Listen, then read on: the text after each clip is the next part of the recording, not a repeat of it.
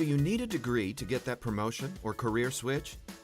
Graduate with an honors degree from Birmingham City University in 1 year. Established since 1843, you can choose from a variety of leading business programs. Diploma holders can complete the degree in 1 year. Assignment-based assessment allows you to manage your time better by spreading out your workload. No weekend classes means you don't have to compromise on your social and family life. Find out more today.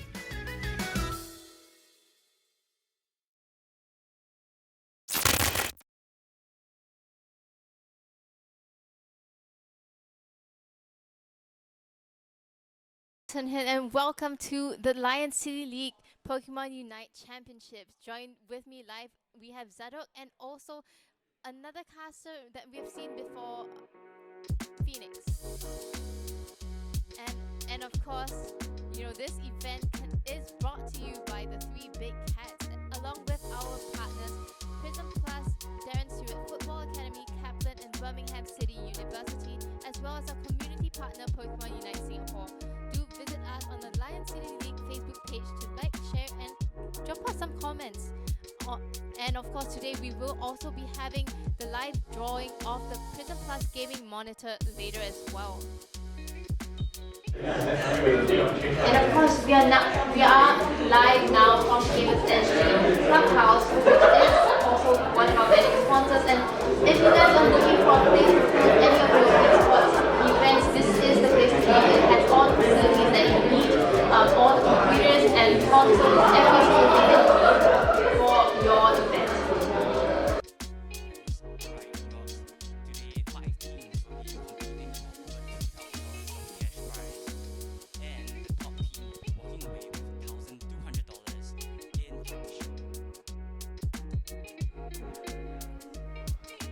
Moving on to the leaderboards, we'll be looking at the rankings from the past qualifiers for the teams that are present. Yeah, so as you can see, Renaissance with 27 points, just 1 point more than No Lucario, and the rest of the teams are in this order. So I'll hand over the time to Phoenix to tell us more about the brackets. Thank you, Wentz. And having a look at the bracket, it will be a double elimination bracket for today. And you will notice a few names that are already blanked out. That is Pokepuff Girls, No Lucario, and Royal Flush. The three of these teams have forfeited their positions for today, so it'll be a move on for those specific matches. But Renaissance already ahead, and then the winner of Elite and Kimochi will move on as well. And then we'll jump into our first game for today, which will be Pokeballers versus NSV. Very much looking forward to this match. We did see what Pokeballers could do, willing to play some off-meta things last time around, as well as NSV also doing some pretty spicy stuff with the carry Blastoise bot and Gardevoir mid as well. So looking forward to seeing what else is going on, and I want to get your thoughts as well. RT and Wentz, what are you looking forward to for this next match? Well, I think Pokeballers is definitely a team that is known by the community. They have been there since Season 1, and it's definitely like the community's choice to win this competition, as in this matchup, right? And NSV, I would say that, they have the skills to actually do very well as well, because they are players who have previous mobile experiences in Dota, so, we can definitely expect good gameplays from them as well. Definitely looking forward to these two teams. We're looking to see if there's anything fresh that they can bring to the competition, and that's something I'm looking forward to today. Well, Pokeball is definitely not afraid to do something fresh, and honestly, NSV probably going to be my pick to be the upset if they are going to go up against Renaissance. I know Renaissance was definitely looking forward to battling it out with No Lucario after what happened at the championship just last week, so looking forward to see if NSV can potentially cause a bit of an upset, or maybe Renaissance will be able to fight back later on, but we still need to see the rest of the bracket. So let's think about Pokeballers and NSV. Who do you think has the edge in this one? We're thinking Pokeball is definitely the people's favorite, but will NSV be able to push through and get the win this time around? Yeah, I think in the previous competition, NSV, they were playing Pokemons that they weren't very familiar with. I I think they did have a strategy, but they didn't actually bring it across so much in the third qualifiers. But of course, I think in this case, they probably have learned from that and are going to put on a really good show for us. And like you said, for the side of Pokeballers, they tend to play Pokemons that, you know, are a little bit off meta, and that is also something that is quite interesting, right? Because then, you know, the other team has to kind of find ways to adapt to these non-meta picks. And the players in Pokeballers, they are very familiar with all of these different picks, so I think that gives them that kind of advantage in this matchup. And of course, I just want to bring us back a little bit for the games until the grand finals. It will be a best of 3, and in the grand finals it will be a best of 5. But of course, you know, whoever is in that final match, if the one from the loser finals actually wins that first grand final match, there will be a bracket reset, so it will be another best of 5. So, you know, there's a lot of games for them to play. It's a double elimination format, and they have different opportunities even if any of these teams lose this first round. Yeah, I do think that with a non-meta pick, it would suit this competition a lot, especially since there are 2 bans for each team, and this would favor, you know, teams that have a non-meta composition, because the meta compositions might have already been banned. So I want to see what the teams can bring today, and that's something I really like to look forward to. Right, yeah. And talking about the bans, I think in the previous qualifiers, Blissey and Hoopa were one of the top few Pokemons that were banned. So I am kind of looking forward to what the teams decide to choose, especially with like the recent patch. I think Absol has been picked up a lot more recently, and maybe that's going to be one of the picks. And exactly so, it's Hoopa, Blissey, and the Absol with a Slowbro as well. So not much tank defender Pokemons you can choose from anymore.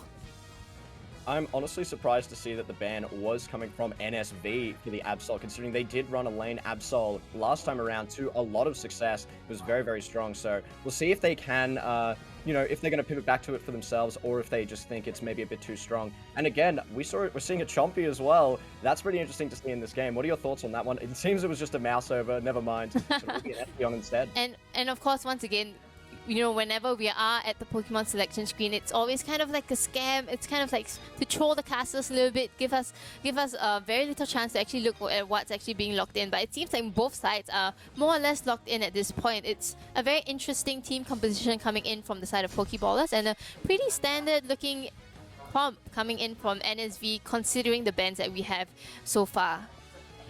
Yes, pretty standard. I am looking forward to seeing what's going to go and happen in this game. A lot of attackers for the side of Pokeballers, very, very aggressive start, and they've only really got the Wigglytuff to be able to protect them. So we'll see how they go in this first match, Pokeballers versus NSV. Yep, I think with the Blissey and Slowbro ban, you are really just left with the Wigglytuff and Snorlax. So both teams have decided to go for a different tank defender Pokemon. So it will be interesting to see how they utilize them in their team composition. And already we see in Pokeballers, they are going for this double Eevee into the central area. So, you know, Eevee that evolves Sylveon as well as Espeon, they scale up already at level 4. So this sharing will make it very hard for the lanes for the side of NSV afterwards. Yes, being able to get to that level 8 Power Spike as well, normally in time for the Dreadnought fight, I think that's going to be very, very important once we get to that point. And both will evolve, they'll both get their Power Spikes, and they'll be ready to go. And we're already seeing the evolution there, Shine going in, trying to do a little damage, force them off their own neutral mons there. And it looks like they should be able to secure that one. Nicely done from Sunshine. And they're going to have to be very careful on this point, but Snorlax able to survive pretty well on the point by themselves, just barely managed to get out of that one. Nicely done from the Snorlax. Will they be able to get a counter takedown? Doesn't look like they'll be able to get too much back. They're trying to fight for it, but it seems like Sunshine gets the damage that they need, will get that takedown, and now Poggy gets another one for themselves. Nicely done from NSV. Yeah, I think both sides did pretty well right there. I think Pokeballers really made use of the Sylveon, you know, scaling at level 4 to actually pressure so much at the bottom lane, but unfortunately Poggy will be there to respond, and he gets the knockout onto the Sylveon, so that is a big knockout for NSV. They managed to get the bees because of it, but it seems like Pokeballers are continuing with the damage output onto the bottom lane, pressuring NSV even more. A very, very nice counter takedown from Pokeballers. They needed something back. Can they get another? It is a Snorlax, so they will manage to secure it even through the tankiness. Nicely done. Sometimes just a bit rough. With a Wiggly running at you, they're going to be able to lock you down. Yeah, I really like this combination of the Wigglytuff as well as the Sylveon. Sylveon is such a great Pokemon choice, especially for this tanky Snorlax, right? It's just able to burst them down even though it is so tanky. So for the side of NSV, they need to be very careful about these two combinations because they are going for another kill once again. Espeon getting caught out in the central area from Pokeballers, maybe playing a bit too dangerously there, but they're trying to take something with their lead, do what they can. I respect the play there, but it doesn't quite work out for them. Yep, and I see at the top lane, it seems like Machoke has managed to find another knockout, and this is looking quite hard. It's going to be quite a powerhouse into the late game, and Pokeballers need to find an answer to him because he's already level 8, and this is before the bees and the second set of bees as well as Dreadnought has spawned. So if he gets level 9, he will be able to have access to his Unite move by then. And it looks like their answer is a dive right onto NSV's first goalpost down the bot side. Very nicely done. They're still fighting for more. Radley having to get out of that one, getting a little bit close, but they do have position on the beast. That's more XP for them as well. And they're also running the double EV comp, so their early game is going to be so strong. We're just going to have to wait and see, can they get level 8 in time? It doesn't look like they have it yet. They're trying to get a little bit more on the back of the fight there. The NSV squaring up, trying to get a better position onto this Dreadnought. Are they going to be able to secure it themselves? Snorlax goes in. They get the damage out. Nicely done to be able to take down so many members of Pokeballers. A very, very nice engage and cleaned up by the rest of the team from NSV. I think this was a really nice fight taken in by NSV. I think they really knew that they needed this Machamp to actually counter the team composition from the side of Pokeballers. They got Poggy to level 9, used that Unite move and caught so many of the side of Pokeballers. Sylveon and Espeon were not level 8 yet, so they didn't have the Unite moves, and it was a battle that they could not take. And now Pokeballers, they need to find a way to come back into this game.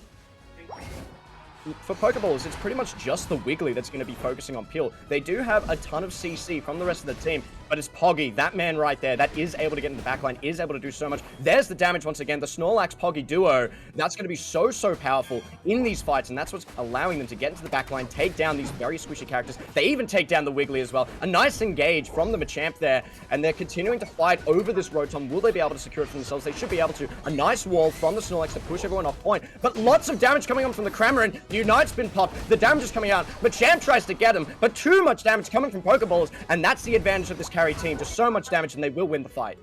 Yeah, Pokeballers, they need to know that their team composition isn't something that scales as fast as much into the late game as NSV. So they need to make sure that they are in the lead in the mid game, and by taking that team fight right there, they are able to kind of come back into this game. But of course, they need to continue to increase the lead. I mean, the Machamp on the side of NSV is already level 11, so they have to find a way to counter this Snorlax and Machamp combination, as you have said earlier. Exactly right. The fights are going to be much more difficult for Pokeballers because they have to kite the entire time. All of their carriers, pretty much their entire team, have to walk backwards from their team and just try to absorb the pressure. If they can prevent getting collapsed on by NSV, they should be able to survive most fights.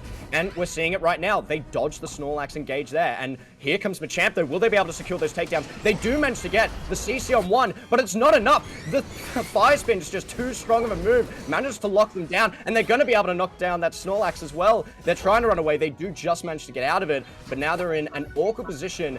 Better positioning there for Pokeballers. They should be able to secure this Dreadnought. Will we see a steal from NSV? We do see Wiggly trying to pop that Unite, trying to stay alive, trying to keep zone. Nicely done from Espeon to be able to secure it for themselves. Wiggly going aggressive now. I love seeing this from a Wiggly. I think they might get taken down, though, in the back of the fight. Will they be able to get something back? Not quite, but they do secure the objective. Definitely a little bit too deep there for the Wigglytuff on the side of Pokeballers. Just no follow-up after the sync. So he needs to be a little bit more careful about his positioning in order for his team to really utilize that sync as well as that Unite move just now. But great fight taken by Pokeballers to get the second Dreadnought. And this will help them to increase the lead a little bit. But like I said, this Machamp is going to be a very big problem for them.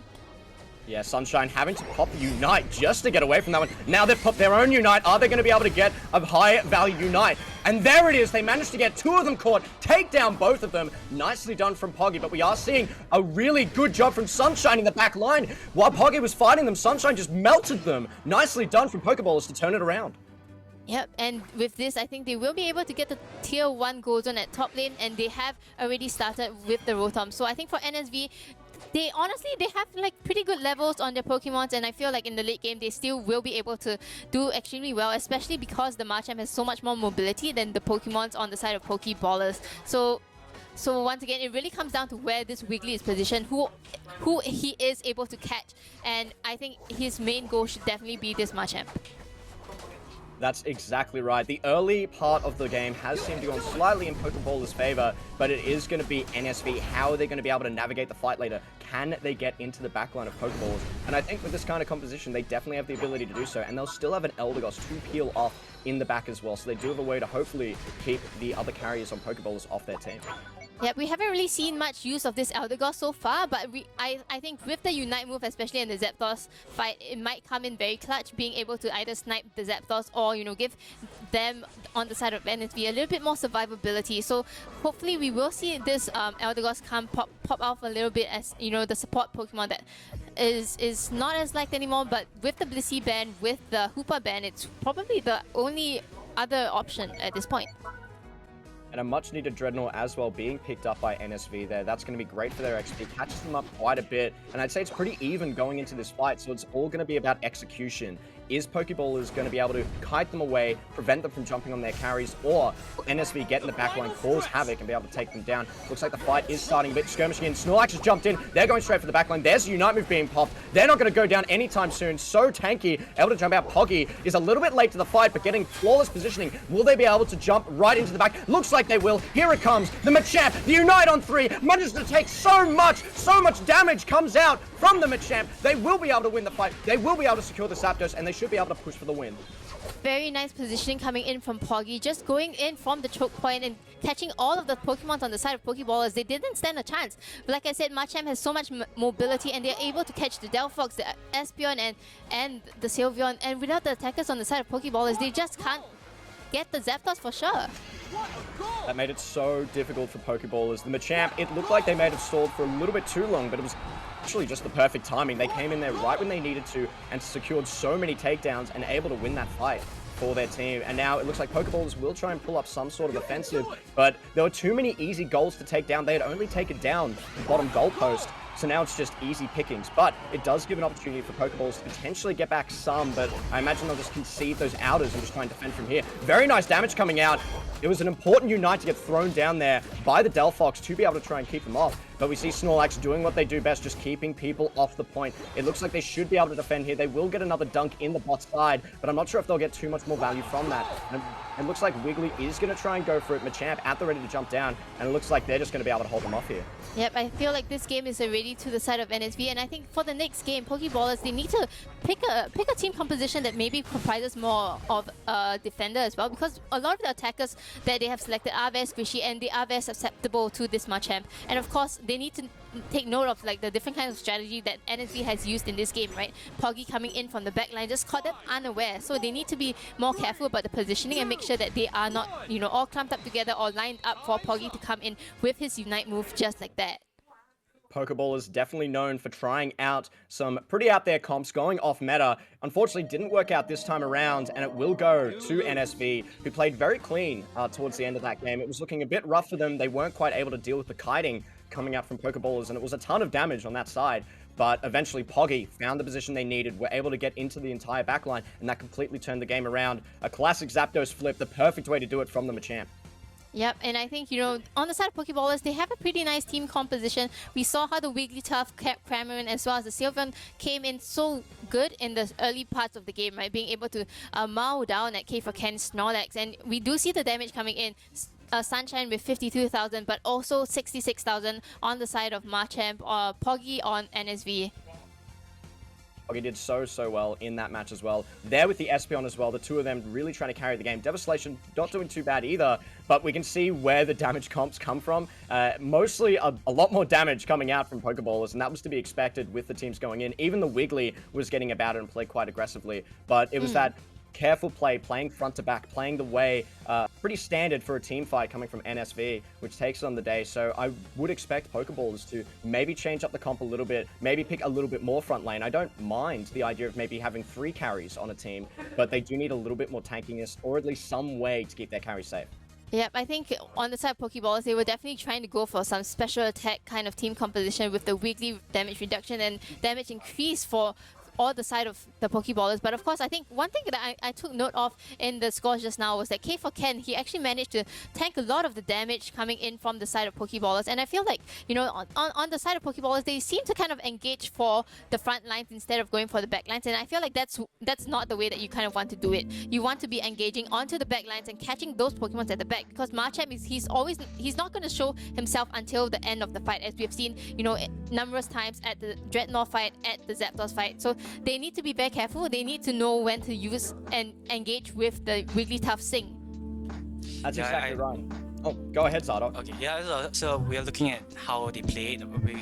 It's really down to the tanks, and both teams tried to focus using a tank. It's very important for the tank to initiate, so we can see a lot of initiation on the side of NSV, and NSV initiated very well. That opened up space for the Machamp to come in from behind. Yeah. And that's something that we can appreciate from the play. Yeah, for sure. And I think they also took note of, you know, the skills that Pokeballers use, and you know, with that also the timing left for it to actually come back, right? So they took note of that, and they were able to find the right timing, be patient enough to find the right timing, and go in and engage in the right way. So I think Pokeballers need to be a little bit more patient, be a little bit more careful, and aware of all of this as well going into the second game if they want to win this.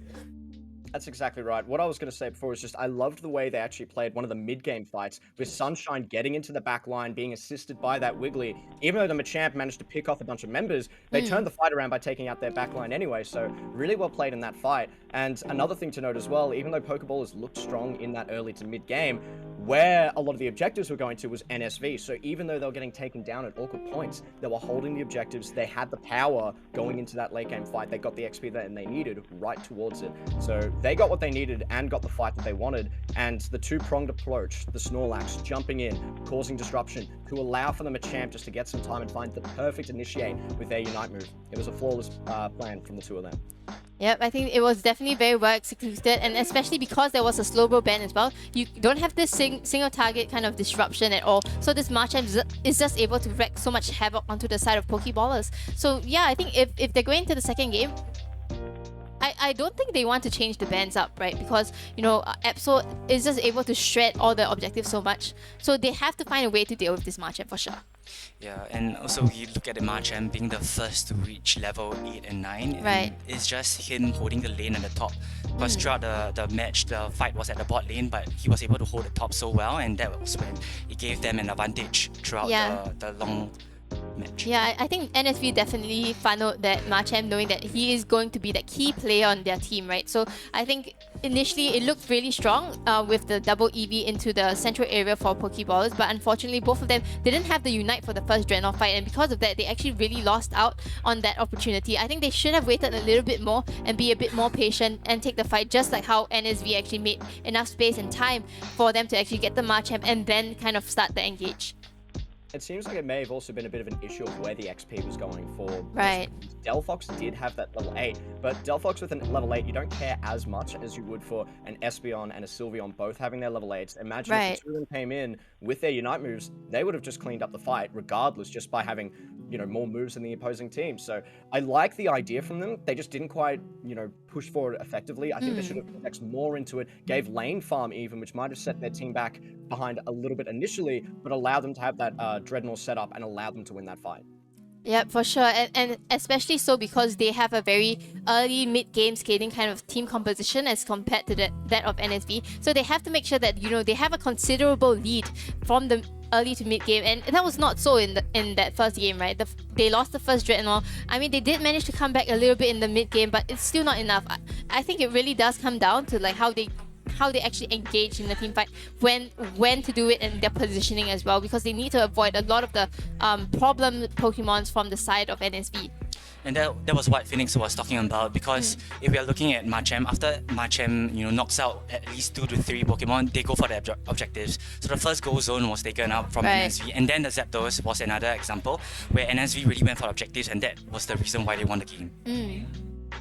And just having more map control throughout the game, I think, as well. Even though NSV were behind for most of it, it felt like they had better positions posturing at all times. And it was just more a matter of Pokeballers getting some pretty interesting fights, navigating them in an interesting way, and getting them ahead a little bit more in that mid-game.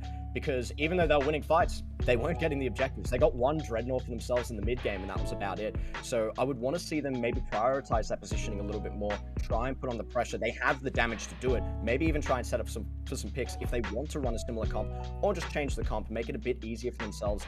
And maybe they were expecting to have an Absol for themselves. It did get banned out, and it might have been what kind of ruined their strategy. Maybe they had the idea to have this really strong parry-based backline, but then also the Absol could go into theirs. Maybe that was initially their strategy, so we'll just have to wait and see if they change up bans at all. I think you're right in that they should keep to them, but I do want to see them change up their comp a little bit. Yeah, because I think we've definitely seen Poggy's Absol in the last Lion City qualifiers, right? But Kieran himself is also a Season 1 Absol user, so with the current patch, he is probably going to be able to use the Absol to good use as well. So I think that is one of the reasons why NSV decided to actually ban the Absol. So yeah, they definitely need to find a way to fight the current team composition that they have. I think, like we've talked about, like the leveling and yeah, but maybe if they want to, it might be better to just go for a different team composition, right? Go for something that we have that. The Sylveon helps a lot in the early to mid game, so maybe keep that. But the Espeon maybe switch it to something that scales better into the late game, so you have an answer to the Machamp without compromising so much of your late game. And I think if you're also NSV, you're thinking, hey, our comp worked, let's kind of stick to it. But do you guys have any thoughts on if they should change anything up, or do you think they're just going to go right back into it with the same sort of comp? Well, I think like for the winners, it's usually the case where like the losing team needs to adapt their team composition to them. So I feel like they have already found success with the first game. So I feel like and it wasn't it felt like they had a very dominant performance in the first game, right? So I feel like they still can keep their team composition, and there's no need for them to actually do so. If they do want to do so, though, I feel like they still have that room to experiment, right? Because this is going to be the second game. If they do lose it, they still have a third game that they can, come back with maybe a better strategy, a combination of what they have used in the first game and the second game as well. I actually don't think that for Pokeballers the composition was bad. I just think that strategically they lost a lot in the game and they were caught out at certain points. So I would still want to see them execute what they had actually envisioned, and that's something that perhaps once in the second game, just them being able to execute what they planned.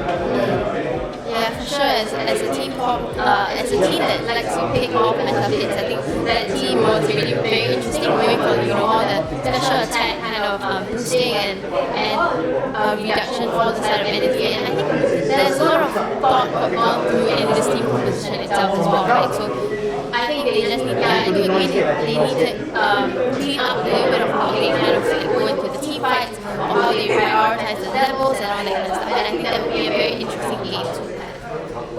The difference between a salty run back and the comp that's definitely making a good game is just going to be, I think, about can they get to level 8 on both of those parries, the Sylveon and the Espeon, right? Because again, I'll say it again, that is the one difference. If they win that fight, they carry that match. And I feel like they can definitely do it. So looking forward to see if they will go with the run back or if they will each other. Yep, and both teams are still kind of deciding on the bands that they want to pick, and then discussing a little bit. And then that's a nice part of having a physical space where they can just gather and be there in person and kind of just gather together and discuss what they want to do and see how that goes. And just being in a live venue right now is just so exciting to see all of the teams just clumped up together and just having fun and just getting to know one another as well. Yeah, it's been a while since we had a live venue event, and so having them all here, the dynamics just so different. And yeah, we're going to be going to the second match pretty much soon, so I'll hand the time back over to Rox and. Yep. So we have already discussed some of the things that we would like to see from the side of Pokeballers as well as NSV. So it really comes down to who they finally decide to ban and who they are going to pick, how they are going to execute it. And with that, it seems like we are going to go into the next game. And it seems like there has been a switch up in terms of the Pokemon that have been banned. I was actually about to say right before it switched to the screen, maybe they consider going with the Machamp ban because that was a huge part of their game plan. But I also think a really good adaptation from Poggy switching over to the Charizard will effectively do much the same thing. Won't get the lockdown, but will be able to jump in the backline. You won't be able to do much about it. And that also opened up the Blissey for K for Ken. What do you think of this pick? Because I think it's always scary seeing a Blissey and a Venusaur in combination. Like, you know, the moment you remove Blissey from the bench, it's going to be on both sides of the team. And I think, you know, I think what's interesting is that NSV deciding to ban that Sylveon. I think they recognize that Sylveon is such a strong Pokemon in the early game, and it just counters a lot of what they were trying to do in that first game. So deciding to go for the ban, and that means Blissey is available, and that also means that they are going to go, both teams are actually going to go for the Blissey-Venusaur combination that we've seen time and time again. Not just that, but both are now going to run an Absol. It makes a whole lot of sense. Being able to dive onto these squishy carries and do a lot in the back line. I like the adaptation from Pokeballers. It is interesting that they are going to go that 3 carry instead, but I'm a little bit concerned now considering that there's a double defensive with the supporters, with the Blissey, with the Eldegoss. I'm not sure if they're going to be able to break through them. It's mostly sustained damage that we're seeing from Pokeballers. The Absol as well to deal with first, so it's going to be on the Absol to be able to turn this around. Yeah, I really agree with what you're saying, right? I feel like with the double support on the side of NSV, the team composition seems to be a little bit more robust. They have that kind of sustain into the late game, especially onto the Venusaur with the Blissey and Eldegoss. So Pokeballers, I'm not entirely sure if they're able to burst the Venusaur down quickly enough with the Pokemon that they have, the Absol, the Cramorant, as well as the Delphox, right? The Delphox, though, might also be able to use a Fire Trap on one of those supports, though. If you can lock one of them out of the fight, you might be able to get the damage that you need. Interested to see how both are going to play it. I'm assuming it's going to be Fire Spins just because of how strong that move is in the current meta.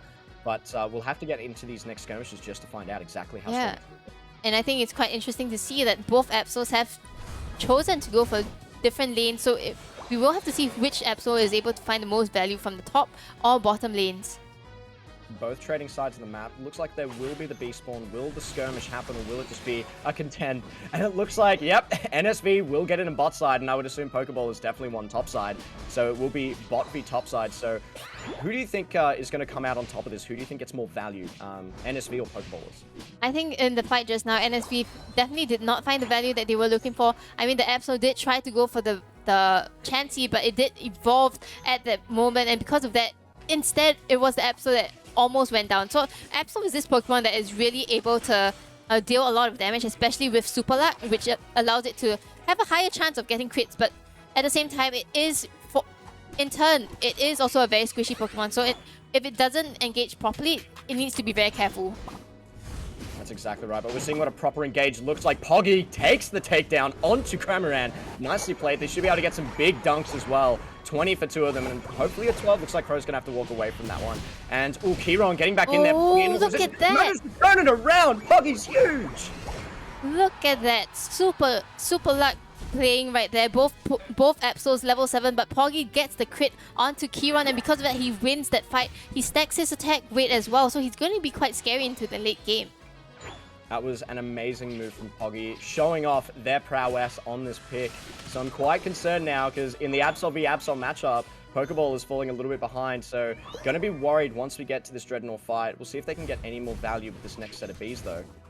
Yep, I think the choice of Cramorant is quite scary for the side of Pokeballers because it doesn't have that kind of mobility that you want against an Absol, right? Absol is just able to close up the distance really quickly and bring it down very fast. So I think the Cramorant on the side of Pokeballers, he needs to be positioned a little bit further away, and the Blissey on his side definitely needs to protect him in order for him to bring in the damage.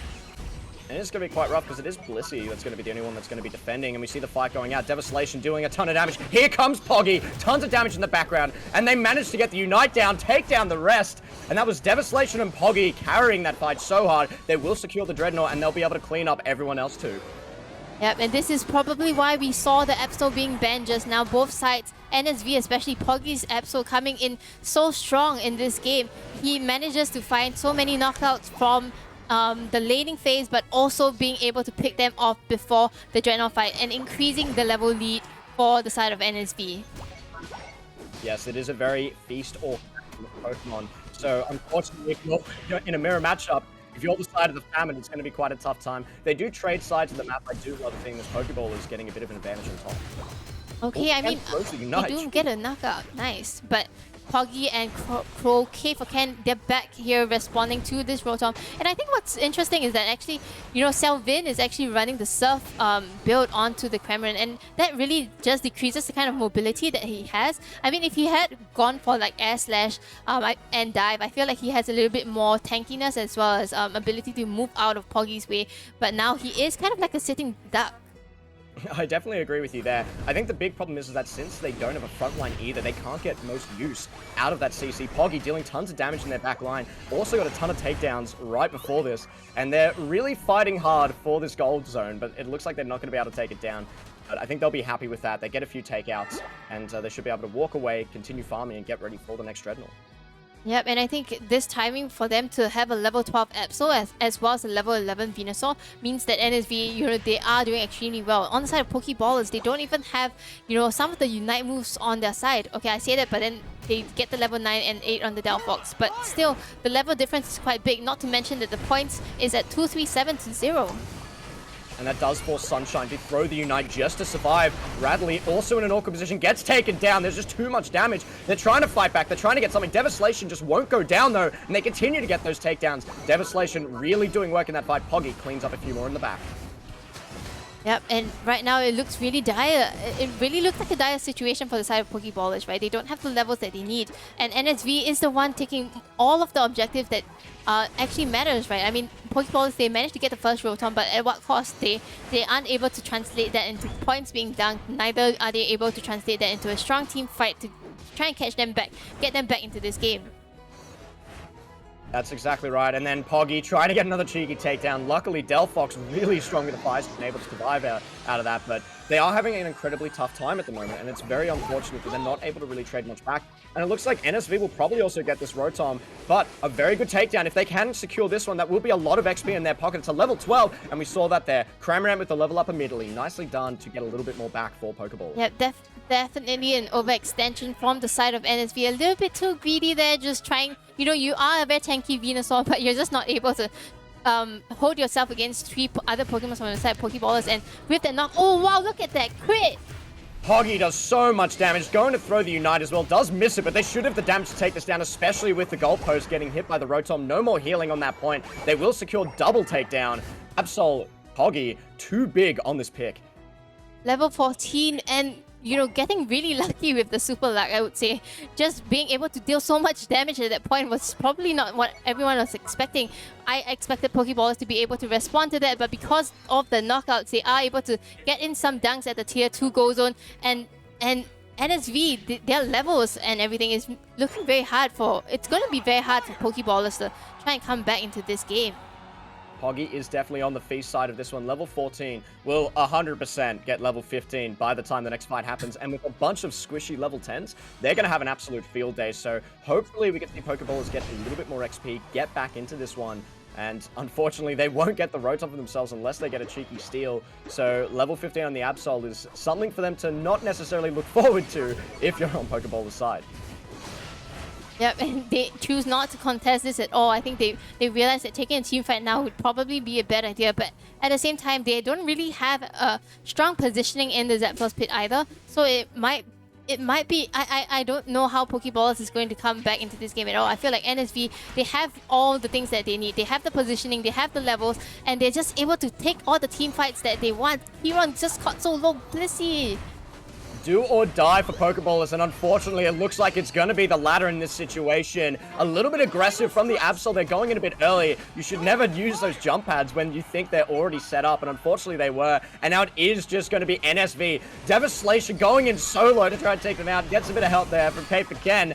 Ooh, a good Unite back. They're trying to battle for it. Can they potentially get the flip? I'm not sure it's going to happen because they've already got such a strong position, and they do manage to secure it for themselves. NSV will take this fight, and they're going to do their best to get something back, but Devastation's just too strong. Lots of damage coming out from the Cramorant, though. They will secure Poggy.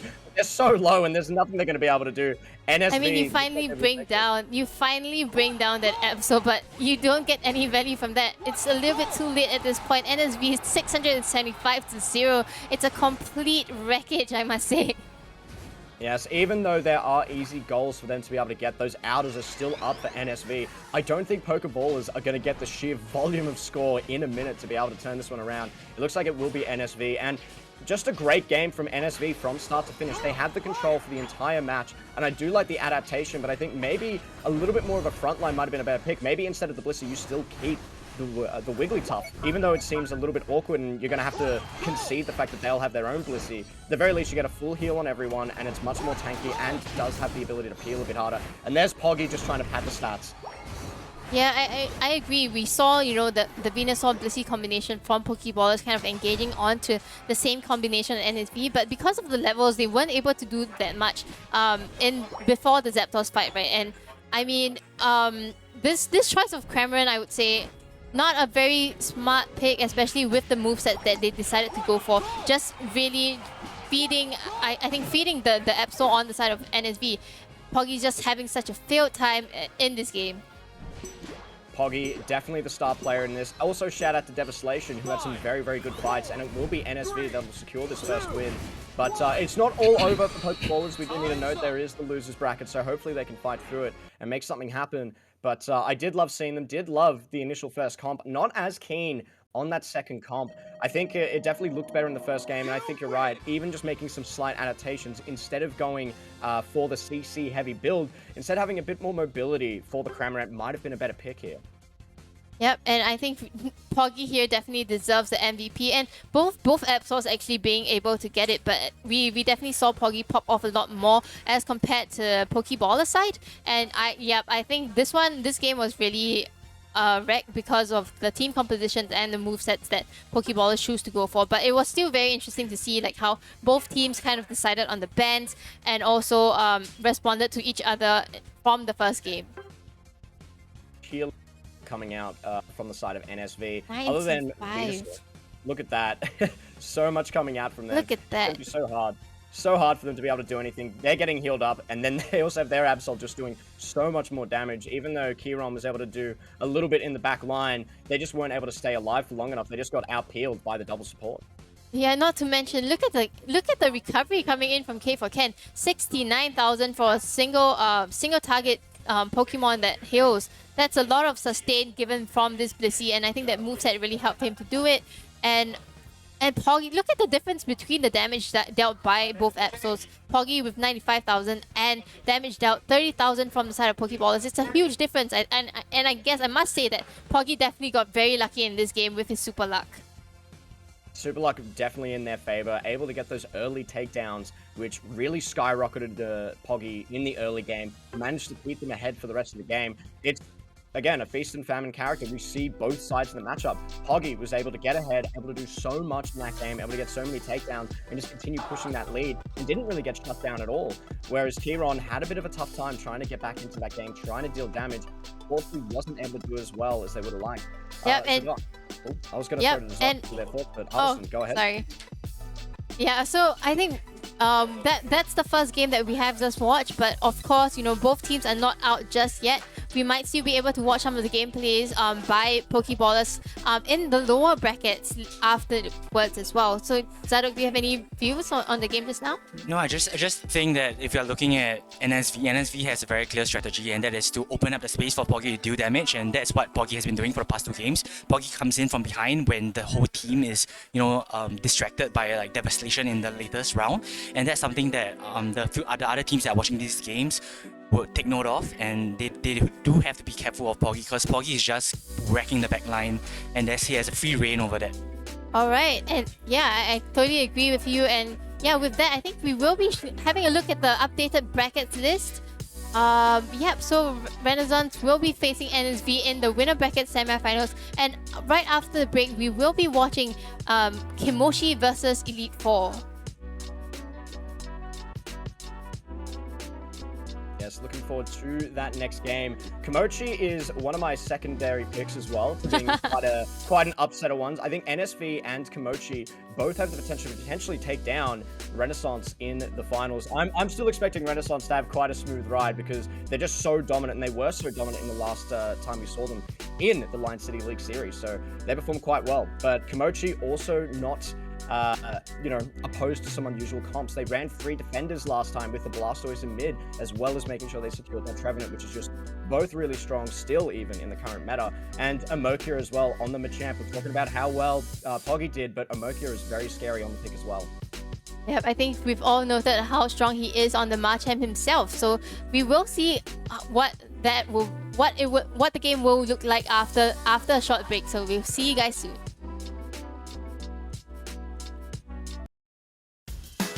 Do you need a degree to get that promotion or career switch? Graduate with an honors degree from Birmingham City University in 1 year. Established since 1843, you can choose from a variety of leading business programs. Diploma holders can complete the degree in 1 year. Assignment-based assessment allows you to manage your time better by spreading out your workload. No weekend classes means you don't have to compromise on your social and family life. Find out more today.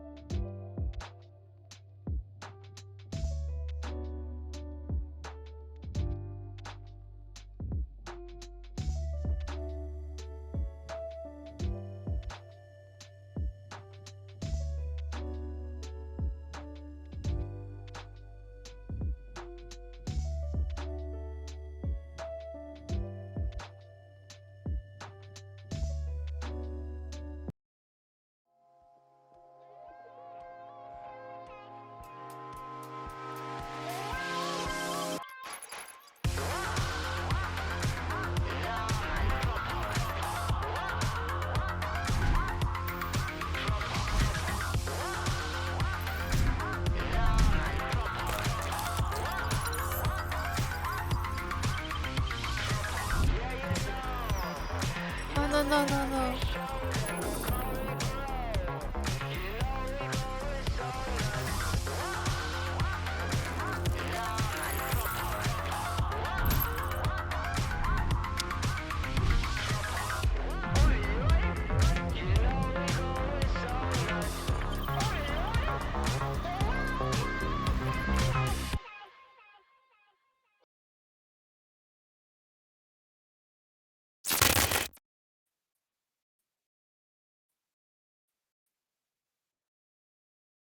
And welcome back everyone to the Lion City League Pokemon Unite Championships.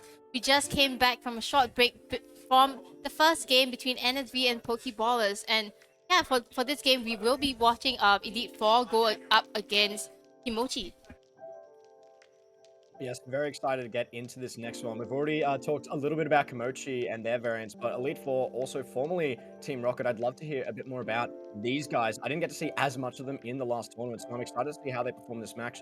What are you both expecting from Elite Four in this game? We're going to see something pretty standard, or we're going to see some strange picks as well? Well, I think Elite Four has been around since Season 1 as well. They have been playing together from then as well. So both teams actually haven't had that much of a rotation in terms of the players. So I think we can definitely expect them to have very coordinated team fights. And I think in terms of the picks, Elite Four and Kimochi, they have some of their very signature picks. So I think we will definitely see that, unless of course these Pokemons end up being banned. Excited to see what they're going to pull out of their hat for this next one. And it's going to be a very, very exciting match. Elite Four versus Kimochi. And keen to see what they're going to do, but I'll throw over to you guys to keep going on. I believe we're about to jump into the game shortly. Yeah, Thank you, with Phoenix. that, we do see the band being the Venusaur, Absol, Charizard, and Slowbro. Quite an interesting band, and I don't think I think the Slowbro is definitely one of the picks that I would have picked as well from the side of Elite Four, because Kimochi, KC Fans is extremely good on that Slowbro. Yeah, and we're looking at the bans for Absol, which is basically the Pokemon that has been wrecking the competition in the previous round. But I'm interested to see, especially with the Pikachu in the game. Right. It's a lot of early game Yes, for aggression. sure. So we do want to see Kimochi, building this up and having a lead at the start to extend over Elite Four. Yeah, and okay, what I think is very interesting is that we don't see any bans on Hoopa and Blissey, but on one side we don't have a Hoopa. So on Kimochi's side, they are going to be able to make use of this Hoopa to a pretty good extent, I would say, being able to do these burst tails in team fights, extend team fights even longer, and of course the rotations between the different lanes as well. So that means Elite Four, they need to be ahead of the game. They need to preempt for all these rotations that will come in from the side of Kimochi. Yeah, I was pretty surprised that Elite Four did not go for the Hoopa, especially with the mobility and the ability to move around the map very quickly. So Kimochi is definitely going to be taking advantage of that, while Elite Four might not have the time to rotate. So Elite Four need to be very careful of the full team rotation, especially down to the objectives. Yeah, of course, and one thing to note as well, Elite Four is going for a very greedy lineup. A lot of 3-stage Pokemon, actually 4 of them. So they know that they are probably going to lose the early game, but if they have a strong mid to late game, they will have a very strong team comp for the end game. Exactly what you said, because at this point of time, we see the pressure putting onto Agatha, and Agatha is low, going back to heal up herself. I do think that right now, this composition is very standard. Can look at 2-1-2, and we want to see the Decidueye quickly get to level 9 and level 8 and 9 to use the Unite move and burst down the damage. Yep, and on the side of Kimochi, I think they really want to make use of Pikachu as much as they can, right? It scales very early in the game. Once it reaches level 4, it becomes very scary as well. And depending on what moves you decide to shoot on level 6, it can really counter those Pokemon on the side of Elite Four. Yeah, you see both of teams going in for the beast immediately, and then the Swinub going in straight for the back line, freezes them, but then have to get out of this as he goes low, and then Imokia was able to get the Swinub out of that fight. Yeah, very interestingly, they decide not to go for the Marchand. I think because Marchand was banned, but Trevenant as well is going to be a very strong choice. It has a lot of disruption, especially once he reaches level 6. Of course, at this point, he is going to have a little bit of trouble getting his last hits as that stump. This is a complete contrast from the previous matches we had, because you can see Elite Four is going for a much slower composition. They are taking their own time, trying to build up their levels and trying not to get knocked out by the side of Kimochi. And Pikachu really putting on that pressure in the bottom lane. I think right now, they have to play a little bit more passively, try and get as much EXP as they can, get the evolutions that they need before they can come online. And Omen, he knows this, right? He's going like ham on the side of Elite Four, making sure that they don't get the levels that they need because he skills not as well into the late game.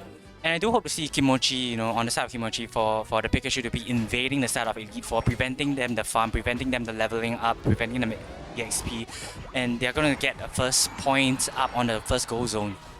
Yep, and Envy on the Greninja is something that we have definitely seen before. He is able to get a lot of the knockouts in previous games with Kimochi.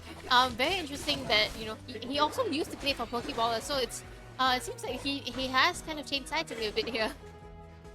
You can see the team has rotated downwards as the Dreadnought is coming up in 5 seconds.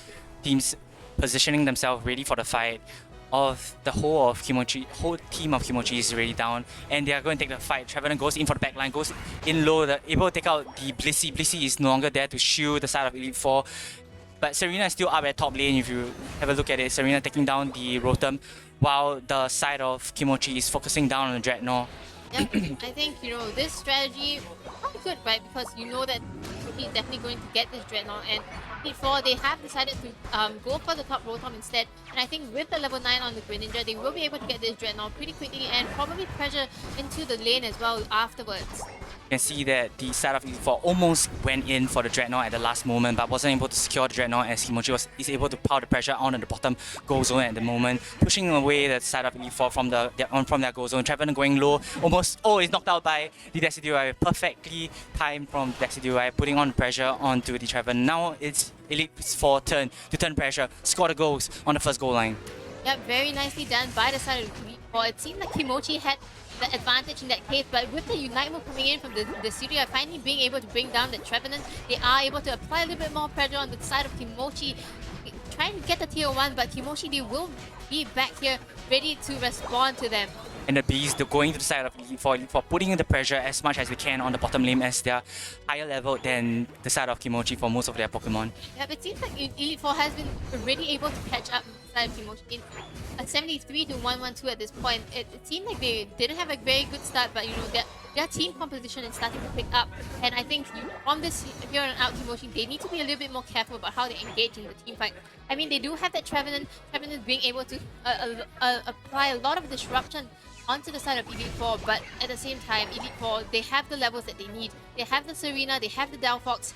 They are a little bit behind in terms of getting the Memo Sign, but once that is up, they are going to be... Yeah, Serena is going down low as the side of Kimochi is going for the goal zone. Memo Sign comes in from the backline, is able to push out the entire team, but the goal zone has gone down. He's by himself, there's no other team members around him, and now the Serena comes in, all of the Pokemon low. Can the Serena finish up the match? Trevenant was able to get the Serena out of that battle, and that was pretty... a balance, yeah, I would say. It was a very balanced team fight, I would say. Kimochi does manage to find some knockouts, but Elite Four as well. So, this Trevenant doing so much for his team, just making sure that Serena cannot do as much damage, does not get the lifesteal that it needs to survive a 1v3 situation just now. I was expecting Kimochi to be a bit more aggressive from the get-go, but apparently not. So now we want to see how Kimochi is able to navigate through the rest of the game, as Elite Four is now on most of their level 3 Pokemon. Yeah, and I think Kimochi, they're doing a very good job zoning the side of Elite Four, right? Especially with Hoops Unbound being used already, but he is caught a bit far out from his team. Will there be a disengage? Will there be another engage coming in from Elite Four? It's the question.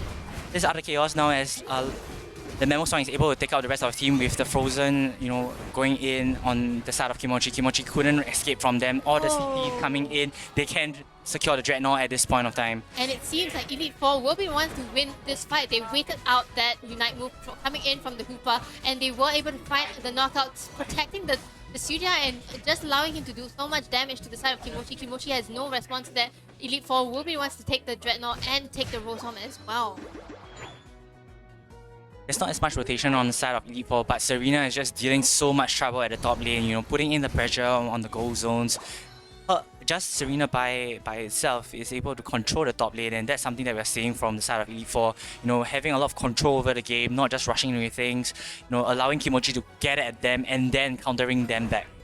Exactly, so it's very well thought out strategy coming in from Elite Four, and of course Kimochi, they have a few very robust team composition, I must say, but they need to make sure that, this Trevenant... The fire spin goes in on the Pikachu. Pikachu is trying to turn things around, going in for the Blissey. Blissey going, defending the Delphox. Delphox able to make it back out alive, and they will disengage at this point of time because there's no value taking the fight. That's actually a 3-minute use of the Unite move here on the side of Omen, so he needs to farm up his Unite move in order to get it back before the Zapdos fight. And of course, both sides aren't really going to engage at this point. It's quite dangerous, so they are going to play a little bit more passively, try and get as much farm as possible for them to get the levels that they need for the final team fight.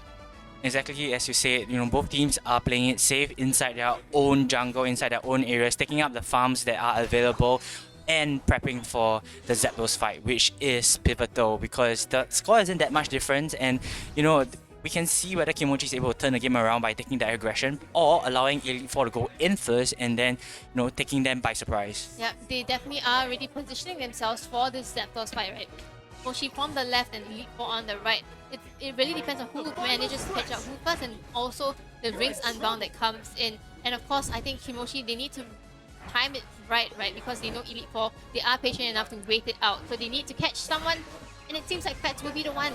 Both teams are just like touching each other and trying to poke each other out, but then as you see, the Memo Swan goes in for the rest of the team. The PC is able to distract the backliners and push Elite Four out of the way. But Serena is at the back line, taking in all the damage on the back. Chop King almost goes in for the Blissey, and then Trevenant is able to heal back. This is just the Trevenant versus the Serena 1v1. Who can make it out alive? Oh, switches the attack onto the Hoopa. Hoopa goes down. Now Trevenant all by himself. He's trying to change the tide of things, but to no avail. A very long and extended team fight taken by Elite Four. It seemed like Kimochi kind of had the advantage in front, but Elite Four, they're able to out-sustain them with the Serena coming in clutch and bringing down 2 Pokemon, and with that, they are able to take the Zapdos without much contest afterwards. That was a fantastic fight from Elite Four. They are able to lure out Kimochi into different positions and then whittle them down slowly. That's what I like to see about Elite Four. They have a plan and they stuck to their plan. Yep, I think Kimochi, a little bit of a mess in terms of the team fight.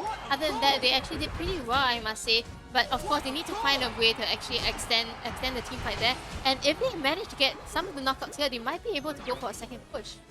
The rest of the team just trying to hunt down Serena, but Serena is able to hold them back and prevent them from hitting the next goal zone, as the rest of the team is at the bottom first goal zone, 4 preparing for knockouts it. on the side of Elite Four at this point, so Kimochi, they will be able to get enough, some goals in, but will it be enough is the question. It seems like Delphox is really them, preventing them from making any single dunks at all, and giving his team time to come back. Last 8 seconds, they are trying desperately to score the last goal, but to no avail because Delphox is just holding them back.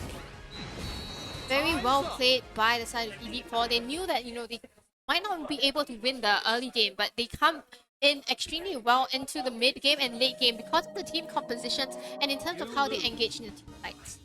Yeah, we can see that the ones that are scoring is mainly Serena, and that was what we're talking about. Serena all alone at the top lane, making sure that she focuses on her own objective, while the rest of the team is at the bot lane, noticing that, at any time Hoopa can transfer the rest of Kimochi down for the objectives, but Kimochi wasn't able to secure the objectives, especially for Dreadnought, even though they had very good positions, right? They were on the side of Elite Four, but Elite Four allowed them to continue to push them, held their ground, and eventually that was when Elite Four was able to turn things around.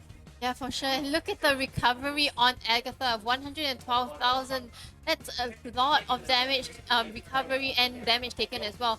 But of course, on the side of Kimochi, the Trevenant really played such a crucial role in, disrupting the other side of Elite Four. And of course, Envy coming in with knockouts and Pikachu, Omen on the Pikachu getting 92 damage. Not bad on his own as well. I do like to note, on the Decidueye from Blue, he has 82,000 damage done. Not as much as a Pikachu, but he was able to take out several key knockouts, and that was pivotal for the game. Yeah, for sure. And I think they, this team composition really kind of enabled Blue to actually do what he needs to do, right? They were always kind of protecting him, and not to mention having the Memo Swine, the Serena and Blissey, kind of like the front line, mid-liners to kind of protect the Decidueye, allow the Decidueye to do all the damage that he needs, was so crucial in him being able to get the knockouts that he did and getting the levels, and therefore, getting the team fights at the Zapdos. I think what was really rough as well for the start of Kimochi, they weren't able to get any value out of the Hoopa in the early game. they did so well to knock down those goals early on the side of Elite Four, and because of that, there wasn't really much value in Hooper being able to teleport up and down the map. And they still managed to play even in the earliest parts of it before they cracked those goals down. They went for the Dreadnought fight. They were already in position, so really well done from Elite Four to be able to nail their positioning and not be lazy with the setup and anything like that. And then, as well, in that final fight, I do want to give some credit. Amokia did a very, very good job of being able to zone in that battle at the first part of it. They zoned most of the carries off, and they were winning the initial part of the fight, also because the Hooper managed to protect the Pikachu for quite a while. But by the time they had a favorable position, everyone was back up again from Elite Four, and they just ran in and took over the fight. Yep, definitely. I agree with you. I think the engage from Kimochi was actually very nice, but they just didn't have enough or quick enough follow-up from the Pokemons at the back, right? They kind of got a little bit split up right there in the Zapdos pit. Kind of allowed, Elite Four to come in with the Serena, bring in all the damage and bring them down so low enough for them to actually clear them out, and because of that, they managed to get the first game. So I think going to the second game, right, I think that then to kind of these Pokemons were quite well thought out of, especially from both teams. They knew what they were kind of going into. They knew kind of how to use. So it will be quite interesting to see what they bring in for the second. I was really hoping that the Great Ninja would have done more and to pick out all the back lines for the side of Kimochi. But even the Pikachu, it didn't really have anything going on for him, and we were expecting them to put on the pressure. But there wasn't much like disturbance in the side of the jungle for the side of Elite Four. So that's something that maybe the side of Kimochi might wanna work upon. Yeah, I agree, because with the Pikachu, you have that very strong early mid-game kind of presence, and you want to be taking these fights, right? But we didn't really see Kimochi take the initiative to play aggressively and take all of these team fights. So in the end, it seemed like Elite Four, they managed to kind of capitalize on that, and yeah. I think a large part as well with why Kimochi wasn't able to actually get into the back line was because, even though I actually saw it in the chat, they were criticizing the Mammoth line for staying in the back line. And I actually think it was the right play there. Because of that, they're able to just sit on top of their carries, and they just didn't get taken down. So the Decidueye was able to deal a ton of damage in the back line, and then even if the Ninja would want to get onto those characters and deal the damage, they just weren't able to get into a position to do so. So even though it was a bit awkward, I think it worked out quite well for them. Yeah, I'd like to agree with you, Phoenix, because if you're looking at the Mamoswine, even Mamoswine's initiation was perfect. I think that it came in at the right time for the rest of the team to follow up. Delphox even did a very good job with the fire spin throughout the entire game. So I do think that, while Mamoswine did seem to be a little bit too back, it was doing its job in protecting the Decidueye. Yeah, I must say that that team composition, they had a lot of disruptions as well, right? Like you said, Mamoswine, as well as the Delphox with the fire spin, they have a lot of moves that allow them to put Kimochi in their place and allow them to actually clear them out in safely, especially with the Decidueye. So I think it's a definitely very robust, thought out team composition, and yeah. I think even on that note, we're talking about why Kimochi couldn't follow up, and that's also because of the side of Elite Four. They've been trying to spread the team so wide that Mamoswine is able to relocate the members of Kimochi, and that expands the team and the distance goes out, so there's no follow up from the side of Kimochi. I think a good adaptation for the next game for Kimochi would be actually drop the Hooper, which might be a controversial opinion, but swap it with the Wiggly. The Wiggly's going to put a full heal on everyone. Throw that Unite down, and if they're able to survive and be not hindered by that team for long enough, they might be able to do what they need to do in the back line.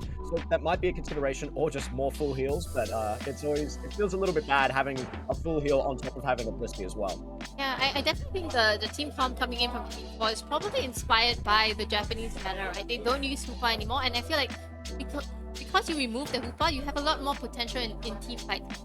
Right? I mean, you have to kind of preempt those rotations and all that kind of stuff, but you find a lot more value, and we saw that in how Elite Four just now were able to take most of the fights at the Dreadnought and even at the Zapdos fight. So yeah, I do think that's a really good suggestion, and I think maybe that's one that Kimochi can definitely take in the next game. Definitely, we'll be starting the next game pretty soon, and this is the best of 3 in the winners brackets first round. So after this, the losing team will still have another chance in the losers bracket. Yep, perhaps so it's not the end for any of these teams here today, and I think they are definitely there's a lot at stake, right? I mean, there's $2,000 in terms of cash prizes, and that's not a small amount of money. So obviously both teams want to be doing their best, and of course with the lower brackets as well, it means that they have a chance to come back even if they lose this game. But of course we are going to go into the second game between Kimochi as well as Elite Four. So this if Kimochi does manage to get this game, we will be able to go into game 3. It's almost do or die, not quite. They'll still have that next chance, but excited to see what they're going to bring out, see if Kimochi will adapt in this next round. So looking forward to see how they go here, but I'll throw it back over to you, Artie and Wentz, to go through the next game. So the game will probably be starting shortly, and as I say that, we are going into the Pokemon selection screen straight away. It seems like there has been a ban onto the Greninja and the Charizard as well.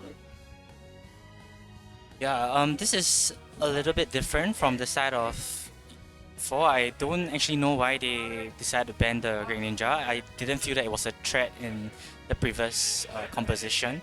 But if you're looking at Kimochi wise, they're mainly sticking with almost the same kind of style, with the Hoopa, with the Pikachu and the Blissey, changing up the rest of their Pokemon. Well, one thing that we need to take note of is Imokia. He is on that Machamp for this game, and that is one of his signature Pokemon. So we have to see whether he's able to kind of bring his Machamp in his best. And he is serious about this game, and it definitely shows right now.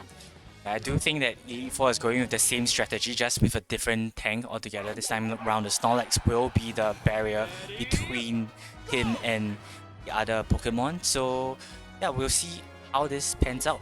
Yeah, and I think for the side of Kimochi, I think with the Machamp, you're able to kind of get in that disruption, kind of like the Trevenant. At the same time, it will be your attacker who's kind of initiating it. So you might be able to get to the backlines better as compared to when he was a Trevenant.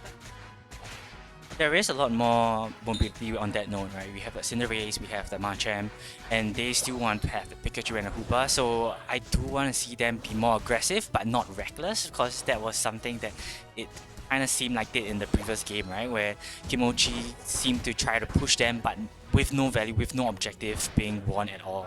Yep, and I think this Cinderace pick is probably because of the Greninja ban. It is also a DPS kind of Pokemon, able to do a lot of damage, but also has some form of mobility, especially when it chooses to go for Blaze Kick instead. So it has the ability to do collision, it has a Unite move that is able to objective secure. So it is still a really good pick in my opinion.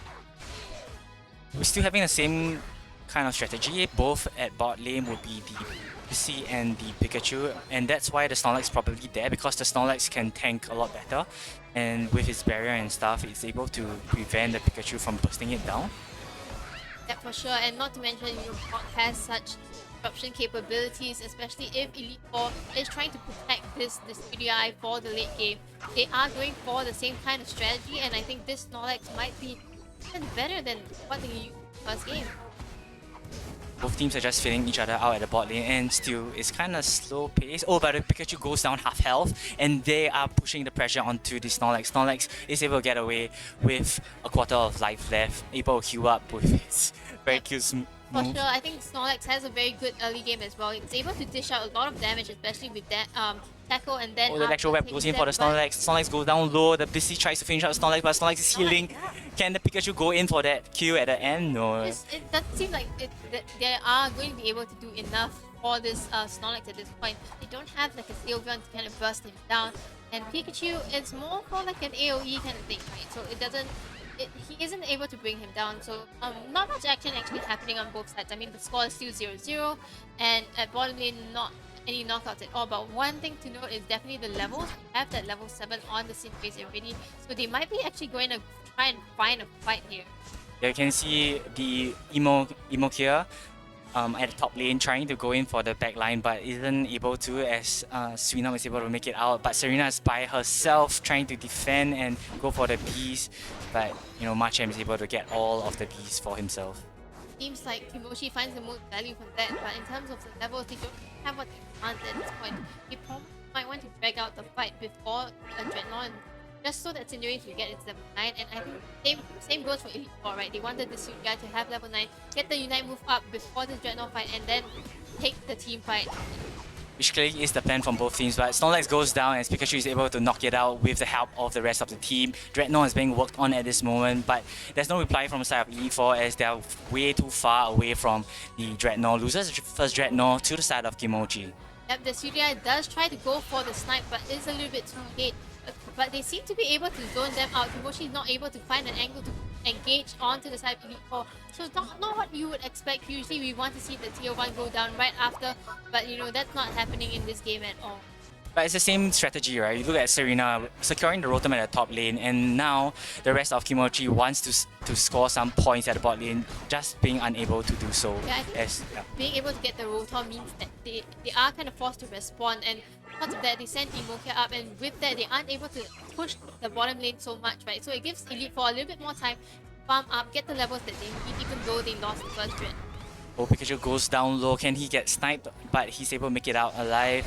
I think on the side of Elite Four, they still have that slight advantage in my opinion, because at the end of the day, they're going for the late game, and if there isn't a substantial lead from the side of Kimochi, I do think it will still fall over the side of Elite Four. Yeah, I think in this game, we're seeing a lot of them kind of just poke at each other, but not finding any knockout so far in this game. It's been almost 5 minutes, but nothing much has actually happened yet. Elite Four, I think they like what you said, they just get the levels that they need, get them as much as they can, and then try and find the engage on.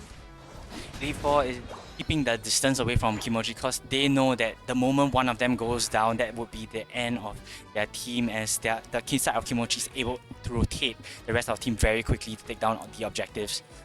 Yep, and I think 20 seconds left before the next Dreadnought. They are kind of defending in the top lane first. I think with the Hoopa, they are going to be able to Serena goes in, tries to get a knockout, but is unable to, still walk out of that alive.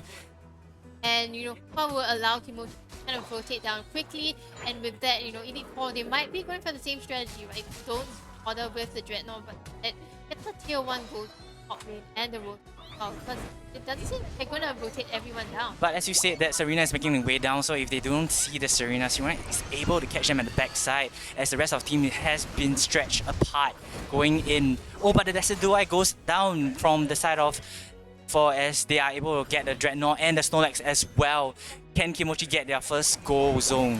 It is going to be a 5v4 at bottom lane, and with that, Kimochi has that kind of confidence to push forward. Tier 1 goes on, get the Dreadnought as well. So I think Elite Four, they were trying to make sure that Mamosai came online, and they do manage to get some value out of that, getting Tier 1 gold on top lane, but they still lose out in terms of like the bottom lane and the levels and EXP coming in from. Yes, despite losing 2 Dreadnoughts, what they're able to do now is to get all their Pokemon up to their final level, and this is what Elite Four wants, the late game, and that's what they have been building towards, and they have this strategy that they're sticking to very closely.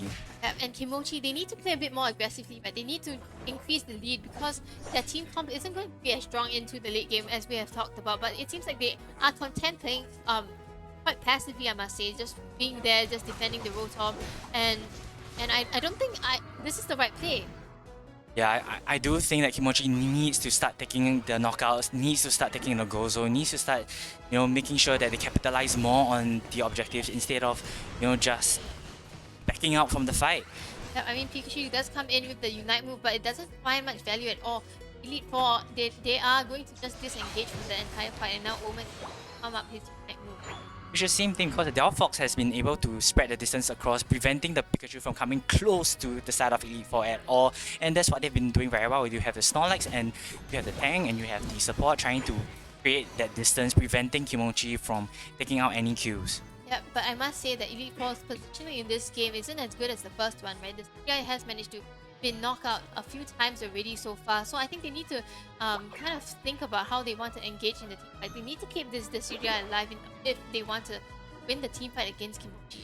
The final Dreadnought is up, and you know, Elite Four isn't contesting for it at the looks of it because they are in the middle of the map. They are positioning, waiting for these Zapdos. They are waiting to catch anyone that comes into that.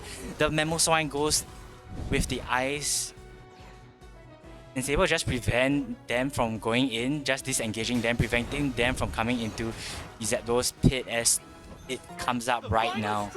Yeah, it seems like the CJ has fallen back towards the back lines, making sure he doesn't get caught out there. For Imokia, he's trying to find an angle to get some of the knockouts, but it's not going to happen at this point. Oh, Memo Swine is trying to spread the team across again, but isn't able to save the Delphox. Delphox goes down. We want to see where the Serena is, but the rest of the team goes for the backline. Memo Swine goes down. Oh. Delphox goes down. Serena goes down as well, and you know Decidueye can't do anything at this point of time because there's no wall. This is the time for Kimochi to get their points. It's down low. Can they get the? Alright. That doors is secured by Kimochi. I mean, Decidueye did try to snipe it in, but Kimochi, they kind of sent some Pokemon to make sure that he doesn't get in range, and he doesn't manage to get the dunk in. So Kimochi, they will be the ones to, I think, take this unless they aren't able to get in. They do.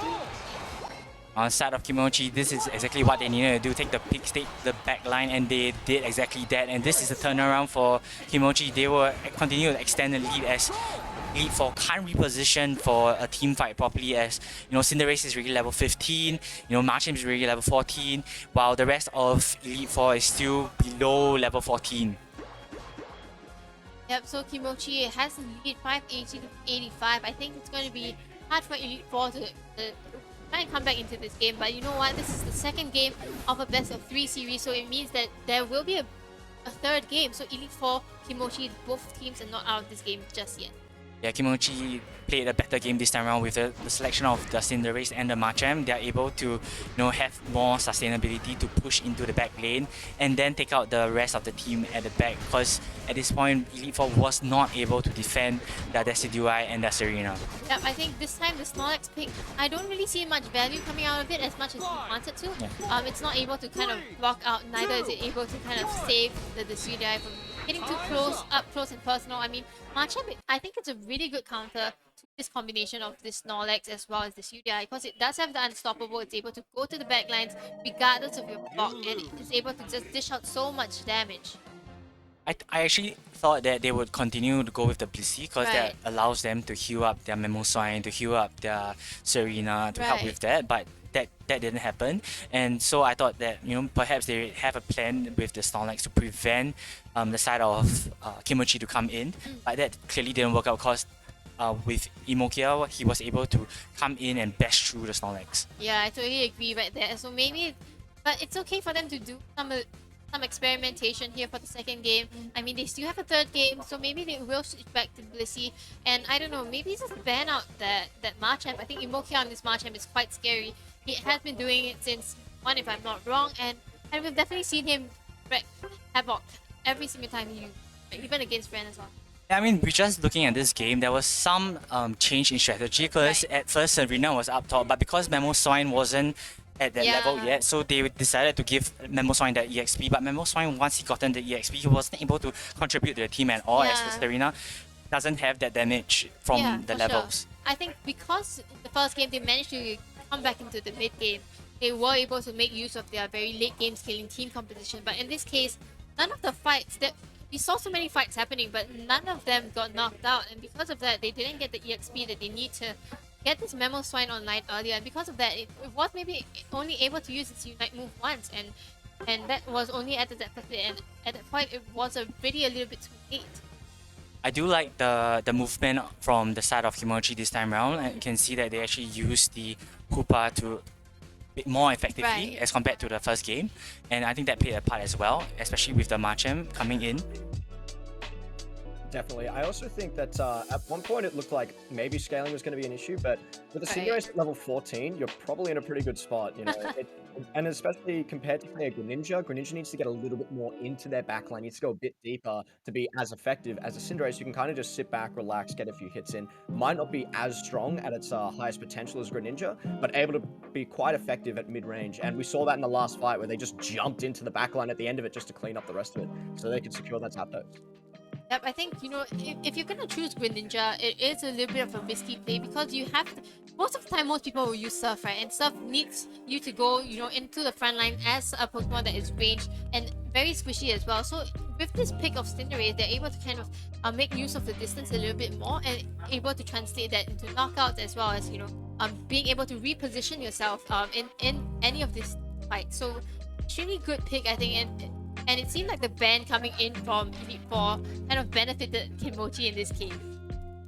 Yeah, I think this sets up for a very delicious round 3 because at the end of the day, both teams had their strategies and now they have to adapt again.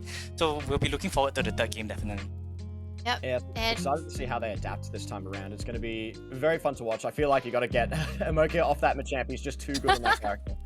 yeah, I mean, the game that he actually played Machamp, he did manage to kind of win crowd favorites Renaissance in the previous Lion City League, right? And afterwards, they also decided that, it was time to ban Machamp. And I think that's kind of what we're going to see in the game 3 for sure, right? Yeah, definitely going to see him get banned from his Machamp so that he probably have to try something else. He's just too strong on that.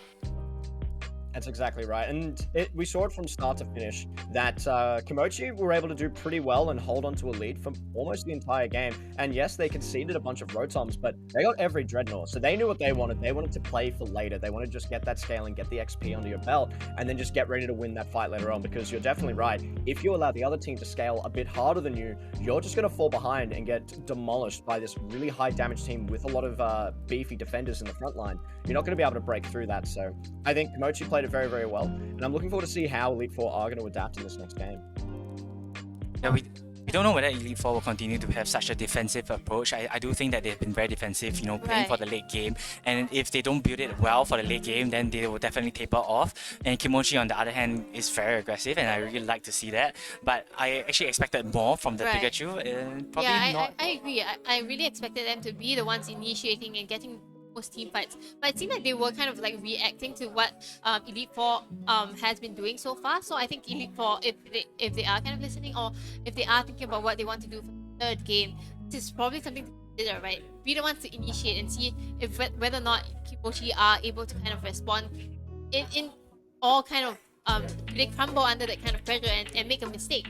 Yeah, exactly. I do want to see from the side of from Elite Four for them to be aggressive, to take the fight, to Kimochi. See how Kimochi responds, especially when Kimochi, most of the time their team is separated at the early game because they're trying to pick off those picks. But if you have a team fight at the start, we want to see how Kimochi is able to respond. Yeah, for sure. You're also touching on it before, having the supporters in the previous games for the side of Elite Four, I think it definitely helped them out. And because only Kimochi had the supporters this time around, they could afford to just relax a little bit more in fights. They could allow an aggressive play to come out from Elite Four and just say, hey, do we actually want to fight this? Do we just heal up and walk away? Or do we go, okay, we're ready to pull the trigger? They all get their health bars back. They're ready to dive on in and make a play happen. Yeah, for sure, right? So I think maybe it's better for them to actually go back to the team competition than the first game. I think that one worked a lot better for them. I think the Blissey is, it's banned a lot of times for that reason, right? It's just so useful as a utility Pokemon, just giving, so much heals as well as disruption with the Egg Bomb, that it's just a pick that if it's not banned, you should definitely pick it up. But I really don't think that they will ban the Blissey, and we are going into our match 3 of Kimochi versus Elite Four for our winners bracket, round 1. Yep, and I think maybe it is time for them to actually rethink what they want to ban out. Is it still going to be the Charizard? No, it's not going to be the Charizard this time. And the Machamp is going to be the one that Elite Four chooses to ban. So both Greninja and Machamp banned out now. What will Kimochi choose to do?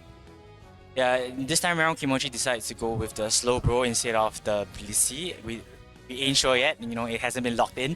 But from the side of Elite Four, they seem to have this composition going on. They will have a Mamoswine to reposition the team with a tank in their composition, right? And so it is, at the end of the day, what is their main attacker gonna be? Who is their main attacker gonna be?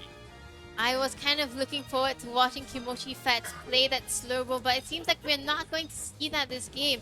I was thinking that they banned the Machamp and you allow Fats to be on his Slowbro, and that's going to be quite scary as well. But instead, he has opted for this Blissey, I think, for its utility. And on the side of Elite Four, they are going with the same team composition. So I think they have confidence in this team composition, and we will see if this time they're able to pull it off again. This time around, Imokia is on the Serena, and I do think that he'll be looking to do what the Machamp has done in the Right. in the previous game, and pick up the fights and be able to initiate and pick out those stranders by themselves. And we'll see how they're able to channel the EXP into the right Pokemon for them to hit the relevant levels to secure the objectives. So in this case, the Serena and Nupa has gone top against 1-2 as we've seen before, and of course with the bottom lane Pikachu have to be able to play. They have to play more aggressively, make use of it, early scaling once again.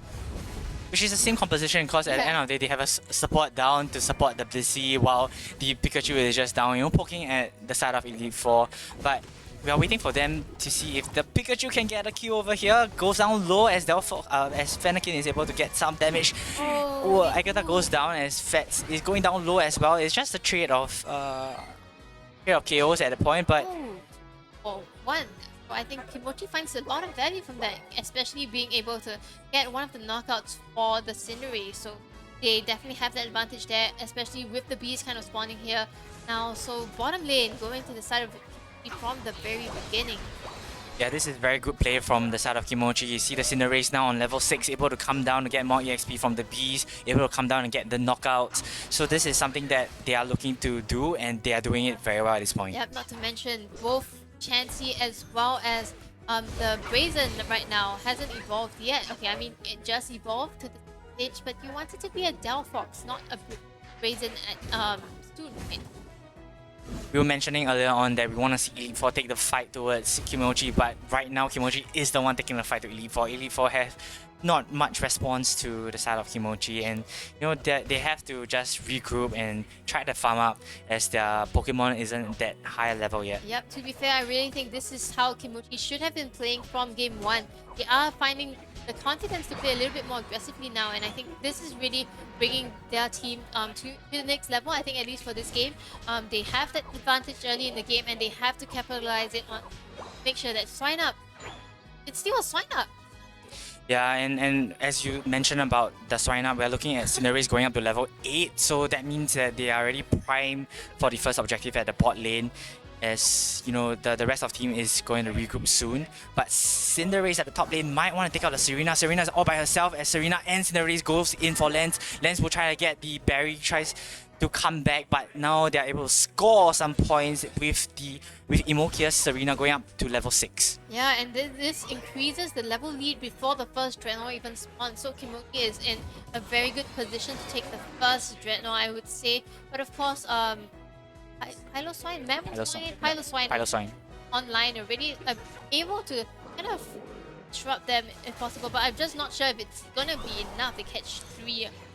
Yeah, I don't think that the Dreadnought can go to the side of Elite Four, as you're just looking where the Delphox is and where the Serena is. They're nowhere near, so they're not contesting for the first Dreadnought as usual. And Kimochi just have a free Dreadnought to take.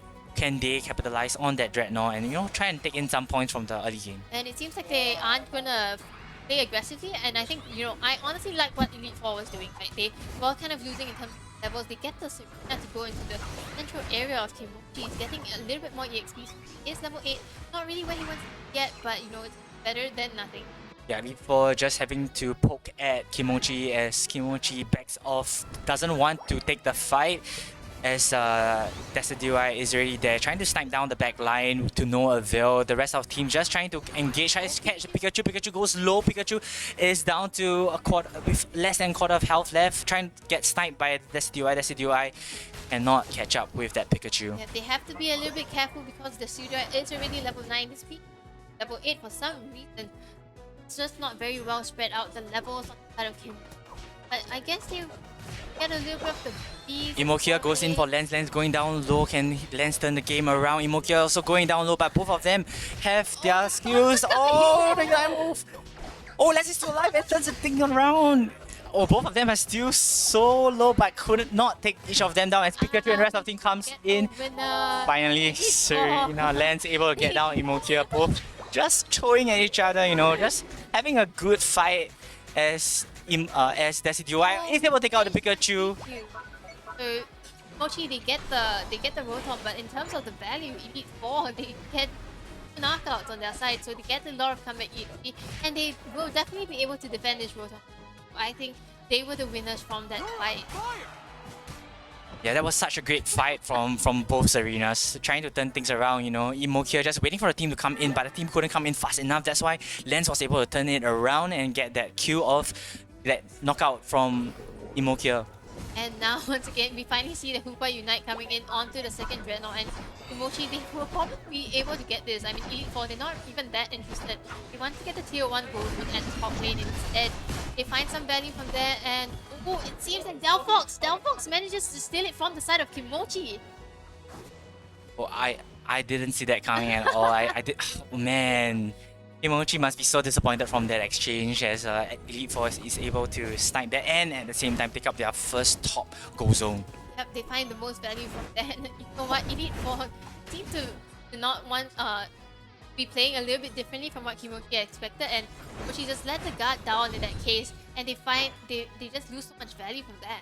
It's that balance between aggression and you know, recklessness, right? And at the side of Kimochi, I do think that they got caught out from Elite Four. Elite Four just being such an opportunist, trying to take in the last hits from Kimochi, allowing them to do their things, but yet, you know, taking the goal zone from the top lane.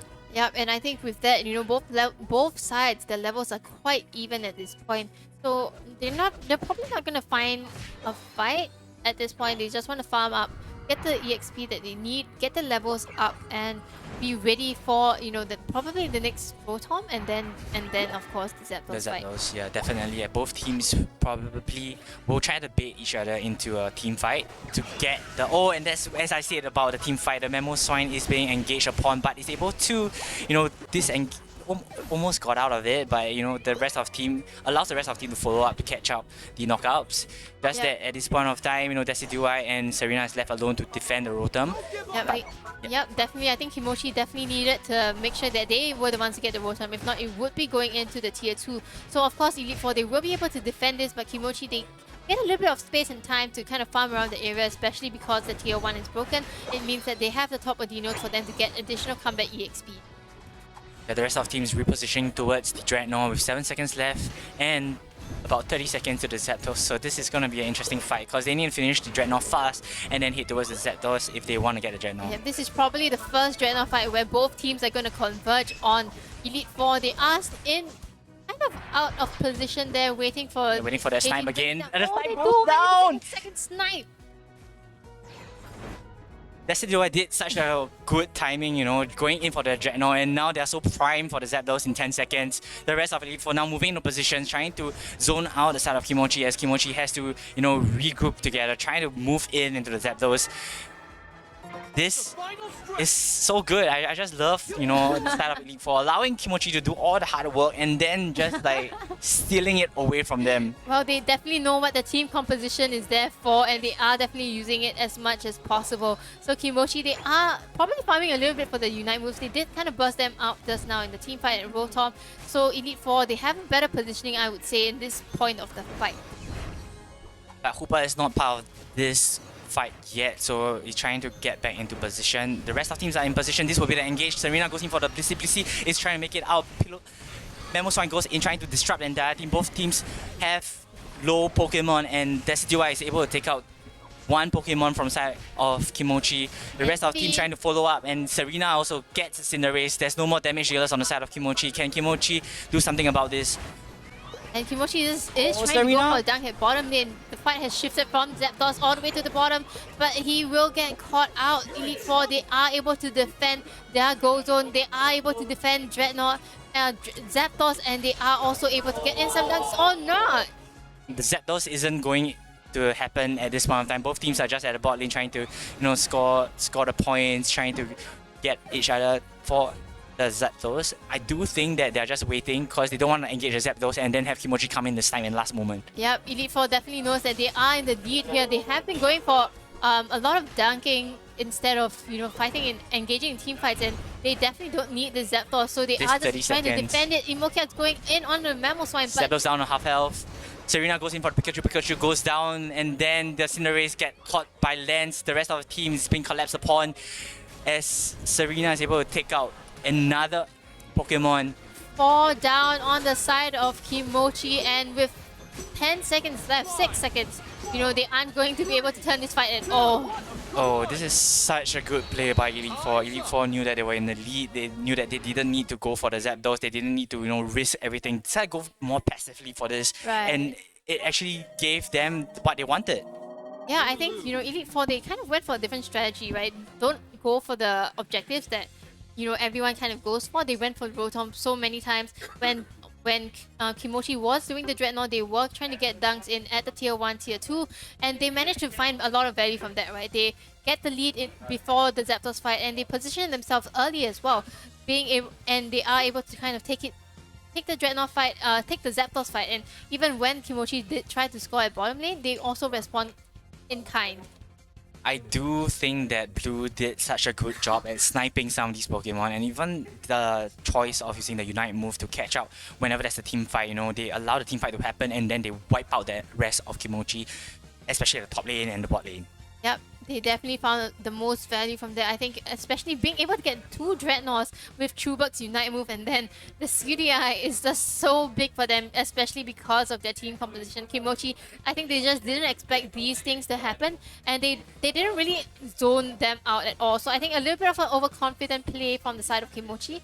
But yeah, so Elite Four, they will be the ones to proceed into the winner brackets finals.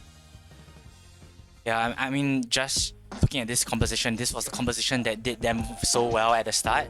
But I do believe that if they continue having this composition, the rest of the teams, they would know what to expect, right? and they would probably have a counter for them. So, Phoenix, what's your thoughts on this game? I mean, I thought it was incredible. I thought it was also the right play from Elite Four for most of the game. There was that early part of the game where it looked very much in Kimochi's favor. They were getting most of the objectives, they had better positioning. But I think Elite Four had the right idea. They said, hey, we scale, we've got a lot of damage, we're going to be able to be fine in the later parts of the game. All we have to do is just, 1, get Lance back into the game, allow them to farm a little bit, get some pressure off them. That's exactly what happened. We saw what happened in that 1v1 with the Serena v Serena. That was incredible. It's a really good performance from both of them, but coming out on top there for Elite Four. And then at the Zapdos fight, and, well, 1, stealing the objective so they had the XP, getting those 2 Dreadnoughts, massive, allowed them to have the levels that they needed for that final fight, and this guy was allowed to throw a Unite out and get so much damage, so much value in that Zap fight that they just completely turned it. Honestly, just beautiful back-to-front fighting gameplay that we saw out of Elite Four.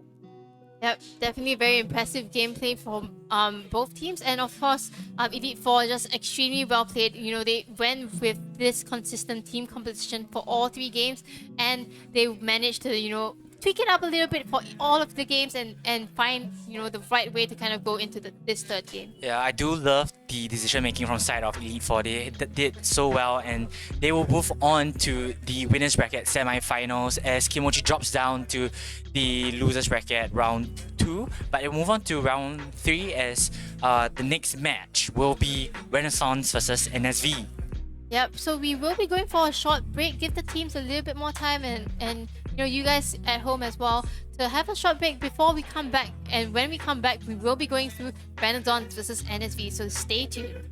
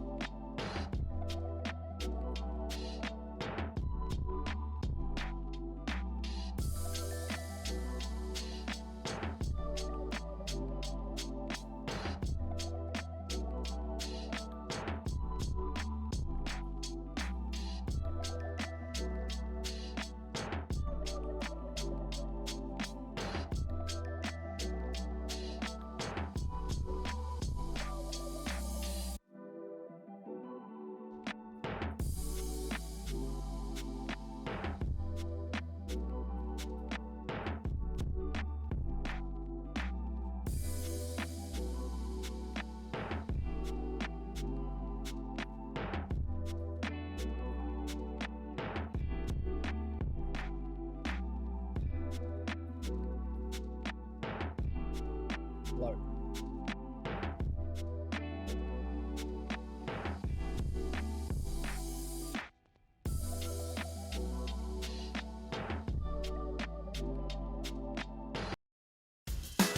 Do you need a degree to get that promotion or career switch?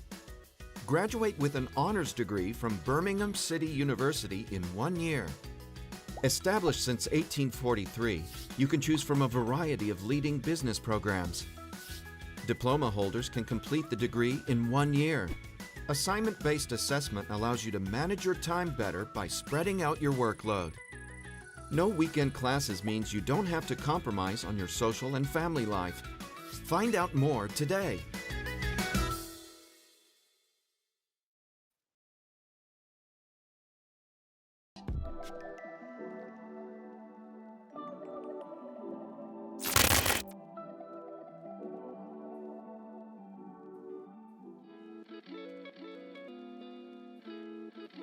The Light City League Pokemon Unite Championships. We are just back from a break and we are going to go into the next game already between Renaissance and NSV in the winners bracket finals. Definitely looking forward to this one. We'll see if NSV can cause a bit of an upset. They had a pretty good performance in their previous match, so we'll see if they can stand up to it. And if Renaissance is ready just to take it home for themselves, they have, like I said, they had a bit of a rough time at the championship. So I feel like they're here to win it and prove that they're one of the best in Singapore. Yep, for sure, right? I mean, Renaissance is the second team to be representing Singapore and Southeast Asia regions in the World Championships in London in August. So I think, they are probably the crowd favorites to win, but who doesn't like an underdog story? I'm always a big fan of an underdog story, and I said it before and I'll say it again, NSV willing to do some unique things, so I think they can get through this bracket, and the winner of this will be going up against Elite Four, who just had a very nice showing in their previous match just there, and then we'll also get to see who's going to go up against Pokeballers in the loser bracket. So excited to see how this bracket is going to end up, and who's going to take it home. Yeah, for sure. And I think, Renaissance versus NSV is probably going to be one of the maybe more highlight-ish kind of games that in Lion City League at this point. But of course, we are still in the winners brackets, right? So if any of this team loses, they aren't out of the league just yet.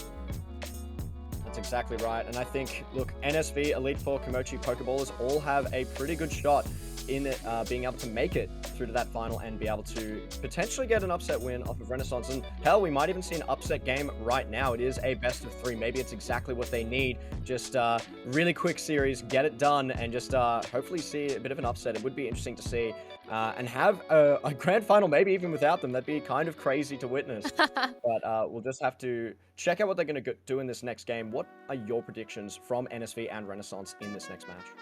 Well, I think if Absol is not going to be banned, then I think we might actually see an Absol because, Absol has become like the Pokemon that we see the most often with the recent patch. It is able to deal out a lot of damage and bring down Pokemon like what we've seen just now, right?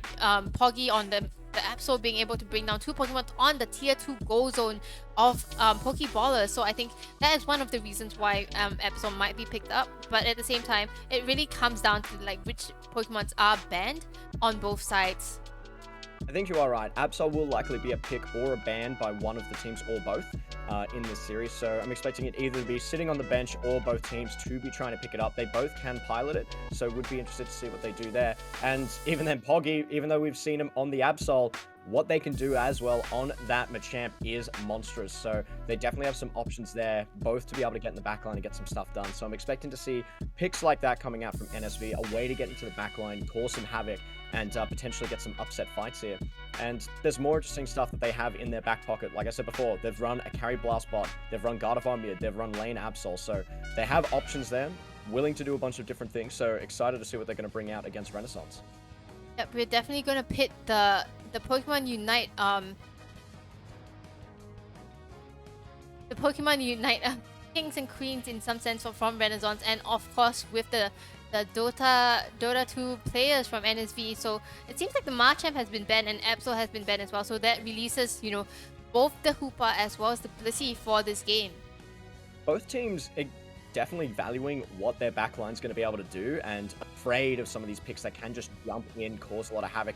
The Machamp, the Snorlax, the Serena, the Absol, all of them have a way to disrupt teams. So very, very interested to see that. And oh, Kamiru, don't play with my heart again. Please. I mean, I would love to see it. I would 100% love to see this. I know it's not true. Dang it, Kamiru. But that's okay. At least the shout out with the crossel there. I'd love to see it. Yep, and some similar Pokemons, actually most of the Pokemons are quite similar, right? They have Delphox, they have the Hoopa, they have the Blissey as well as the Aegislash. So it really is a difference of like one Pokemon on each side. So I think Ario and Venusaur is going to be the main differences in this game. Interested to see a Lucario back in action. A lot of people have been steering away from it, not just because, not really, it's not a bad pick, it's just other things got a lot stronger around it. But it makes sense here, you know, the Serena's already out, the Machamp's out. Next best would likely be the Aegislash or the Lucario, and they're running both on the side of NSV. So excited to get into NSV versus Renaissance. Yep, and it's interesting to see that both teams have a lot of frontliners, right? They only have one or two Pokemon that is kind of range, which is Delphox as well as the Hoopa. So in terms of the engagers, they need to find the right ones, right? As compared to like previously where there were so many different targets. This time they have to be very careful about who they go in for. And it seems like there's a little bit of a difference in terms of like who's at top and who's at bottom. The Hoopa is actually present on both lanes. Yeah, flipping the sides of the map, interested to see how that's going to pan out, but it kind of does make sense to maybe change it up a little bit. You know, it's not just a Venu and a Blissey, both guaranteed to go to the bot side to try and get as much harm as possible. What I am a bit concerned about from the side of NSV is their ability to deal consistent damage at range. You know, they will have the Delphox, but they don't really have something at the likes of a Venusaur who can just sort of step back, deal that consistent damage and get out. They often have to be quite all in if they're going for that damage, so curious to see how that's going to pan out as the game goes on. Not to mention the fact that, you know, Venusaur, it can be a frontliner as well, right? It has a pretty good bulkiness to it already once it becomes a Venusaur. Plus, the Giga Drain Pedal Dance is able to allow it to sustain for long periods of time in team fights. So NSV, they don't really have that kind of advantage. So they really want to be taking team fights and clearing out Renaissance as soon as they can. Because in a long fight, I don't think they will be the ones to win this. That's right. They need to have a way to get into the backline, cause a lot of havoc, get done what they need to get done. And look, with an Aegislash and a Lucario, there's lots of ways to do it. Going E-Speed as well, we see the power there. They're getting so many resets off, a lot of damage, but they do manage to port out of the way. Well done from the Aegislash. Rebongs getting done what they can. So close to being able to get the counter takedown, but the mobility is too much, and that's why you pick the Lucario. Yep, and I think honestly, with Hoopa being not banned, see all of these hyperspace holes just resetting both teams, Renaissance as well as NSV, and coming in so clutch. NSV, Poggy on the Lucario manages to come out of that fight. I don't even know how he did it, but the berry definitely was one of the reasons he managed to get out of there. And they kind of delay a bit of the fight, the rotation for Renaissance because of that. So good job to them, and they managed to find more value from this. A very nice takedown. Going in for the dive for NSV. Poggy getting super low. They can Rebongs get a trade back, but the shielding is too much. They just run away, and they get taken down at the end of it by Delphox. A very nice fire spin to clean it up. Poggy seems to be extremely lucky even if he's not playing the app, so always surviving by just one pixel of a health point. And I think they find so much value from that, getting AV, some levels, almost level 9 already. So that's going to be quite scary, especially when they go down for the first Dreadnought fight.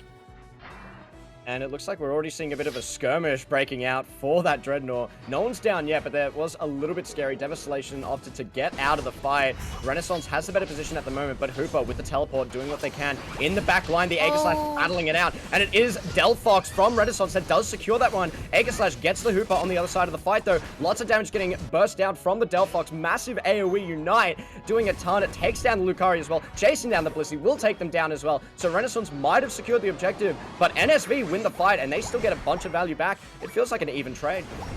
Yep, I think Renaissance, they started the Dreadnought fight because they knew that this Delphox on the side of NSV wasn't level 9 yet, but and was rotating late as well. So they managed to go down, but NSV, they just respond in kind. They just find them coming back in from the hyperspace hole, place a very good, nice Delphox Unite move right there, and they managed to clear out so many Pokemon on their side. So they get back more or less the same number of EXP, not to mention the fact that both Delphox are already level 10.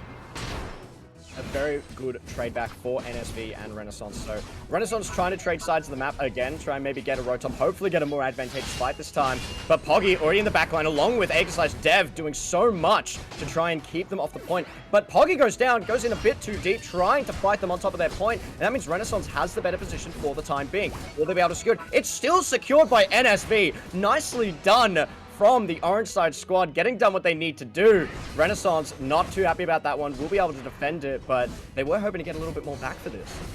Yeah, I'm pretty sure they definitely wanted to get the Rotom in so that they could kind of pressure them a bit. But, you know, they get the Rotom into the tier 1 so that they kind of have a little bit more EXP with the top lane Dinos. And I just want to point out that the Ivysaur on the side of Renaissance is using Sludge Bomb and Solar Beam. So I think that's a pretty good choice, right? Because NSV, they are kind of all close range Pokemon in terms of the attackers. They have the Lucario and the Aegislash. So Yang, with the Solar Beam, he's able to kind of bring them down low from a very safe distance, and I think from there they can go in with the Aegislash and the Delphox, and that's probably how they want to take the team fights.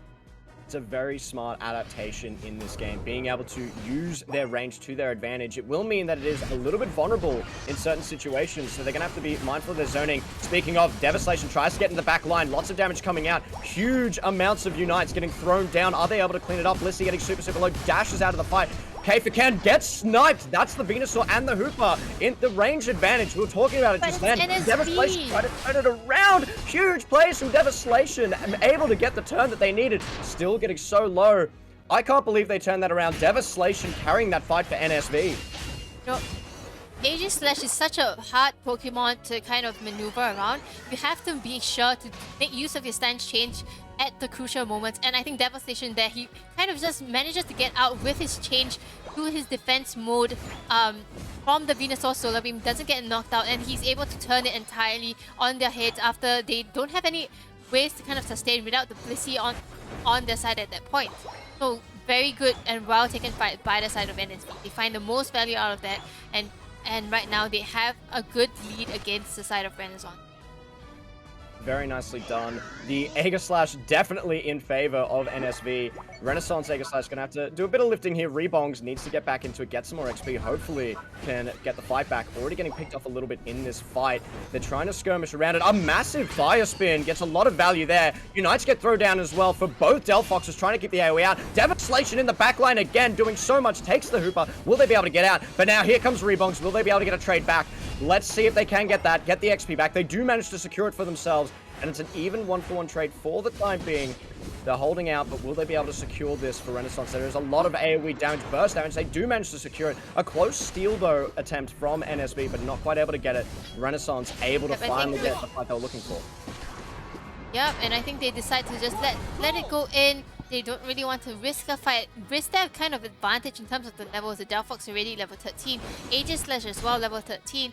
So in terms of the levels and in terms of the points, they are still in the lead. So no reason to be giving Renaissance any other comeback XP from getting those knockouts. But you know, now the last Dreadnought is about to spawn, and they are already in position, ready for this team fight. Cutting it very close for the Zap fight. We will see how much they want to fight for this, or if they're just going to concede. It looks like there will be a skirmish. But NSV missing the Delphox, and they don't really have a way to bring them in close yet. There's the portal, but Delphox has already walked a little bit too far. It looks like they won't be there for the fight. Will they be able to secure this for Renaissance and get the extra bonus? Get the shield, get the XP. Oh, it's stolen! Huge steal plays. it from the Venusaur. What in the world? Devastation on the Aegislash. He goes down.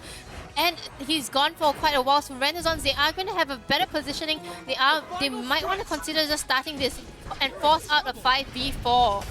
Devastation has been huge in this game. Instrumental. Poggy now in the backline trying to get some damage done. Like, just getting locked out a little bit too much. Now it's just a 50-50. A huge 50-50 in favor of Renaissance. Hooper gets the zap for Renaissance, and now it's just a battle. Are they going to be able to take out enough of their members? But unfortunately, NSV getting a lot of takedowns back in their favor. They might not lose that much to this. They could still potentially win this. They have more members up. They're going to try and go for it. Will they be able to get the dunks that they need?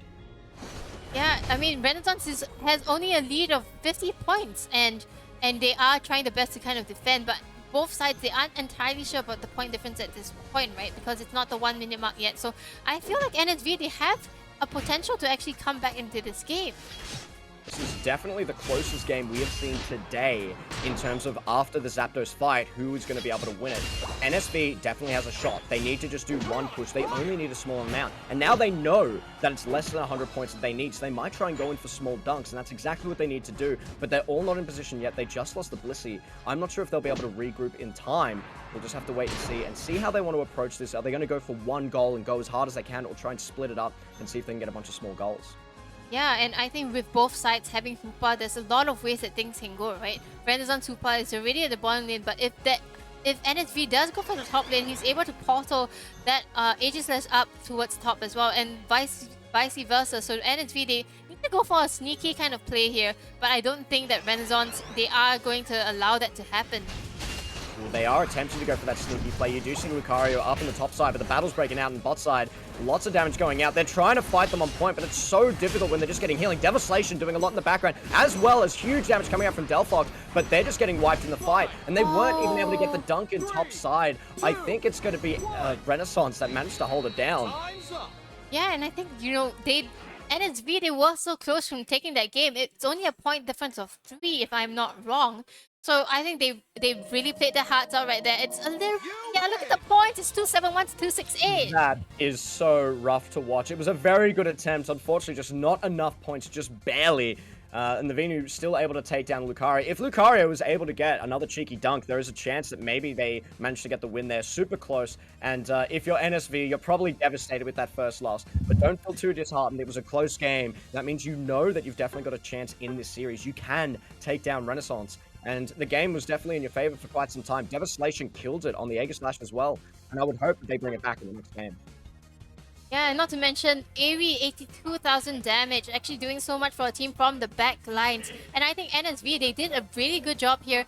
They are up against Renaissance, one of the 2 teams from Southeast Asia going to the London Worlds for Pokemon Unite. And I think they have shown that, they aren't here to be trifled with. I think it really came down to the last Dreadnought fight.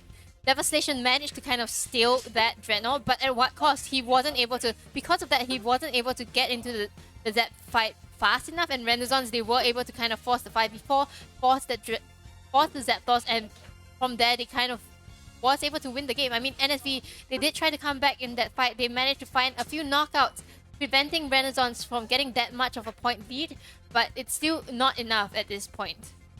It was very close. Devastation did come back in time to try and equalize, get some more takedowns for their team, so they didn't get as many scores, and that's pretty much what happened. But unfortunately, the Blissey still managed to sneak away, got another dunk out, and that's what made it tough. If they were able to stop the Blissey, there's a chance that they can potentially turn that fight around, or not even need to really worry about the fight. They just go, hey, we're ahead in points, let's just try and defend and do the best that we can. And again, really well done from Renaissance to be able to defend as well as they did. If they mess up that fight in bot side, then another dunk goes down and they just lose. So I think well done for them. They fought on the point. They played it slow. They played it methodical in that last fight and managed to come out with the win. Yep, I think they definitely made use of, knowing that the Dreadnought, that the Aegislash was down, and straight away decided they basically made the best decision that they could at any of the points, right? I mean, they were losing the early and mid game, almost the late game as well. I would say NSV consistently were kind of the ones winning in this game, but one mistake was all it took for Renaissance to just come back entirely with that decision making, and their experience definitely shows in that game. That's just the power of a Zapdos, it can flip games, it can turn them completely on their head. But again, I want to give some props where it's due. NSV looked very good in that game. They were very dominant, as you just said. So I think they've got a very, very good shot at being able to take down Renaissance here and prove that they're definitely not one to be contended with either. NSV, I think, did super well, and I'm looking forward to seeing what they do in this next match. And you see some people in the background just having a lot of fun because this is live from the gamers.sg venue, and it's such a nice place to have. It's such a nice thing to have also to be able to have like tournaments in offline mode, I must say. So yeah. The vibe is completely different. When you're there in person, you get to be there, experience the hype. I've even been hearing in the background some of the cheers going on during some of the plays, and it's been very great to see. And I'm glad that everyone can be back together and doing live events once again, because it can feel pretty bad. As good as the online events are, they give me opportunities to jump in and have a chat, but it's always good to be there live and in person. And also, I'm sure it makes it easier for the teams as well to strategize, get ready for the next play. It's easier to chat through and just turn to the guy next to you and say, hey, what do you plan to do for this game? We should try this. So it's I'm glad it's back in person again, and hopefully we'll get to see some more bangers of matches. Yeah, definitely looking forward to more offline events if possible, because like you said, the vibe is entirely different here live on-site at Gamers SG Clubhouse. And yeah, but with that, we are kind of gonna go into the second game soon. It will be quite interesting to see what Renaissance as well as NSV choose to do, right? I'm just wondering if they want to ban the Hoopa, because I feel like, if there wasn't a Hoopa there just now, NSV might have been able to win that last stretch, because Poggy was already in top lane, but Renaissance, of course, they kind of responded very professionally. They definitely have been in that situation before, and they sent that Venusaur up there, always there, just defending, and because of that, it just won them the game. I mean, 3 points, but you still win, right?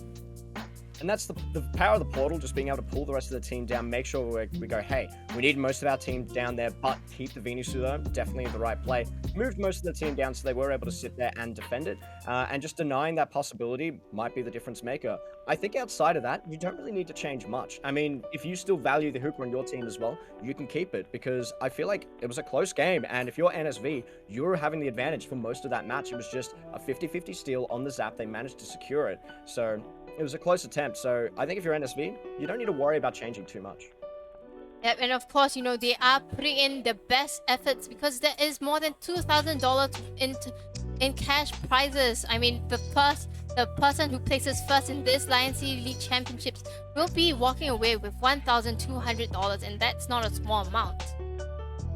Definitely not, and it's often a bit rough to come by for tournaments that actually have some prize money, so there is that weight there. So I'm sure they're very, very hungry for this, and we can see the bracket as it is at the moment. NSV and Renaissance wanting to avoid falling into that losers bracket. They want the easier run to make sure that they can get into the grand final, and they only have to win one series rather than the two.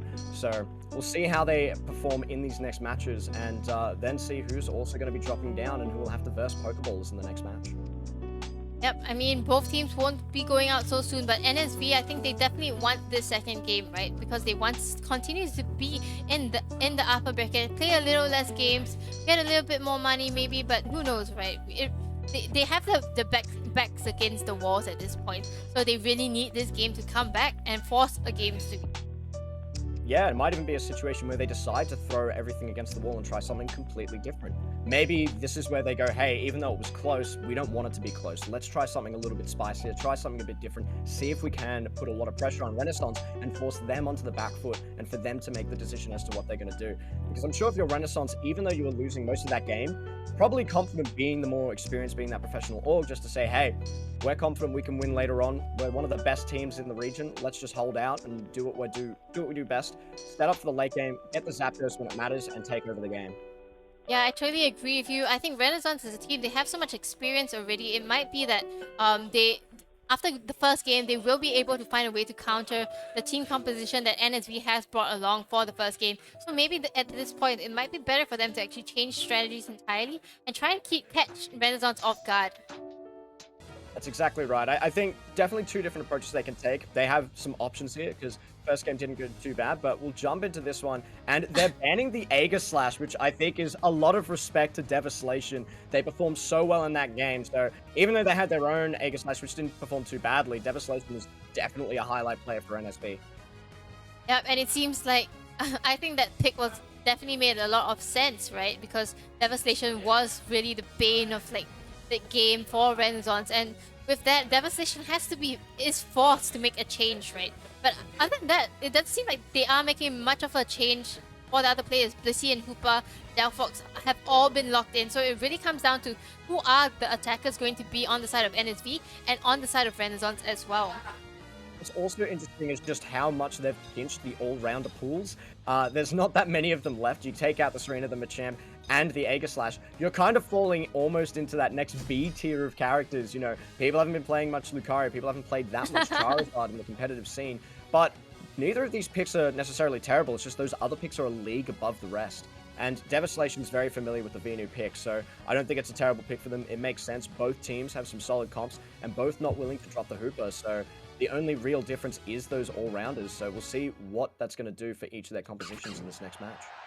Yep, and of course, we all know that Lucario is a Pokemon that scales extremely early in the game. I wouldn't say extremely, but it does really well in the early to mid-game, especially once it reaches its level 5 and get access to either Power Punch or Extreme Speed. So on the side of NSV, they have a bit of a later scaling team composition, especially with the Charizard, a 3-stage Pokemon. So the early game, they really need the first Dreadnought in order for their team composition to pick off.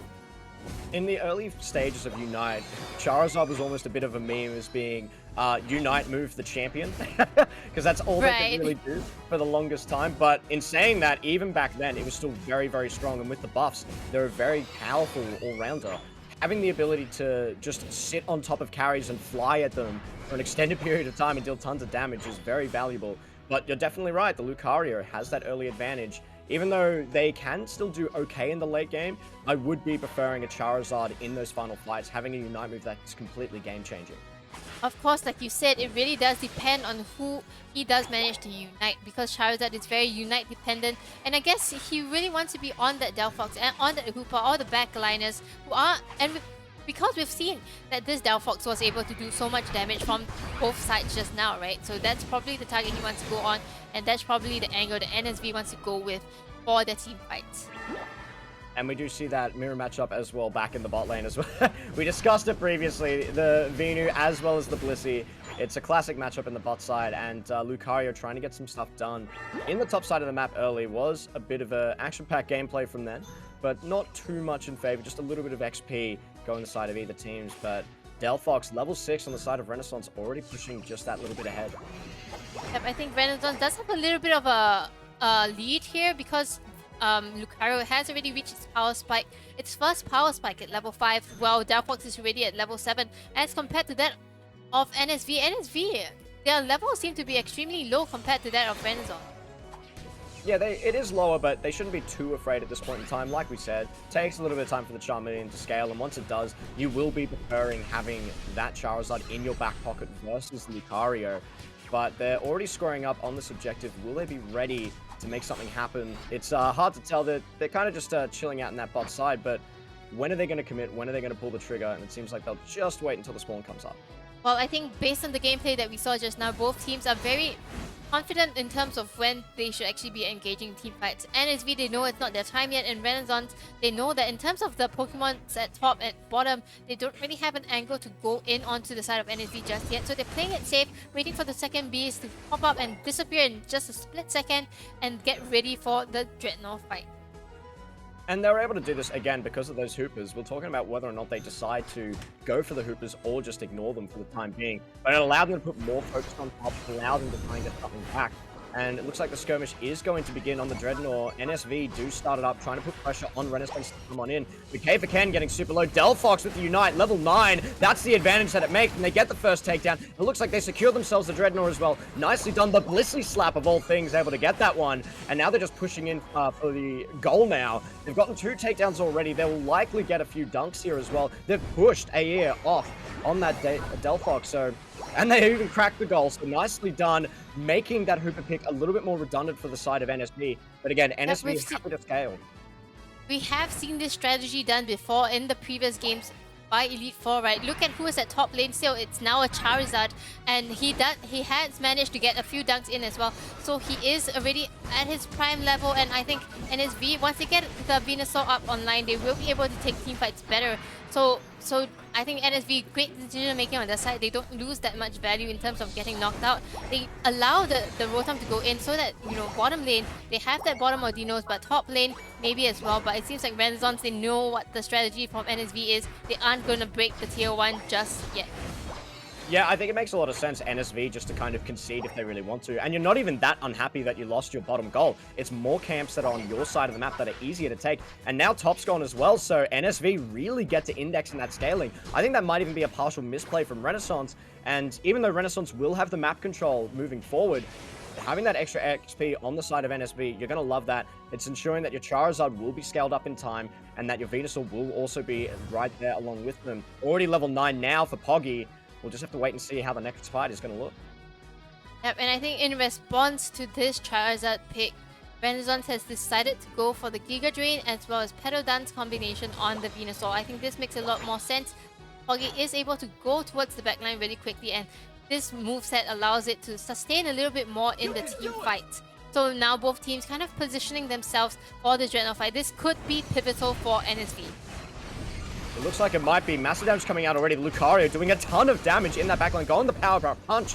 But there is Charizard there. They do have the Unite. Will they pop it? It looks like they're causing havoc in the backline. They get a takedown. They've got another. And now they're going for Kamiru as well. Charizard was massive in that fight, doing so much. And it's just Yang left. They're going to go down before they're able to secure the Dreadnought. Nicely done from NSV.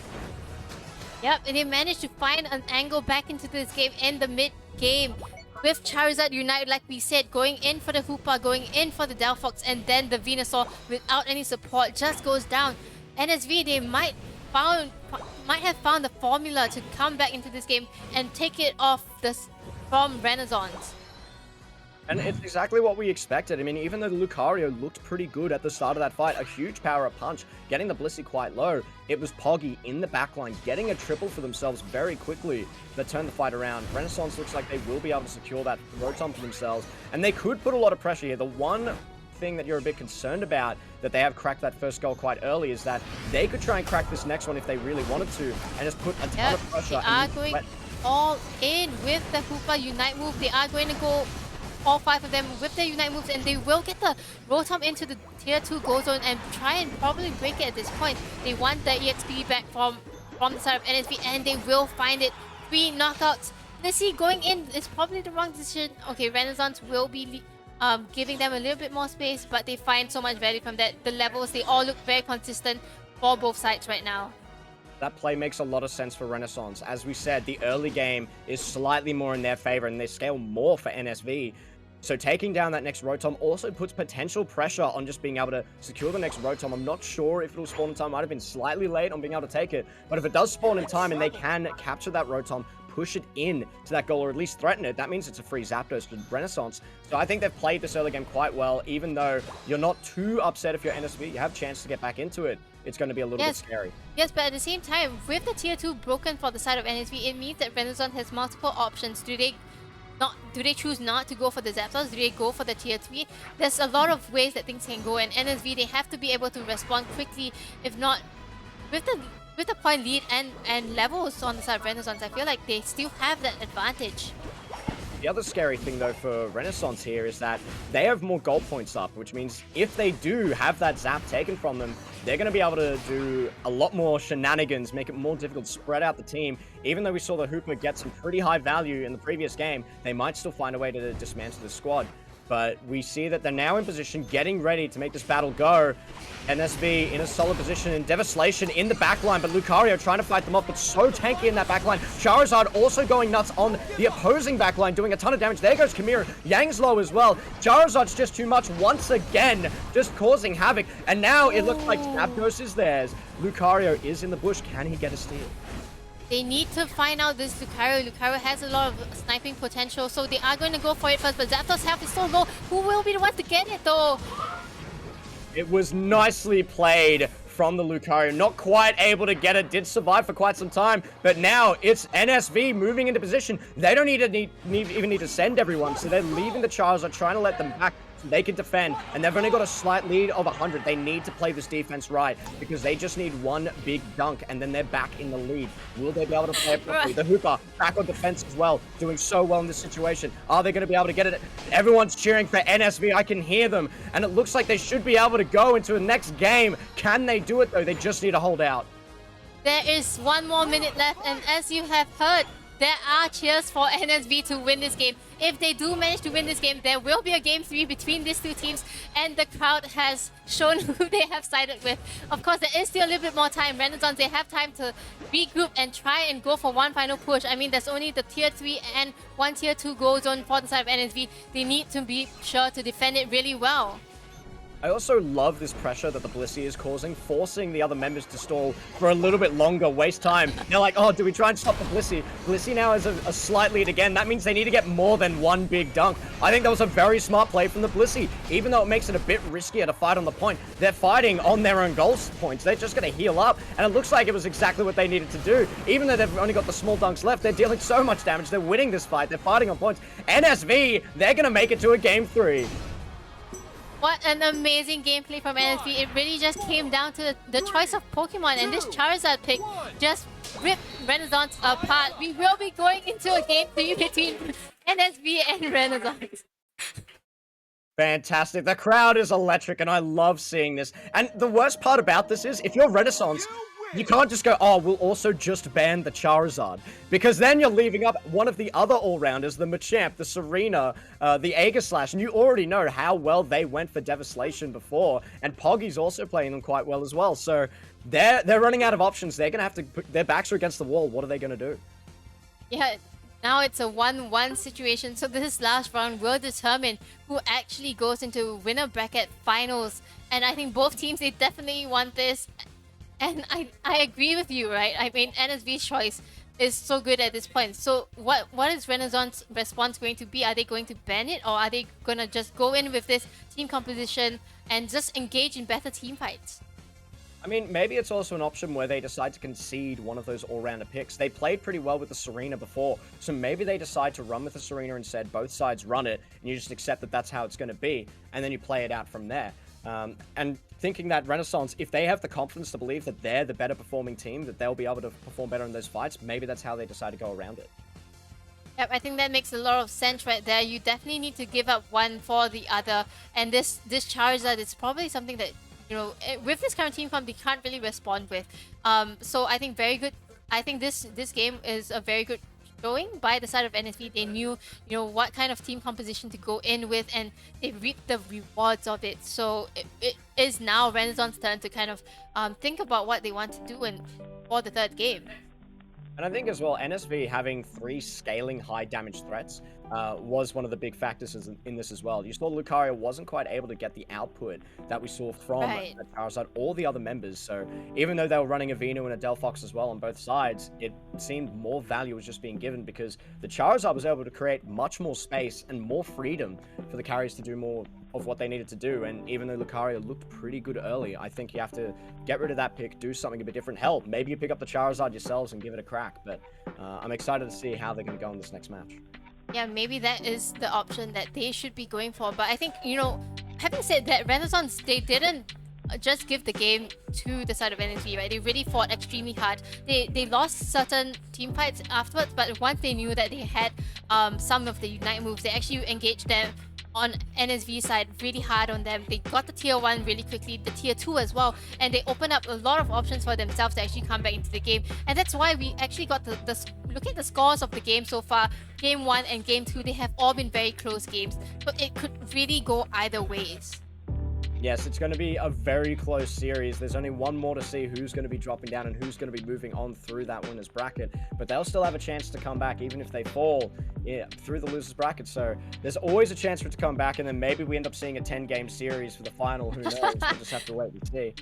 But that would be amazing, and that would be kind of scary as well, right? I can't imagine how a best of 10 will actually go for, and like what kind of strategies the team will have in such a situation. I don't think I've ever casted for anything like that before, but yeah, as you can see, like the teams, they are kind of like discussing and preparing for the bans as well for the third match. I think this is quite a crucial match for them, and they are putting a lot of thought to it for sure.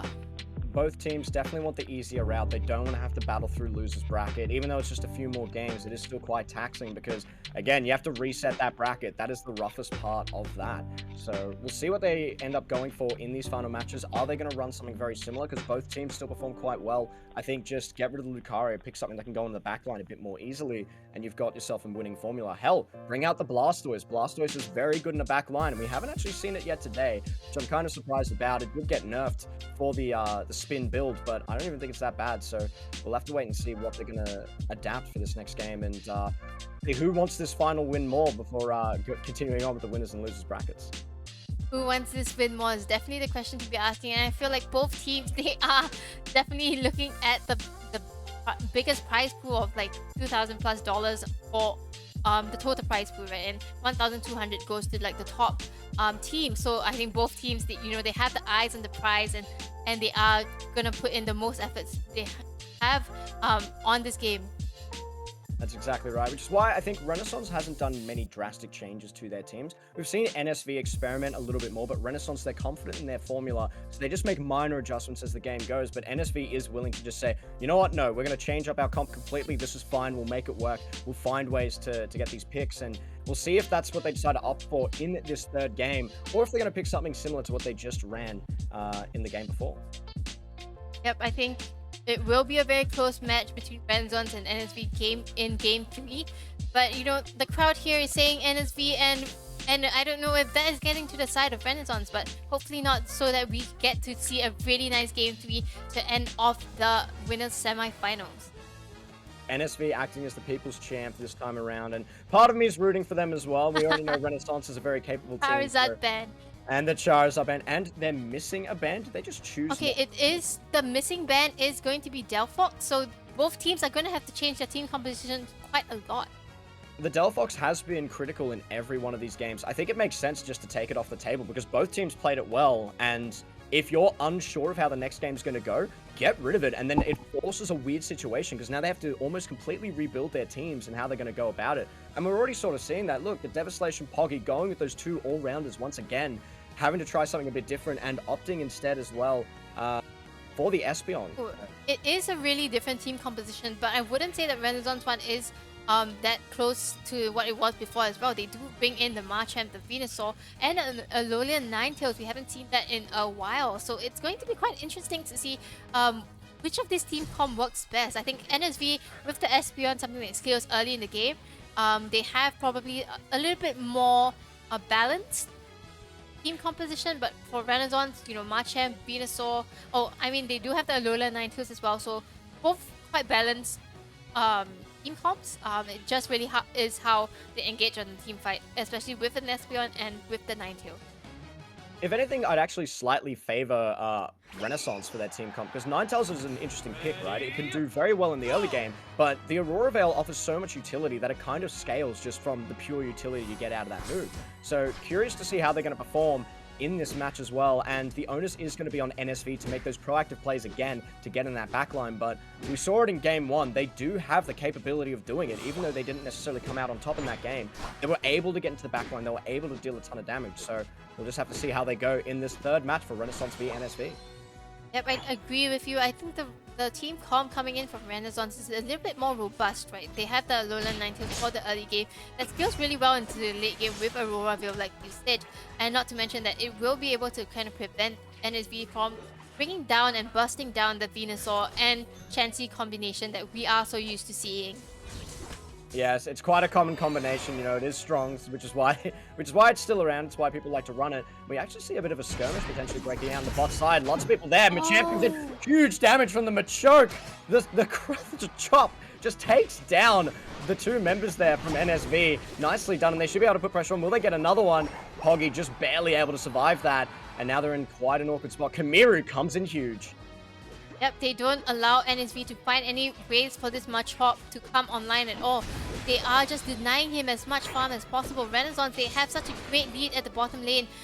NSV, they aren't able to find the angles in at this point.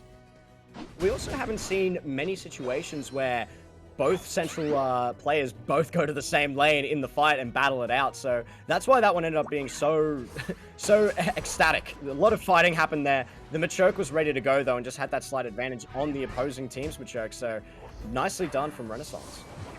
Yeah, and not to mention they are kind of increasing the lead at top lane as well. Might be able to find this Espeon just a little bit more, but you know, they find a lot of value from this Ninetales already, just pressuring them so much, pushing them towards the back of their own lane. And Renaissance, they have a good score of 83-0 at this. Renaissance are not messing around anymore, aggressive in both sides of the map. Do have the lead in both lanes, I would say, at this point.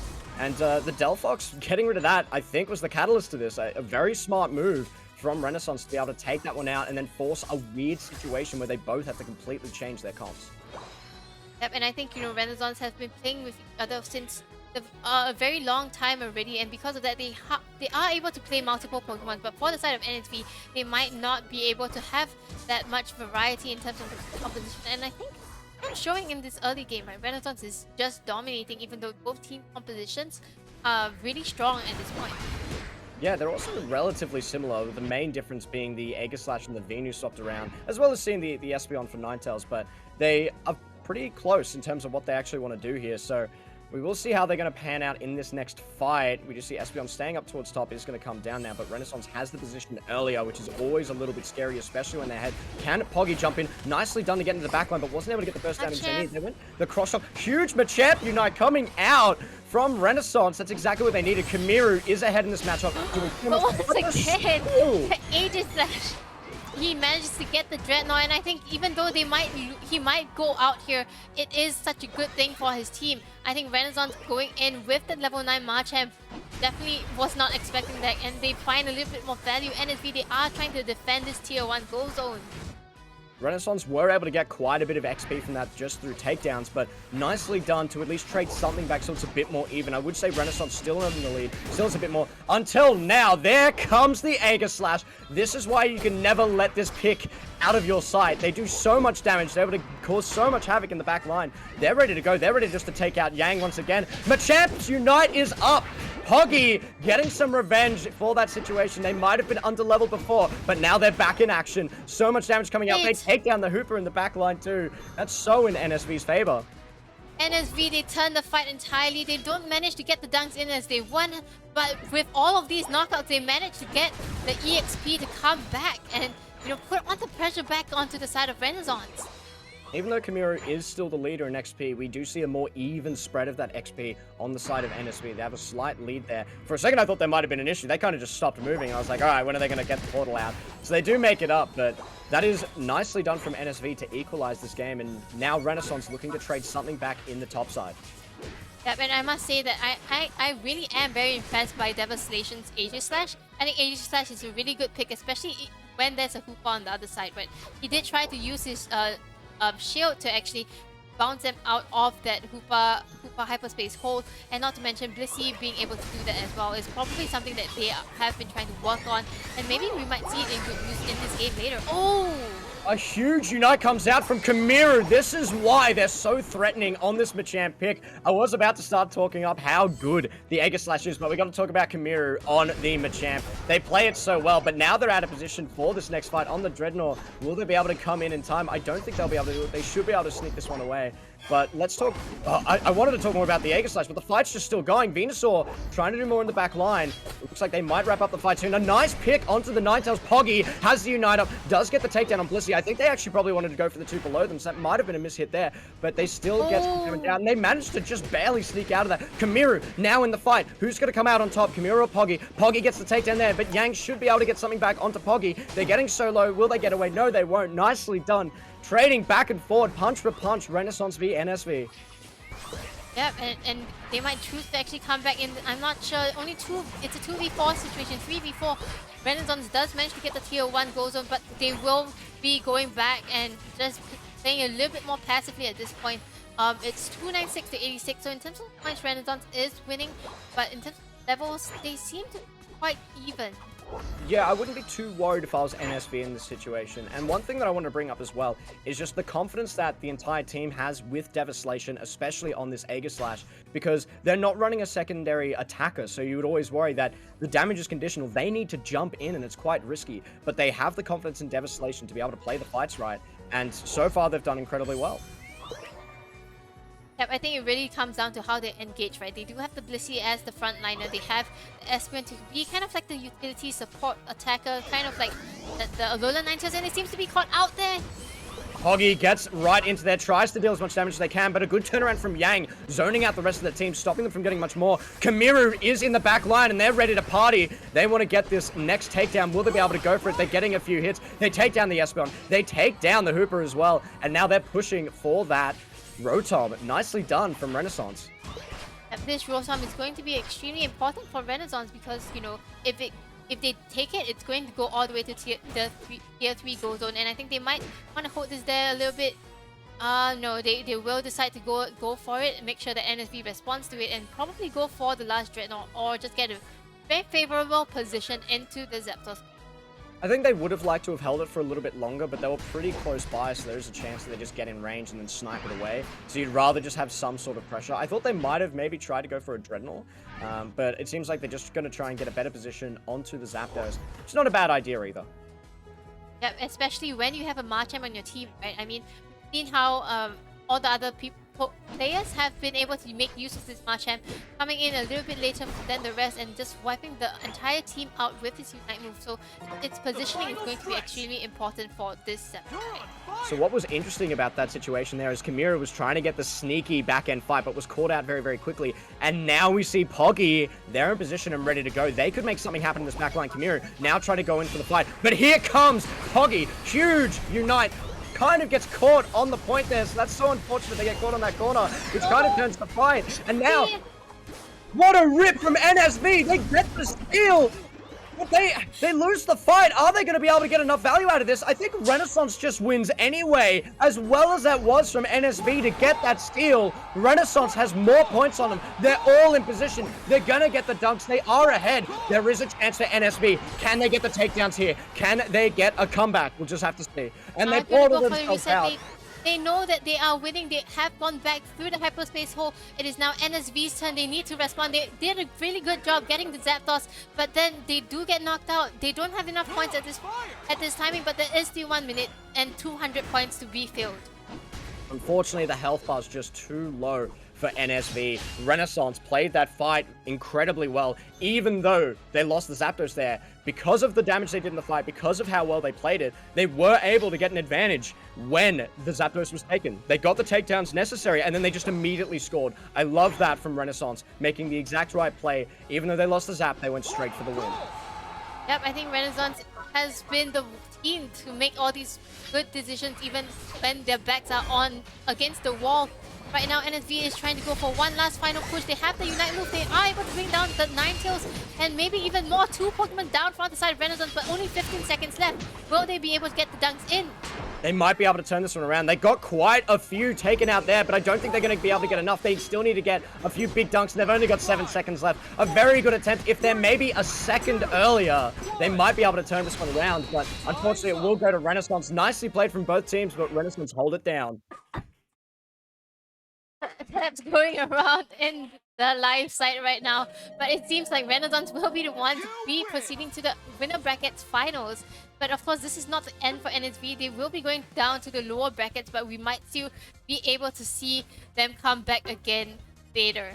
I would love to see Renaissance versus NSV once again. After that series, it was so close. All 3 games could have gone either way. And even though they had some teams that would be slightly ahead at one point, slightly behind at one point, it always looked like they had a shot to be able to go and win. And also, I have to give more props, even though they lost Devastation, massive on the Aegislash. And I think it's threatening for anyone else that they're going to be versing. I feel like in the lower bracket, they might be thinking, hey, Aegislash might be the ban we have to go for. Yep, looking at the showing of NSV right now, I think they are the team to beat in the lower bracket. And I must say for this game, really, both Machamps did extremely well. Kamiru with the 10 knockouts on his Machamp, just finding the angles into the fights to NSV. And as well. Espeon is not a pick that we see often, but Aries just being able to maneuver it really well. As the support attacker kind of Pokemon for the side of NSV, 81,000 damage. We have to give her the credit for it. It's a really good job. 92,000 on Machamp on Poggy, 108,000 on Kamiru's Machamp as well. So Machamp is definitely this Pokemon that you need to keep an eye out for the next few games.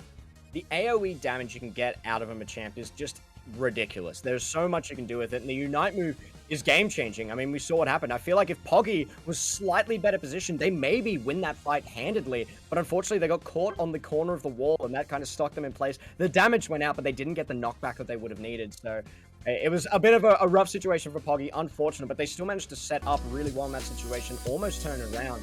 Yep, for sure. And I think, if they continue to do this well in the gameplays in the lower bracket, we'll definitely be seeing a rematch once again. And of course, right now, we have just finished the upper bracket semi-finals, and we will be going into to show you guys a little bit of what the bracket kind of looks like right now. And the next game that we will be showing live will be NSV again versus Kimochi. I'm looking forward to that match. I actually think NSV and Kimochi are closer in skill than what the ladder currently dictates. It's, Kimochi has a lot of interesting comps as well up their sleeves. So do NSV. So they're both willing to adapt in very interesting ways. So excited to see how they're both going to approach this next few matches. Yep, I think Kimochi was also the team that was cheering NSV just now, but they are going to go against them in the next round. So we will have to stay a little bit and see how it will go. But for now, we will be going for a short break. We'll see you guys shortly.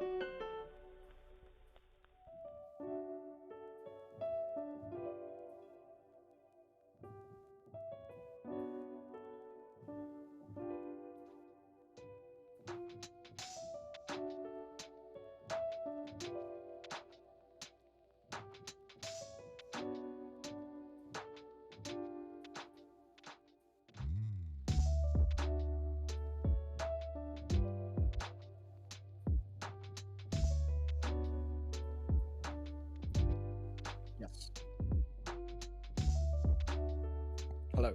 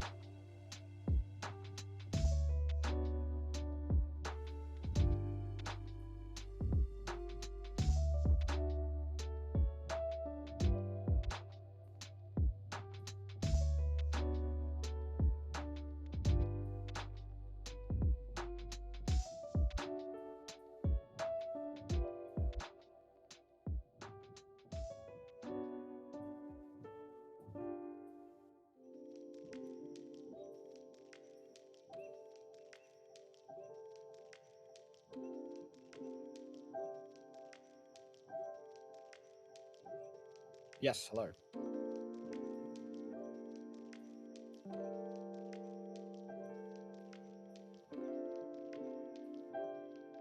Hello. Yes.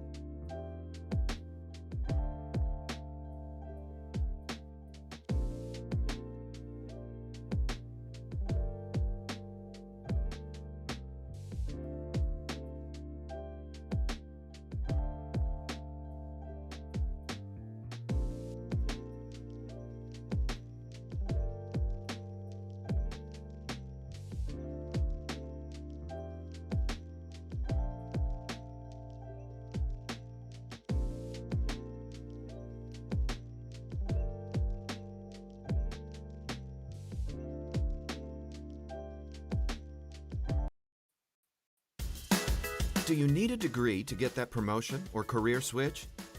Graduate with an honors degree from Birmingham City University in 1 year. Established since 1843, you can choose from a variety of leading business programs. Diploma holders can complete the degree in 1 year. Assignment-based assessment allows you to manage your time better by spreading out your workload. No weekend classes means you don't have to compromise on your social and family life. Find out more today.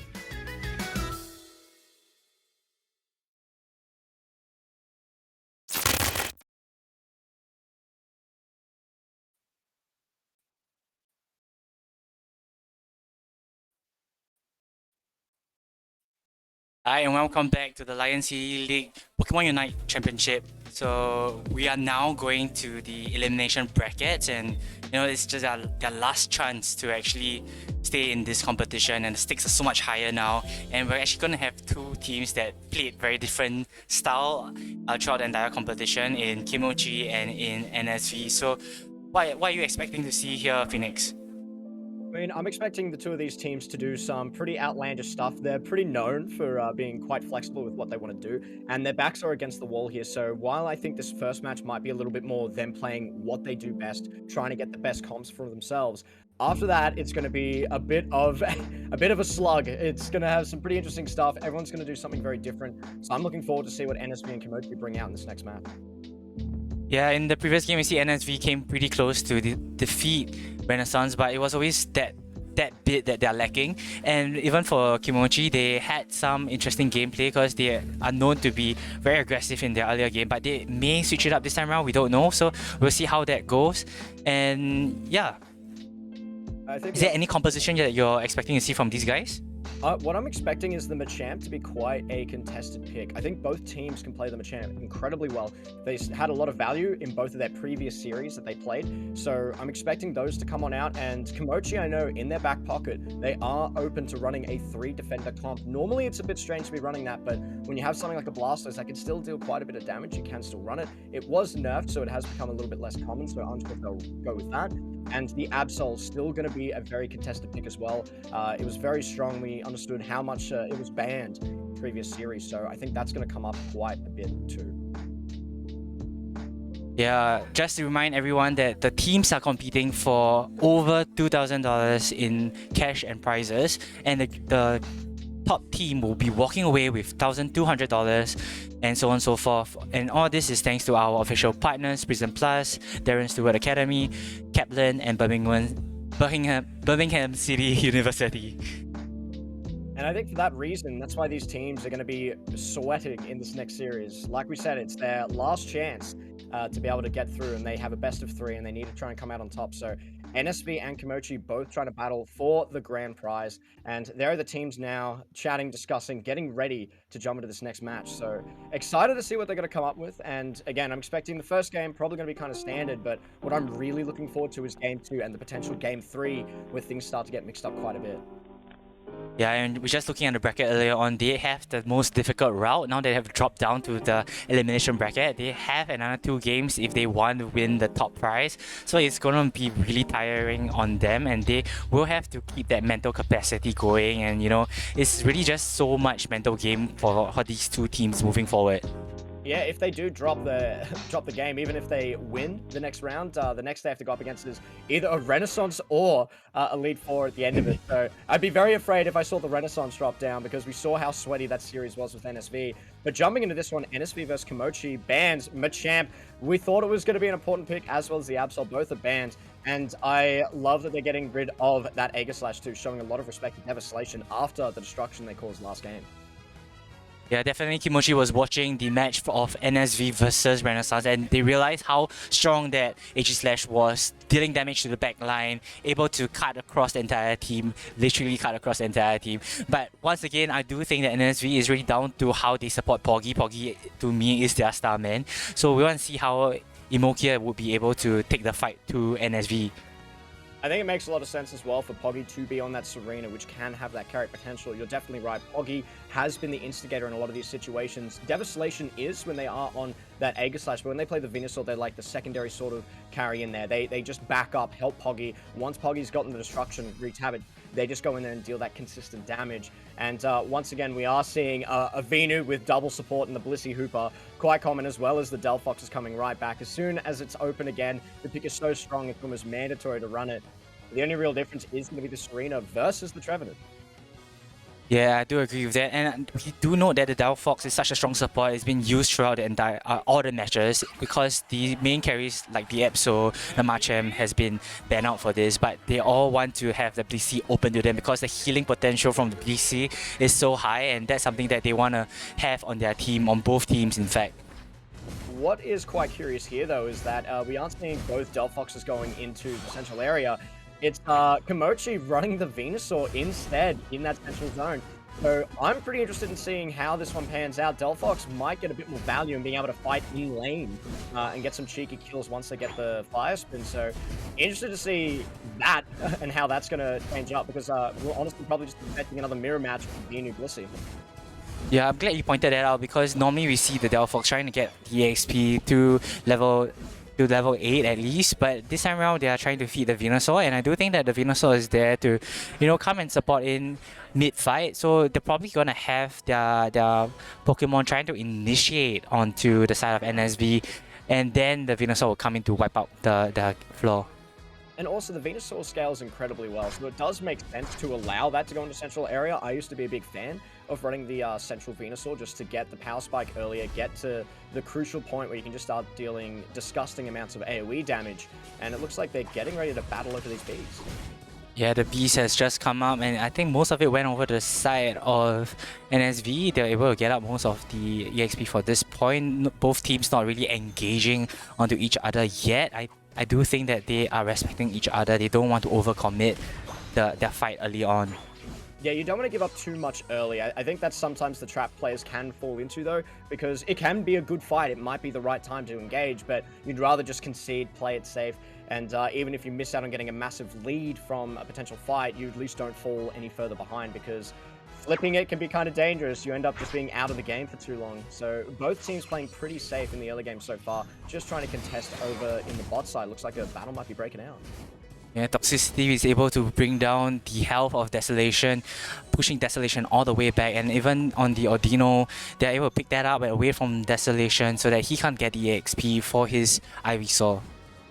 And it's going to be scary, the two hard carries here, both Ivysaurs. One of them's getting that central farm, so they're going to get further ahead much quicker, but I would be a little bit concerned as well. You need that Fire Spin on the Delphox. They have spiked level 6 now, which is a bit important. And they might go for the engage right about now. The Trevenant is just hovering around, waiting for the right opportunity. Serena goes down for the Ivysaur. Ivysaur goes down low. Can they take down the Ivysaur? The Fire Spin comes in, but they are not able to pick up any knockouts from this.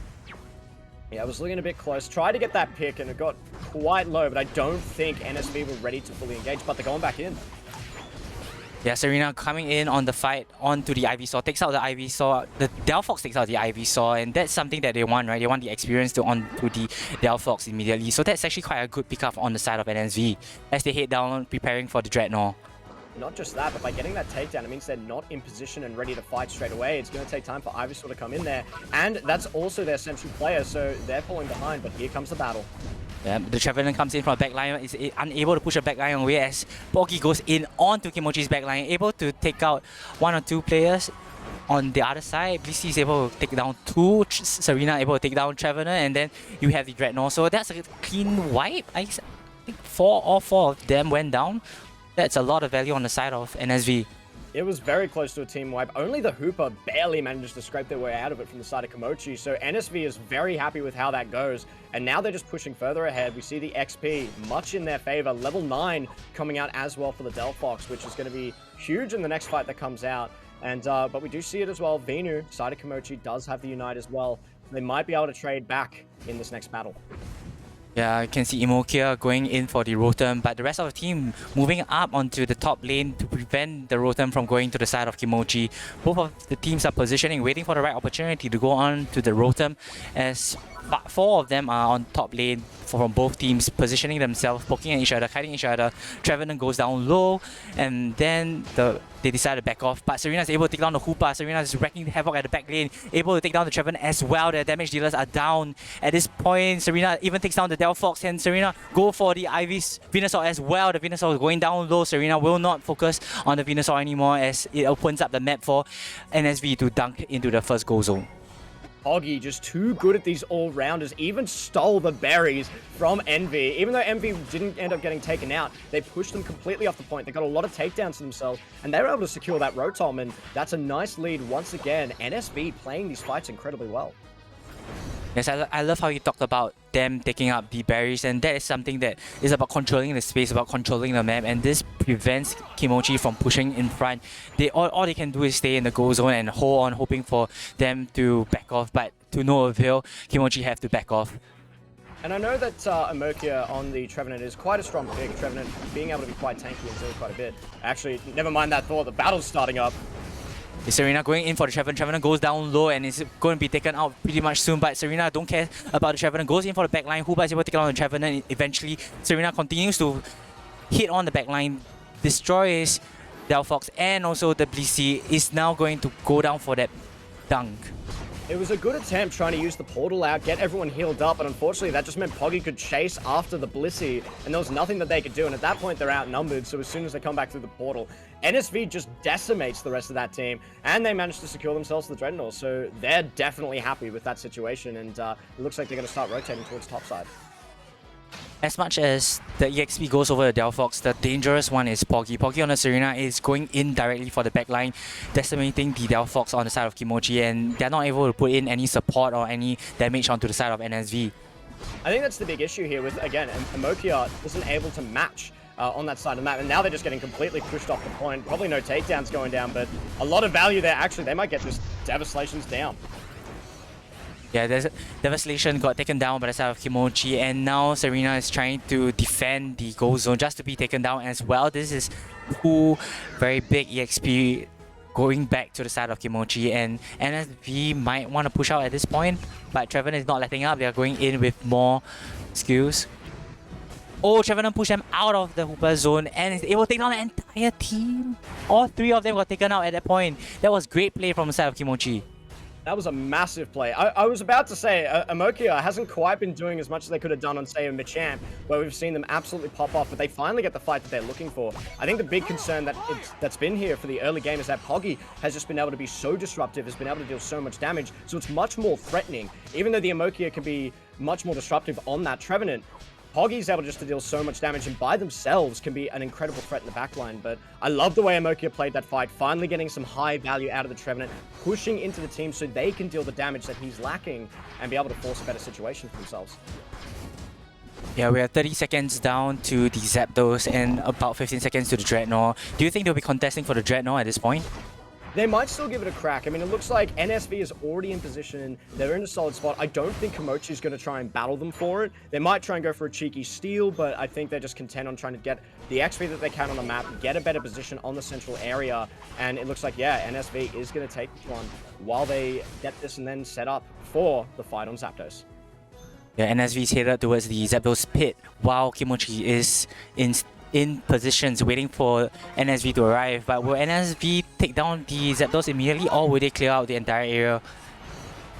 It looks like they're just posturing at the moment. The fight hasn't started yet. Devastation getting low. It looks like the battle is going to kick off now. Yeah, Imokia goes in trying to move the team away. The Venusaur goes for the back line. As we can see, it's just chaos. Everyone's fighting by themselves, and the Venusaur is able to take out the opposing team's Venusaur, while Downfox is able to take out Poggy, and then this Kimochi seems to be taking quite a bit, but at the end of the day, the team that comes out alive is NSV. NSV is able to wipe clean Kimochi and go in for the Zapdos. NSV just absolutely dismantled Kimochi there. They had the better position to begin with. They got themselves the advantage there with the Dreadnought as well, so they had the slide shielding. And as much as Kimochi tried to split them up, tried to get some damage out there, NSV just played the fight much better. They managed to get the angle that they needed. Imokia couldn't get the picks that they needed to and force them out of the way. And now NSV is just going to keep dunking for the win. And they should have this advantage, but still a minute left. The score isn't completely ridiculous yet. They would just need to all have big dunks and make it into the goals. Exactly. I do like to note that NSV was in a worse position in my opinion, but at the end of the day, Kimochi wasn't able to capitalize on their stronger position, and that was what happened. NSV was able to take the lead at that point, capitalize on the Zapdos, and continue dunking. You can see the Blissey is actually near their final goal zone, waiting to dunk at any point of time.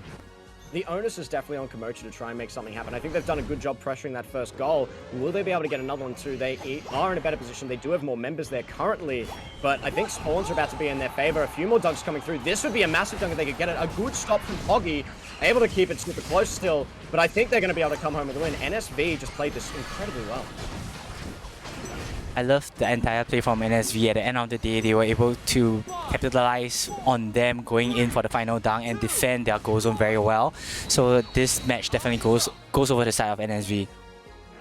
It was a good attempt, a good fight from Kimochi. Kimochi were having that better position on the Zapdos initially, but NSV just played the fight better again. Again, I think even though we saw some good stuff coming out from Imokia, I feel like they do more destructive stuff on one of those sort of all-rounder picks, the carry picks, the ones that can deal a bit more damage, and struggled to get in there and get the position they needed, and they weren't able to be as disruptive as Poggy was on that Serena, who was huge in those fights, and Devastation, getting the MVP for that one, dealing a ton of damage in the back line. I think both teams played it quite well, but end of the day, NSV just cleaner in those team fights by the end of it. Yeah, I don't think that Kimochi had any reply to NSV, because if you're just looking at how Serena has been controlling the back line at the start of the game, and then after that, despite Imokia's late game plays, it wasn't enough to turn the game around, as they are not able to capitalize on the points, and it's just so difficult for Kimochi to gain back the momentum, having lost most of the Dreadnought and even the Zapdos. Yeah, I think if you're going to concede the Serena, who has been a priority pick for quite some time, look at the damage there, 97k just on that Serena, and that's from all of the havoc that they were causing in the early game. They were getting so many skirmishes done, and then by the time they got to the late game, they just did a ton of team fight damage. They went the Stomp build, which allows you to get some CC as well, so you're still getting some value there, and it scales incredibly well. I think if you're not gonna pick it, you might as well ban it here. I think that's going to be the adaptation we have to see from Kimochi. I don't mind the idea of picking the Trevenant here, but let's get rid of the Serena so we can keep running it. Yeah, I do think that the next round, they might just ban the Serena, just because Poggy is just so versatile. You do want to take away the Machamp, you do want to take away the Serena from Poggy. Poggy is just such a technical player, he's so talented, and we want to see how Kimochi is able to turn the game around and isolate, Poggy from the game. Yeah, Poggy is nuts on every all-rounder that we've seen them on today. They always perform quite well, regardless of the situation. Even when they're falling behind, they find a way to weasel their way back into the game, make some crazy fights happen, and get the picks that they need. So I think you need to pick something or do your bans in a way that you open up an all-rounder that you're happy to play as well as Poggy. Try and match it rather than just trying to avoid it. So, if you're going to ban the Serena, we're probably going to see the Charizard, and we know that that was quite effective as well. So I think you need to match the damage, not necessarily go into a tank, just because he's going to find a way into the backline. They're going to find a way to disrupt the teams and just do tons of damage. Do you think that Kimochi would be going for the Pikachu again? Because they picked up the Pikachu quite a bit in the previous round, but this time around they didn't even go for the Pikachu. They didn't even go for the early game, which they clearly had a strategy for. Are they respecting an NSV? I think they might be showing a bit too much respect to NSV by not picking the Pikachu, which seems kind of weird to say, because I think Pikachu works incredibly well for their team. I think they get a ton of value and a ton of damage out of it. It doesn't always look like it in fights, because sometimes they just sort of pop it, and then, you know, there's no takedowns, but every single time they were using that Unite from Pikachu, they were able to zone people off of the point, zone them off of an objective. So I think they should go back to it. It's not a bad adaptation either, so definitely open for that, but I think pair it with other stuff. If you pair it with a Pikachu, pair it with a Delphox, that way you get a ton of AoE damage, and that's what I'm looking for. Yeah, I do think that at the end of the day, NSV has this strategy on having their key players and all of them just supporting their key players, but KOC Kimochi do wanna be mindful of that, you know, to isolate them so that he can't do as much from backline and be wary of his positioning. His positioning is impeccable. He's always coming from a certain angle, but even when he comes down for the team fight, you can see the top lane, there's another member of NSV going to the top lane to make sure that, you know, they are able to capitalize on it if they lose the team fight at the bot lane. So I do love the NSV strategy and the way that they are moving about their team. They're just too good at being able to manage team fights and manage around those two carries, protect the ones that matter, and then just make the fight extend out. So I think there's two ways you could approach this if you want to do it differently. You could run a very defensive sort of team, run carries that are happy to just scale up and just farm and deal tons of damage, something like a Decidueye Cinderace who can sit back and deal damage from a distance. Or you go completely flip that on its head, go all in, pick everything that can just dive onto their team and just cause havoc onto those carries, onto those ones that matter the most. Because if you take out those two members, get rid of Devastation, get rid of Poggy, they do still have the Delphox there that can deal damage, but at that point, you've lost your key players that have a way to deal with the back line, and then you just push in and go for the win. So it's risky and would rely on a lot of early game hijinks, a bit of crazy stuff going on, but it could definitely work out, and it would flip the game on the head because they haven't had to play against a team like that yet. Yeah, I do hope to see that composition, and it really sounds so promising to actually have that in the game because, I mean, you're already in the losers bracket. You just want to go all in, all out, and make sure that you take out the Serena and take out Poggy and take out Desolation, because both of them are just the key players on the side of NSV, and to just go all in, we want to see whether NSV can respond to that. Yeah, I think they're allowing NSV just to get away with what they want to do, and I think they just need to find a way to counter it. Or you just try and ban everything that they're going to run, but we've already determined that that's near impossible, so good luck. We will have to see what they decide to do in this next match. NSV versus Kimochi, so Kimochi needs to change it up. This could be the last match for Kimochi, and we are going into the picks. Just to let you guys know, NSV has banned Machamp and Slowbro, while Kimochi bans Absol and Serena, and that Serena was what we were talking about on Poggy. So we're going to see what Poggy has in reply. I actually love... they're locking it in. I thought for a second maybe they were just mousing it, but the Dragonite, we actually haven't seen them play this yet. I thought maybe they were going to go for a Charizard, which has already worked quite well for them in the past. But I actually like the adaptations from both teams. One, just banning out most of these things that can go on the back line. You do have to worry about Devastation back on the Aegislash, but picking the Greninja, which can farm a little bit more, just try and take chip damage in the back line. So you're relying instead on just a front-to-back team comp. Emoki is just going to keep people off for as long as they can, and then Fallen and Toxicity are going to protect Envy and Omen while they just deal consistent damage. So I think this is exactly the kind of adjustment we thought for that first quarter strategy to go against them, and I'm looking forward to seeing it. Yeah, Greninja is their key player on the side of Kimochi, and we do want to see how Kimochi is able to defend Greninja, because that's their only main attack other than Trevenant. And I mean, we're looking on the side of NSV. NSV has gone with quite a mobile team in my opinion. The Aegislash and the Dragonite, both pretty mobile and has so much burst damage that can burst down the opponent team. My assumption here looking at this will be that it's going to end up just being the Hyper Beam Dragonite. So it will sort of act as like a ranged carry in that sense, and just try and have that secure potential. I mean, we could be surprised. They might go for the Outrage build, but with the buffs that have happened, I imagine that's what we're going to see. And then Devastation, we saw what they've done in the previous games. That's going to be the key player. They need to get in the backline. They need to take down the Venusaur and the Greninja, or they're just able to survive, deal the damage, and just slowly chip away at the team. Yeah, both teams wise, I do think that it's going to be interesting to see. I mean, now it's still the game has just started. We just want to see how, Kimochi replies to this composition from the side of NSV. NSV's Poggy, it's just insane, and we're gonna see whether they're able to reply. Yeah, I'd love to see if Poggy is just still not out of bag of tricks yet. Able to bring out so many different mons and able to perform very proficiently on every single one, but we got a little bit of a skirmish happening on these Bs. Both teams aren't going in all out at the moment. Both teams are just trying to farm up and feed their respective carries, and you know, it's just they're not going to be very aggressive. I don't think they're going to be very aggressive. They're just going to wait until level 7 and the fight will then begin. Yeah, and I think it was good to rotate out of that situation for the Trevenant there, trying to get out of that one. It was a bit risky for Kimochi. Emokia getting quite low, still trying to play with fire a little bit. It is a Trevenant. They do have a lot of survivability, but you're absolutely right. They just want to scale up. And in that top side, it's looking very much in favor of the orange side squad there, just because they're able to get so much farm effectively. So NSV doing what they can and getting the damage threat in that top side.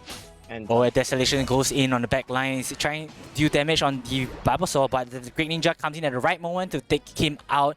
And this is what we're talking about. The Great Ninja is so important that he comes in at the right moment, take out the key players, and Desolation got caught out at that point. Yes, Greninja getting the XP and the credit for that one too. Very important. We want them to be the big carry for Kimochi. They need to get ahead. They need to get their damage out there. And so far, it's going quite well for them. We'll see if they can continue to hold on to this lead. And we see at least matching an XP, but here's another skirmish. Great Ninja is definitely coming in at the back line. He's slowly coming in. They're baiting them into the fight, but will they take the bait because Great Ninja comes in from the back? Will they be able to follow up? The bees come up and they're able to secure the bees for themselves. So I think top lane wise, it has gone over the side of Kimochi. Kimochi use of Great Ninja has been quite good. He's been able to go up and down the lane, putting on pressure on both sides. The Greninja has been a huge pick this game, and it's a stark contrast from the last time that we saw them. Because the Greninja last game that it was there didn't do too much, so they're putting all of their eggs in this basket, and they managed to secure the Dreadnought. Yeah, Great Ninja goes in for a backline, knocks out Delphox, and then after that, BC gets knocked out as well. Dragon Knight come into the game too late, and the rest of the team is collapsing on him. He'll get knocked out as well. And Kimochi is playing so much better this round. They're able to take the fight well. They're able to isolate the team members, take out the key players, and then capitalize on it. The Greninja seemed to have been the missing piece that they were looking for. The Trevenant didn't end up being that bad here. I was worried about seeing a Trevenant again, but the Greninja just having so much space because of that Trevenant to get in there, deal tons of damage. They're ahead now. They'll be level 10 very shortly, and they're just going to keep scaling. I would be much more afraid of this Greninja in the late game. Dragonite, yes, will have good secure potential with the Hyper Beam, but Greninja's just going to devastate the back lines. That's right, and right now the Rotom goes over the side of NSV. NSV wants to pile the pressure onto the side of Kimochi as the rest of the team is gathering up to defend the goal zone, finishes up Delphox, and then trying to collapse on the Dragonite. Dragonite might not be able to escape, but the Great Ninja got knocked out by AG Slash, and AG Slash is falling in on the back line. AG Slash also gets taken out by the Venusaur, and Venusaur takes out 3 in this team exchange. Omen becoming huge in that fight, and now there's 2 scary carries for the side of Kimochi. You're going to be very worried to see both the Venu and the Greninja. And again, this is where the job of that Aegislash and the Dragonite's going to come in. They need to be able to get in the back line. They need to take down these 2 carries. But how are they going to reach them? They've got a Trevenant in the front line. They've got 2 supports. They're going to be sitting on them the whole time, just peeling and giving them heals and all the support that they need. It's going to be very tough. So good luck to them. I hope they can get something, miracles happening. Or do they just go for the Zapdos still? They do have a Dragonite. There is a way they can play the game. They might not even necessarily need to fight them directly until they get an advantage. The side of NSV, they are starting to rotate down to the bot lane, waiting for the Dreadnought. I do think that this Dreadnought is critical for them as both teams start to engage. The Hoopa comes up, the rest of the team trying to burst down each other. It's just utter chaos, but the Great Ninja is able to take down the Dragonite. The Dragonite cannot secure it anymore. The Aegislash goes in for the Blissey. Blissey goes down. The Dreadnought gets secured by NSV. NSV will turn this game around. Chases after Hoopa. Hoopa goes down low. The Fire Spin is going in for the Hoopa. Hoopa cannot teleport back. Gets finished off by the Blissey. Devastation huge in that fight. The Aegislash getting the takedowns they needed. They took down the Venusaur, they took down the Greninja, and not only that, they were able to do it because of the steal that they managed to get onto that Dreadnought, giving them that bit of extra shielding, letting them survive that little bit longer so they could actually get damage done. And that's what we need to see. We need Aegislash to get in that backline. Devastation is going to have...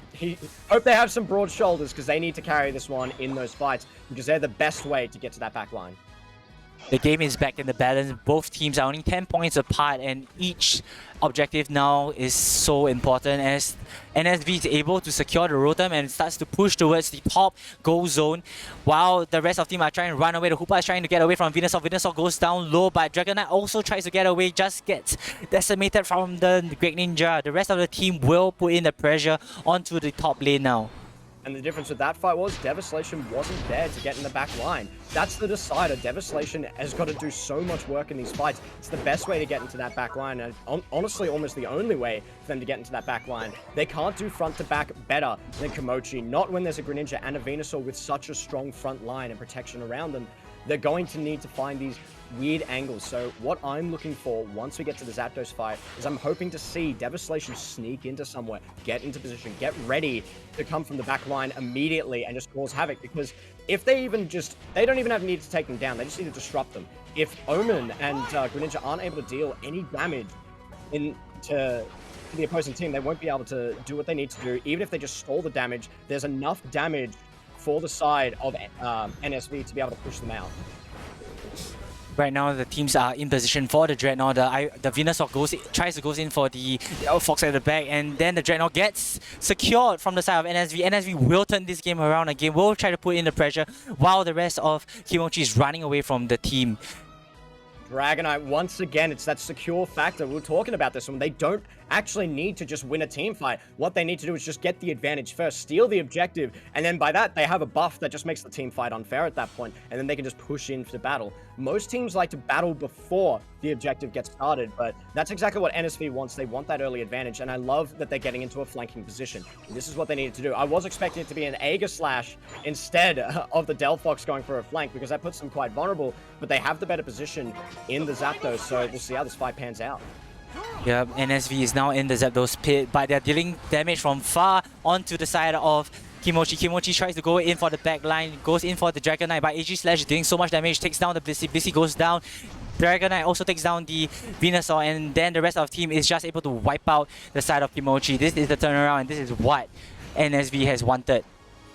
NSV gets the fight that they were looking for. They had the better position, and that's what won them the fight. Greninja and Venusaur just couldn't deal the damage. They were just getting too disrupted by the rest of the team. Devastation doing what they do best. And honestly, just a really well done fight for the side of NSV. And now they've gotten all the dunks. I don't think we're going to be able to see much coming back for the side of Komochi, but there's still time. Can they get the big dunks? Can they win the fights that they need to? We need them to group up and get some staggered backs here. If they can take down Delphox here, that would actually be pretty huge. And if they Delphox goes down. And I do think that even though Delphox goes down, they need to start pressuring them. So the respawn is like about 20 seconds, and it's their chance to score, right? And they need to close up the gap as soon as possible. We are less than a minute away from the end of the game. The rest of the team comes in, tries to defend the goal zone, and they are just trying to destroy them first before they secure the points in the goal zone. I think Komochi might actually have this one. They've staggered the back so much, they might be able to get a comeback here. We'll have to see if they can continue to keep up this pressure, because they've only got 30 seconds left. They need to keep staggering the backs, but now the rest of the team's here. Now it's looking unlikely in this situation. They probably get the stop on that Greninja as well. But it's a good attempt, and now it seems like they did their best, but it looks like NSV will take this win. The NSV did so well and made the choice to lure them into the Zapdos fight and then turn the game around, scoring 3 goal zones, destroying them immediately, and then putting in additional points into their final goal zone. So all they need to do now is just defend and see the game out, and which is what they're doing. It was a good counter push from Komochi. What I would have loved to have seen there, for them to be able to take it home and prevent NSV from getting that win, was to be able to group up and go for the fight instead. They prioritized the dunks a little bit too much, but there was still 20 seconds on them left. If they got a few more takedowns, and they could have just gotten all of their dunks all in at once, nothing that NSV would have been able to do that. But NSV, they play the defense right, they take their time, they're patient, and they manage to win the fight. They use the Dragonite to such great success. The Hyper Beam coming in huge, securing those objectives, and that's what we needed to see from them to win, because they weren't going to win an outright team fight, so they played it well. I love what you just said, because at the end of the day, if they were able to take out the entire team, that was when they can secure the dunks. Just look at the Great Ninja, we were talking about how important the Great Ninja was, and the Great Ninja did pretty well in the early to mid game, just for it to just die off towards the end, as the rest of the team is not able to capitalize off his picks. So I do want to see more from NSV moving forward, as this is the last time we'll be seeing Kimoji, and they have been eliminated from the championship. Unfortunate for Komochi, but they did put on a good show. They tried a bunch of different compositions. Very glad to see it, and we were blessed with Amoki as Machamp, so I was very glad we got to see that for a couple of games before they have left this one. So unfortunate for them. I do want to give some credit again. That Greninja performed quite well. Unfortunately, in those final fights, they just went in a little bit too deep without the rest of the team, and so they just got picked off. I think they just needed to play it slower, so definitely a good attempt from Komochi, but NSV will continue on in the losers bracket and still have a chance to win it all. That's right. Even the Venusaur at one point of time from Omen nearly looked like they are able to carry the game, but you know, something just went wrong towards the late game, and they got picked off by NSV pretty much. And NSV kept their cool despite losing the early game, and is able to turn the game around and win and move on to the next stage of the losers brackets. Sometimes that's all it is. You just need to try and keep a cool head, play the fights correctly, navigate them in the right way, try not to give too much. And that's exactly what NSV did. They knew that they had to secure with the Dragonite, so they just said, hey, we can concede the early game a little bit. Once we have Hyper Beam in our back pocket, we'll just secure every objective and just win from there. And that's exactly what we saw. I really like the pool of Pokemon that Poggy has in his Plethora. It's just insane, right? He has so much that he can bring out. The Charizard, we see him on the Serena, see him on the Dragonite, and what other Pokemon is he going to bring out in the later part of the tournament? It's insane. They've carried on every single pick they've had. Their most, I don't even want to really say disappointing, because they still played it well, was the Lucario, and it wasn't even that bad. It still performed fine. It just got outscaled. That was the only main difference. So I think it's still going quite well. Poggy has played everything. We know they can play every all-rounder, so I think it's impossible to ban them out. So I think that's very advantageous, and that might be what allows them to go the distance and could be the difference maker and what allows them to potentially win it all. They might upset Renaissance, but they've still got a long way to go. But that's another thing, right? Because it's not just Poggy, it's Desolation as well. Desolation, for one moment, he can be using the Venusaur, and he's doing so well on Venusaur. Next moment, he switches it up into something more offensive, and he takes in the AG Slash. AG Slash just goes into the back line, and is able just to clean up the entire team. So it's quite amazing to see this team coming up with all this different composition, coming up with all the different style of play, and it's not just having one play style. I think that's a very good point. NSV is either able to put Devastation on that Venusaur, which just acts as the rock for that team, just consistent damage, and will always perform well and just do what they need to do and deal that nice DPS. Or put them on the Aegislash, they become the primary carry, they start doing crazy stuff in the backline. What I'd be interested to see is then, if you're one of these opposing teams and you're dropping games to NSV, maybe you opt to get rid of both the Venusaur and the Aegislash, because what do you put the Devastation on? Is that going to be enough? Have they got another pick in their pocket as well? Are they just like Poggy? We'll just have to wait and see. And we will have to wait and see, because next up it will be Renaissance against Elite Four in the winner bracket final. We'll be going for a 10 minutes break, so till then we'll see you guys.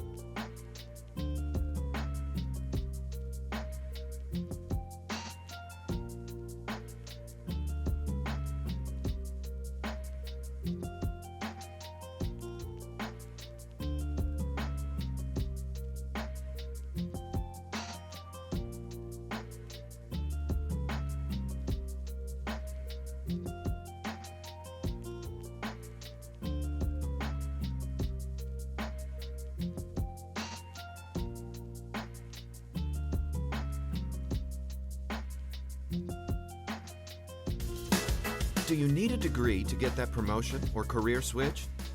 Graduate with an honors degree from Birmingham City University in 1 year. Established since 1843, you can choose from a variety of leading business programs. Diploma holders can complete the degree in 1 year. Assignment-based assessment allows you to manage your time better by spreading out your workload. No weekend classes means you don't have to compromise on your social and family life. Find out more today.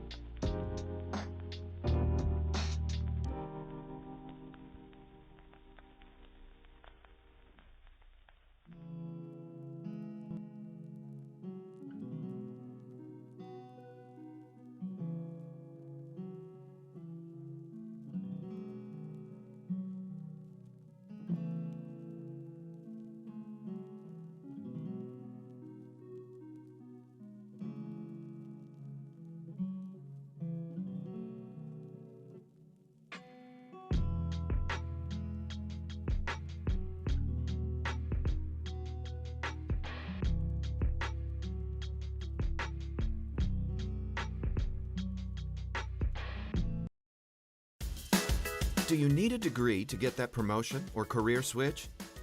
Graduate with an honors degree from Birmingham City University in 1 year. Established since 1843, you can choose from a variety of leading business programs. Diploma holders can complete the degree in 1 year. Assignment-based assessment allows you to manage your time better by spreading out your workload.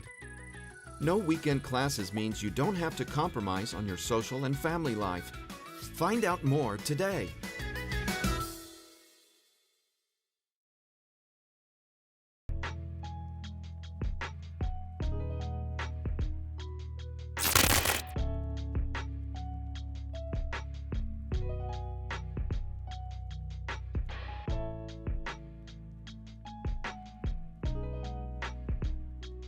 Hello and welcome back to Lion City League Pokemon Unite Championship.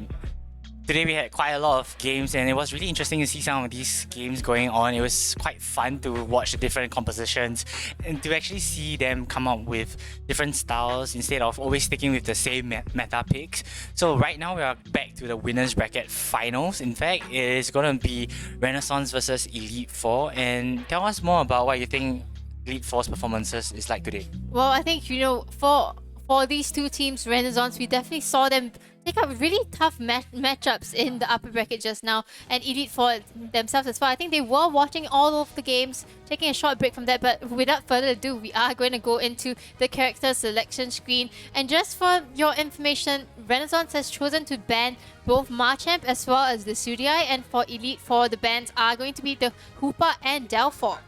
This is very interesting because definitely Renaissance was watching Elite Four, and Elite Four had their strategy built around the Decidueye, allowing him to, just deal so much damage from the backline, sniping people.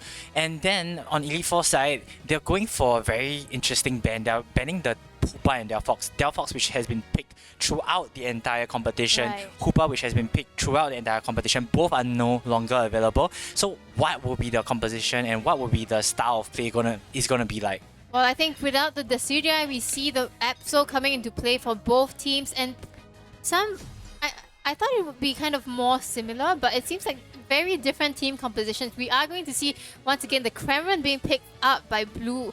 We saw how Pokeballers weren't able to use that Cramorant against the Absol, so it will be quite interesting to see how they plan to do it this time around. For the side of Elite Four, if they have a different strategy going around it, it will be interesting to see. Yeah, and the Alolan Ninetales is being picked here as well. I do think that despite it just being a special attacker, it has so much versatility in terms of CCs. It's able to like slow and able to stun to a certain extent. And both, if you're looking at how Elite Four plays, they love to go for a CC heavy team. But this time around, they not only have that, they have the Absol, which is able to take out people one by one. So it'll be interesting to see how it plays out, because looking at the map, you can see that the Cramorant is the one in the mid jungle and not the Absol. The Absol isn't in the mid lane, but in the top lane instead. Yep, I think that's because, Absol, it scales really fast, and even in the very early stages before it reaches level 5, it's able to dish out a lot of damage very quickly. We do see that being able to bring down a little bit of on the side of Chani, and Lance managing to still stay alive, even though there is like an onslaught going on at top lane. The Swinub will be going down a little bit too overextended, I must say. So a little bit towards the side of Renaissance at this point. It might be the same story again, because in earlier games you saw how the Memo Swine was so important, and if they are not able to get the Memo Swine, the team fight can't happen. So it is them taking down the Swinub is so important, because it doesn't allow him to continue gaining experience as they go for the beast. There might be a fight over here, goes in with a poke for Lance, but isn't able to take much out of it. Yeah, and I feel like, they have a very strong top lane, right? But Absol, it's still not level 5. So as compared to the side of Renaissance, with Absol level 6 already, he is definitely going to be able to do a lot more as compared to the side of Elite Four. So Elite Four is really playing the slow game at this point. They really want to look to win the mid to late game with the team composition that they have so far, but they can't lose too much in the early game. If not, that's not going to even come up or happen, right? Yes, it's very important for them to stay alive in the early game and to rake in the EXP, to rake in their level so that they can reach the late game and start dishing out the damage. It's very important for the team to get up the later levels to deal the damage, else there will not be any damage output coming from the side of Elite Four. Yep, and it seems like this Kremlin has gone with the air/dive combination. I feel like this is a much better skill set as compared to the one that, we saw Pokeballers use just now. It does give Kremlin a little bit more mobility, and that allows him to juke a little bit more from this Absol while dealing his damage to him as well.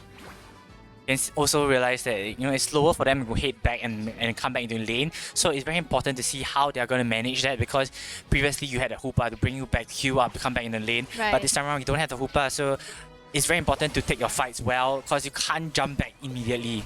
Yeah, I really like the combination of Ninetales and Kremlin. They're just able to reduce the damage taken, especially for these very squishy Pokemons on the side of E4. So they are playing a little bit aggressive. They might be able to get a small knockouts here, but not... Oh, yes, they do!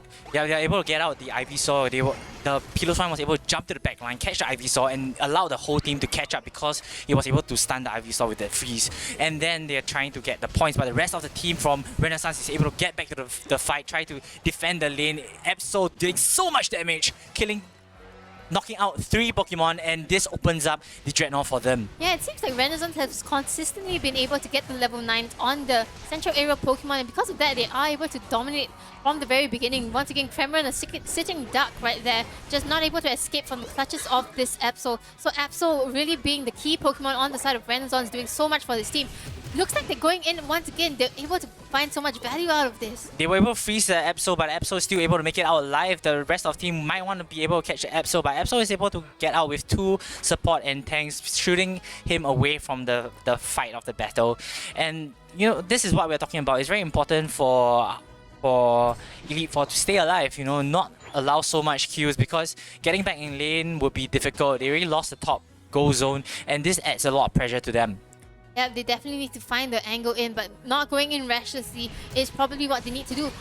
Being caught out here, the Blissey. Oh, but Absol! The Unite move, Absol will be going down. This is exactly what they need. They need to get all these knockouts, get the EXP for them, and Kremlin finds another knockout onto the side of Renaissance. Yeah, Elite Four finds an opportunity to collapse onto Renaissance. Renaissance trying to regroup, reshuffle their team, trying to stay together. And you can see like the Memo Song is just going for the back line, making sure that the back line Elder Gods cannot be part of the battle, but the rest of the team is not able to take out anyone. So they are going to retreat right now. But the Absol comes in the battle trying to, take up some damage, but to no avail. Well, I think they don't lose too much value out of it. They do manage to find some knockouts, get the Rotom, and not lose too much from that fight. They don't get any dunks in, but I think that's a win for the side of E4. Yeah, E4 found the chance to go back in onto the side after the Absol was knocked out from the Blissey. We don't expect that to happen, right? Because Blissey is a tank. But for the Absol to be taken out immediately like that, they recognize it as an opportunity and try to capitalize on it. Yep, they definitely did, and they actually have the patience to actually disengage properly, and they are instead not, once again, opting to go for the top lane instead of this Dreadnought fight. So they're going to break the tier 1 goal zone and maybe try and translate it to even more points, but at the bottom lane, it means that Renaissance, they will be able to break tier 1 as well. Yes, it's the same thing, right? It's what they played in the previous rounds. Their strategy is to give up the Dreadnought if they can't contest it and then start scoring the points. But at this point of time, the rest of the team is being collapsed upon as there's so much buff coming in on the side of Renaissance. Renaissance can dish out so much damage. Look at Venusaur going in with so much damage onto the rest of Elite Four. Yeah, and you look at the Absols as them just bringing out the other Absol with the super luck and all the crits again. So sometimes for this Absol 1v1 kind of situation, you never know how it's gonna go, right? And it seems like E4, they are the ones who will go out of that with a positive, and I guess both of the teams right now probably just try to farm around. I don't think they'll go for the Rotom so soon, will they? It seems like Lorelei is already in position. But, this Rotom is not going to translate too much. I feel like they see a lot of farm, especially on the side of Renaissance, and that should be more important for them. But that's what Elite Four wants. They want the team fight. So they're actually luring Renaissance to come in for the team fight to actually get them out. They are trying to distract them. And you look at the bottom lane, the Ninetales is trying to do some points at the bot lane and continue scoring that, and they are able to defend. That's the thing. They're able to defend the Rotom, get some points down at the bot lane and extend their lead. Yeah, I really like what Elite Four is doing. They are always looking out for this Absol and going for him first. Absol is always the first one to go down in the team fight, and because of that, Renaissance isn't able to come back from that team fight. Elite Four clearly have a plan here and it's working out very well for them. We talk about the late game, and at the end of the day, once the Memo Swine is up, it's able to reposition the team of Renaissance, and Renaissance can't get in to queue off to knock out their important key players such as the Cramoran and the Epso. Yeah, I think the Mammal Swine is doing so much for the team, along with the Alola Ninetale. It's always this freeze composition that we've seen a little bit in Season 2, and it's actually making a lot of sense for this, right? They have a lot of ability to freeze, a lot of ability to just disrupt the kind of team fights for Renaissance, and yeah, it seems like they have Elite Four has given up that last Dreadnought, they do so, but they do get a favorable position into the Zed pit. Cameron goes in for the backline. The backline looks to be decimated, and Epso is able to take out Serena. Serena goes down. Epso is also going to try and take out the Serena. So both teams, they are trying to get the knockouts here. Both teams close with Mamoswine still alive. Mamoswine trying to get out of this, but will not be able to. Epso still on the team, but Epso can't do much at this point. Yeah, I think they kind of started the fight too early, and because of that, you know, Renaissance, they are coming back already, but I'm wondering if E4, they still have a chance to kind of snipe this. The snipe? No, the snipe didn't happen at this point. Yeah, and because of that, you know, they started the fight too early. They tried to take it fast, but Renaissance, they come back, and it's just very hard for the side of E4 to kind of take it, especially because they don't really have a Pokemon to grab the objectives as quickly. They don't have like a Lucario burst move, and with that, you know, I think this first game, it's definitely going to the side of Renaissance. Yeah, Elite Four wanted to position themselves well to actually take the Zapdos fight because they recognize how important that Zapdos was, but was caught out because they actually went in too early, as you said. It's important for Elite Four to actually just wait out a little bit more as they unleash all their moves, but the thing was, before they unleashed all their moves, they went in and the team was slowly taken out. The Epso actually take out the Serena, so I thought they might have the fight, but they actually lost the fight. And with 1 minute left, we don't know whether Elite Four can score some points. It's about 400 points difference. It looks dire for them. Yeah, I think we need to give credit to Renaissance as well, right? They always seem to be losing, but whenever any slightest chance of mistakes seen from the other side, they are able to capitalize on that and make the changes that they need to actually come back into this game. And this is exactly what happened in this game, right? They saw the opportunity after the Zapdos and they took it, and they just are in the lead right now. How did Lance get out of that? Yeah, they need to be very careful, right? Ooh. Can a turnaround happen? Because at this point you can see they are pushing in onto the goal zones. They are trying to score the points. It's about 300 points difference. If they are able to max out their points, their AOS, and go in, we might see a turnaround in the last minute, but it might be unlikely because Renaissance is defending very well. Shields, without any buddy barriers that stack anymore, it's a bit hard to get the last minute dunks in. So of course, I think Elite Four, they did pretty well, I must say, from the beginning of this game until the end. Just need to make sure to clear out any slightest form of mistakes, because you know this RNS, they have been able to capitalize on any kind of mistakes regardless of teams, and they have to be very careful for this. And very interestingly, the MVP goes to blue on the Cramoran. This Cramoran is doing so much for his team. Yeah, we saw a Cramoran earlier and that didn't work out, but in this game, this Cramoran is dealing so much damage, for helping them to do so much damage. But you know, if you look at Lance, look at that, 115,000, but that can be stated as Yang is 130,000. That's insane. That's so much damage. Yeah. That's the most we've seen today, actually. Yeah, I think so, because like, you know, as that Venusaur, you have a lot of bulkiness to your set, plus the fact that you deal a lot of AoE damage as well. So look at the damage taken, 85,000. That's a lot of damage that he has tanked for his team, and allowed the team to you know, have vision on the side of Elite Four, and kind of allow Kamiru to engage in the team fights afterwards as well. Actually, I do want to know, what do you feel about this composition? Because this is not a composition that they're able to move about as much as with a Hoopa, right? So what worked out for Renaissance? Well, I think, you know, you have that very tanky Venusaur at the front line with the Blissey, so it also allows them to kind of take very long sustained team fights as compared to the other side of Elite Four, right? They don't have that kind of tankiness, and with the tankiness and front line, you can just go in front, and that allows you to get a lot of vision onto the other team and helps you to position yourself better as well for the team fight. So I think that probably came to play a lot in especially at the Zapdos fight. What about Elite Four? Because they seem to always give up the Dreadnought and always try to go for a different objective. Does this kind of game plan actually work for them?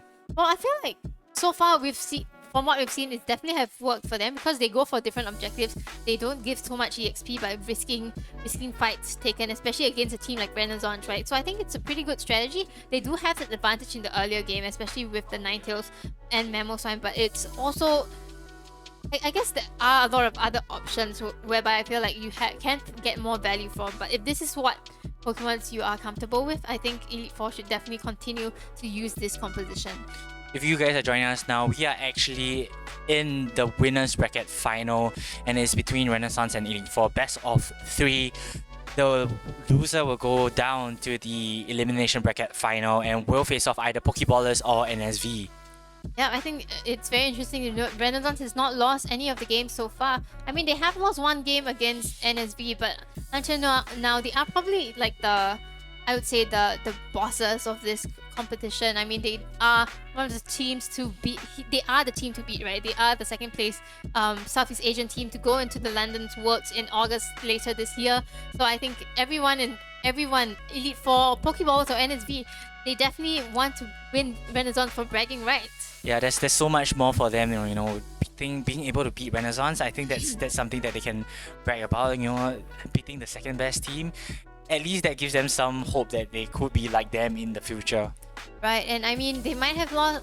They might not have the chance to go for the London Worlds, but I think just being able to win the Lion City League, is already a very big statement considering the fact that we have had 3 qualifiers, and now we are already at this championship. So a lot of prize at stake as well, and I'm pretty sure everyone has their eyes on it. How do you think that the next match? How would the team set up? Do you think that Elite Four will continue with their slow meta? I think it has worked out pretty well for them so far. So I think they definitely can use it again. And I mean, we've seen them use it all the way since the very beginning of today, right? They have used it against Pokeballers and NSV, was it? Oh, I can't remember. yeah, I can't really put my head to it, but with Renaissance as well, it seems like this is what they're confident with, and this is probably what they're gonna go into with. So Kimochi and no Lucario. It was a forfeit. Right, because it is a forfeit. So they have used it in every single game against Kimochi, and they're using it now again.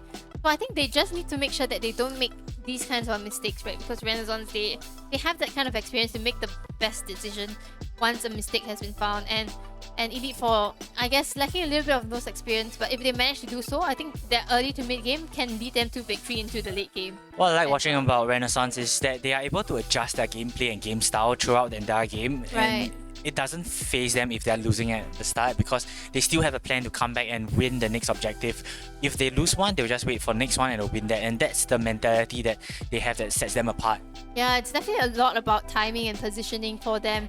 And with all this experience under their belt, I'm sure they know I guess they are expected to know all of it and how to actually respond to all of these things. So Elite Four, they have to come up with something a little bit more non-conventional, I must say, in order for them to actually find an angle against Renaissance. They've been doing pretty good so far, so it'll be quite interesting to see what they choose to bring into the second game.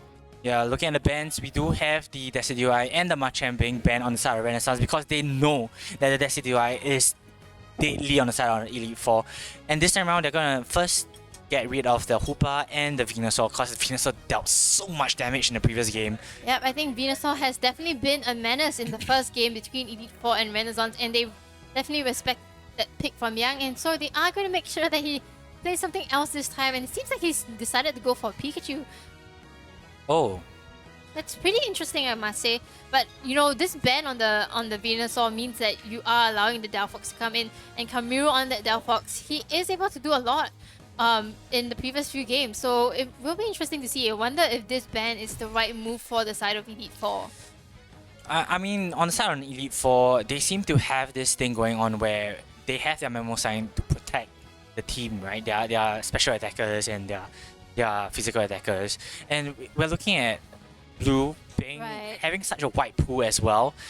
We mentioned about Poggy earlier on, but even Blue have such a wide spectrum of Pokemon that he can play. So it will be very interesting to see how he plays the Charizard. Yeah, I think, we saw how NSV managed to win one game against Renaissance with this Charizard pick. So maybe this is what they want to do, right? They open up the Delphox pick for the side of Renaissance, but that leaves this Charizard open to counter it. So I think it's a very good strategy coming in from Elite Four. They definitely have thought it through. And I just hope that, they are able to use this to great effectiveness.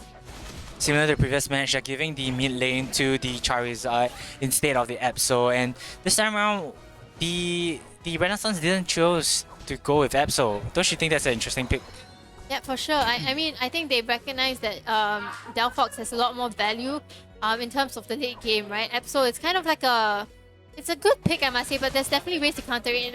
And I guess, just now the Oh, they're Absol gonna get two side- knockups at this point? No, they're able to get one knockup. Absol was able to go in on the Elder Gods, and the Elder Gods was low, so nearly got the Serena, but the Serena was able to level up, and And almost falls to Rebongs, but will be able to get out. Lorelei, though, might not be so lucky.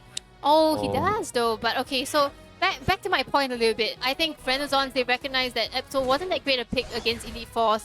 A Mammal Swine as well as the Ninetale combination. So this is probably why they want to play a little bit from the back lines, play with Pikachu as well as the Delphox. yeah, Charmeleon and Delphox already on level 5, so they are waiting for their level 6 and 7 respectively to gain that level, the power spike, and do actual damage onto each other's teams. Yep, so Elite Four still a late game team composition, I must say. But it seems like they are able to find a lot of value in the early game, especially on this Absol. Absol already level 5 without being in the central area, doing a really good job at top, holding 2 Pokemons. While, they are kind of like translating more at the bottom lane as well. But of course, this is coming at the cost of the Mammal Swine. It's still a Swine up at level 4. But you mentioned earlier that the Absol has that early game damage, and that is why the Absol was there, so that they can take down the opponent's team, preventing them from getting EXP. But at this point of time, Renaissance is able to dunk in and put on the pressure on the Absol. Absol's going down low, but the rest of the team isn't able to come and defend that goal zone as Renaissance takes in some points. Yeah, Renaissance actually rotating 4 Pokemon to top lane for this team fight. They really want this. They really want to get to this Absol for sure, as well as this Charmeleon. But they aren't really able to find that much value even by translating 4 Pokemon to the top. Yeah, they've been opening up the map for the teams to score, opening up the team fight, preventing Absol from coming back in to deal damage, and that was what they did, isolating the Absol, and the rest of the team couldn't do much at all as they are able to score points on the first goal zone. And I think once again we are seeing a similar strategy used by Elite Four. They aren't really making that much rotation to bottom lane, but Renaissance, they are already there. Delphox coming down as well. So, Charmeleon once again just waiting to get his level 9 early, and once he is online, I think that is when they want to go for an attack on the side of Renaissance. And that's probably why they decided to ban the Hoopa, right? Because they can't jump back up to the top lane to defend the Rotom. So at least it's secure the Rotom. But at the bot lane, Serena goes in for the Ninetales. Ninetales goes down. Then Piloswine cannot defend this because the rest of the team is just stacked there. They're going to score some more points, extending the lead for Renaissance. Yeah, and while all this is happening, Charizard is now online on the side of Elite Four. He will be able to break the tier 1 goal zone at top. But bottom lane, though, they are really suffering. Renaissance is pushing through to the tier 2. They are able to use their Unite moves, get in a lot of dunks as well. So they find extremely a lot of value. But it seems like Charizard is here. Will he be the difference maker, though? Seismic Toss comes in, might not be able to take out anybody. Delphox is able to take out Absol. Absol is out of the game. Serena also takes out the Alolan Ninetales. Can Charizard take out anyone at all, because he's going down low and the rest of the team is still so high in terms of the health? They are just piling in the pressures, making sure that they score this because of what Charizard did at top lane. Yep, Charizard already used up his Unite move just like that, but they don't find any value at all. They aren't able to bring down any of the Pokemons on Renaissance, and that's because probably of the Blissey and Elder Gods combination, just providing them all the sustain that they need. Even at the tier 2 gold zone, Elite Four, they just aren't able to bring down Renaissance. Renaissance knows that Elite Four wants that points at the top lane, but they know that they can outscore them at the bot lane by piling the pressure because their main damage dealer is not at their bot lane, and that was what they did. They made Elite Four pay for the decision that they made. Yeah, and I must say, it really has done extremely well. Blissey and Mamoswine, Piloswine has not even gotten their Unite moves for the side of Elite Four, and it's already half the game over. So this late game team composition, it's not coming in online soon enough. I do think that Elite Four needs to take the next Dreadnought instead of giving up the Dreadnought again. While I get that they are trying to score the points at the top lane, but that Dreadnought will be so crucial for them, and they cannot defend the bot goal zone if Renaissance choose to decide to push that. Yep, it seems like they are trying to go for the top lane, but you know, Renaissance, they are going to be responding very quickly. Yang has already used his Unite move, and Elite Four, they need to back off here, or they will be in danger. This Piloswine, not a mammal yet. He needs to focus his leveling instead of trying to go for these sneaky dunks and plays. Renaissance nearly cut out Elite Four from escaping, and that was that flank. It was just so close. At any moment, Piloswine goes down. They have nobody to pull the team apart, and that was the chance for Renaissance to take advantage. But that didn't come to fruition. Yeah, and not to mention they do have their Unite moves here. Renaissance, they are going to try to push this in. It's the 4-minute mark. They still have the time. The Unite move is popped from the Charizard as well as Blissey, but are they able to find any knockouts? They still can't find any one of them. No, not a single knockup was made from the side of Elite Four. Instead, Renaissance clean up 4 members on the side of Elite Four, take the goal zone, and it looks like Renaissance have a lot of control over this game. Yeah, it does seem that Renaissance is dominating this game against Elite Four. Elite Four has the right picks, I feel. They have the Charizard, they have the Mamoswine, they have the Ninetales to dish out so much of the CCs, but it's just apparently not enough. I think they need to focus on one specific Pokemon on the side of Renaissance if they want to pick them off in a team fight, but it's just not happening. Yeah, the Charizard isn't dealing enough to the backline, and the Serena, while the Charizard is trying to wipe out the backline, is able to wipe out all the support, and then your Ninetales just gets out of the picture. Absol isn't able to do any more damage, and that was the issue, right? Elite Four needed to stay alive as much as they can, but this isn't happening for them. Yeah, and not to mention the fact that Renaissance macro plays are so good. They are spread out across the entirety of the map. They can find Elite Four. They zone them out from the bottom lane, and they have vision on the mid and top lane as well. So you know they are just positioned so well, and it's definitely something that is trained after a lot of practices, and they're able to probably get this Dreadnought without any contest at all. This is the 3rd Dreadnought on the side of Renaissance, and it's a clean wipe for the side of Renaissance. They are going to position themselves into the Zapdos pit, but Renaissance will definitely scout out the bushes, trying to find out where Elite Four is. Yeah, and they seem to be positioning for the Rotom. I'm not sure that Elite Four kind of expected this. There might be enough time to actually grab it, but no, they decide to kind of retreat back towards the... Well, the team fight goes in right now. Oh, Charizard is trying to isolate someone, but it's taken out by the Serena. And with this, I think it's going to be extremely hard for Elite Four. 4 down on the side of Elite Four. Chubak is left, but Chubak is so low. Chani will be probably able to get him.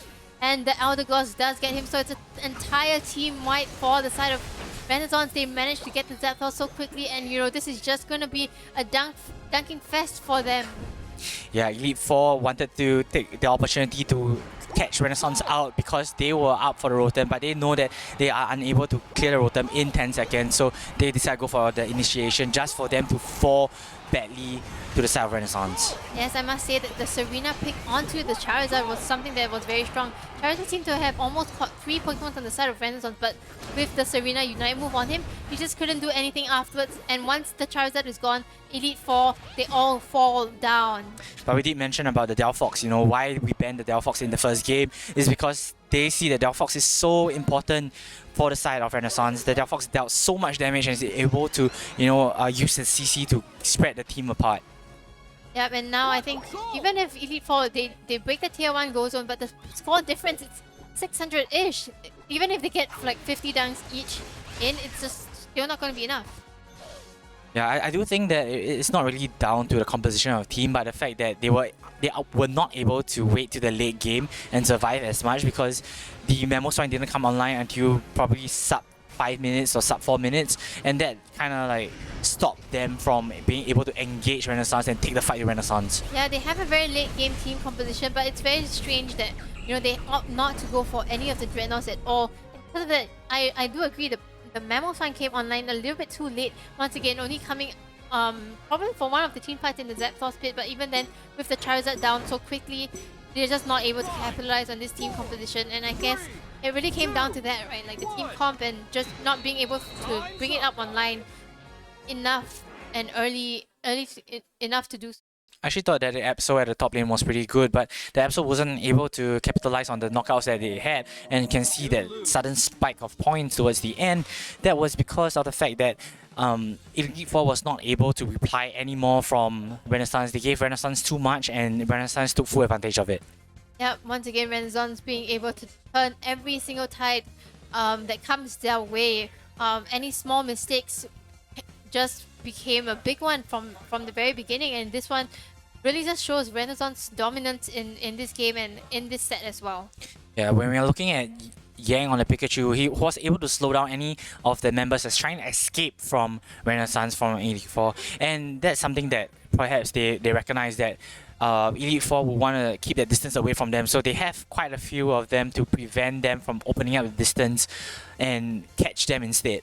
Right, and I think, you know, on the side of Elite Four, their strategy has worked a little bit in the earlier parts of today, but then, you know, it's getting a little bit repetitive, and I think the other teams are able to catch on to this, and it might be a little bit hard for them if they plan to use this strategy again for the later games.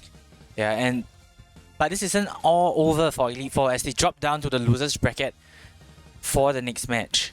Yep, so the match between Pokeballers as well as NSV is probably ongoing at this point. So when we come back later, we will have a match between Elite Four and whoever wins that the loser bracket semifinals.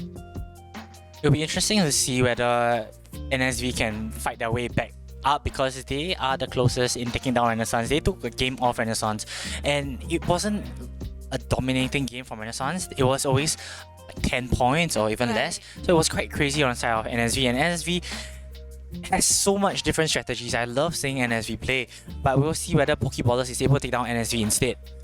Yep, so we will be watching that after the break, but before that we will go for a short break first, so we will see you guys soon.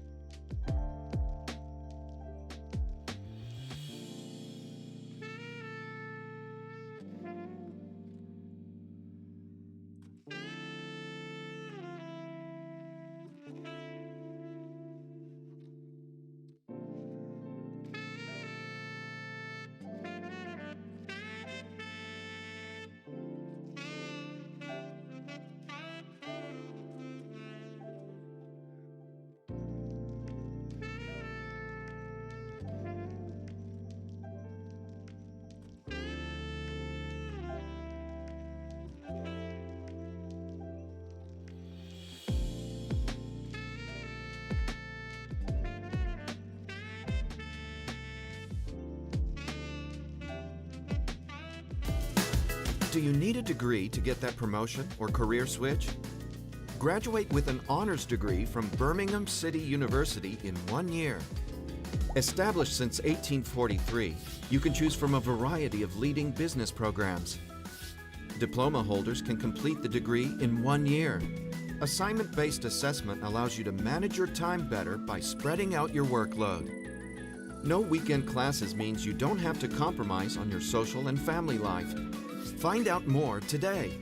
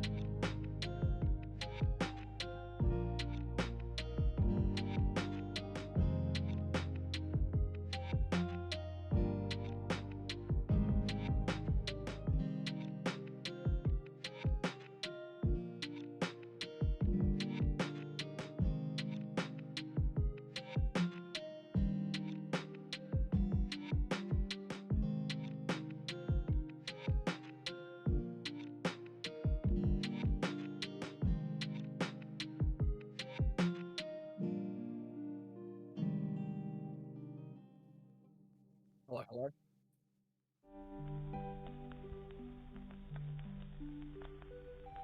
Hello, hello.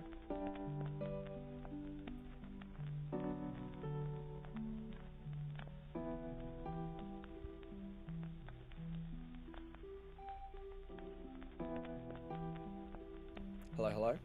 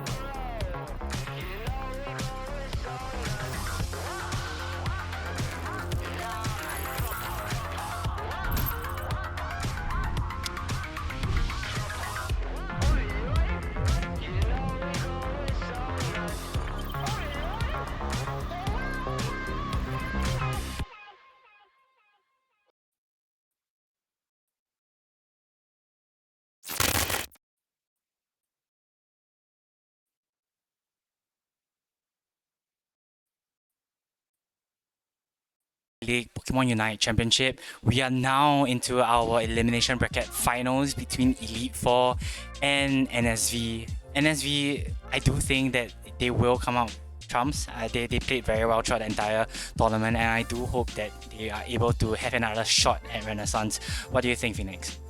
I mean, look, they definitely seem to be the ones that could push Renaissance to the limit, even though Renaissance did come out on top and looked slightly better in most of those games. It was pretty close. NSV definitely gave them a run for their money, and it looked very scary. But in saying that, Elite Four, I think, does match up pretty well into NSV here, so they have a chance to potentially upset NSV. I'm not sure if they'll be as favored, even if they do come out on top in this series, to then go on to Renaissance and be able to potentially win. So I think NSV definitely has the best shot against the grand final match if they can make it. But I think Elite Four, if they're hungry for it, if they play well, they can definitely take some games off NSV and might be able to give Renaissance another run for their money as well.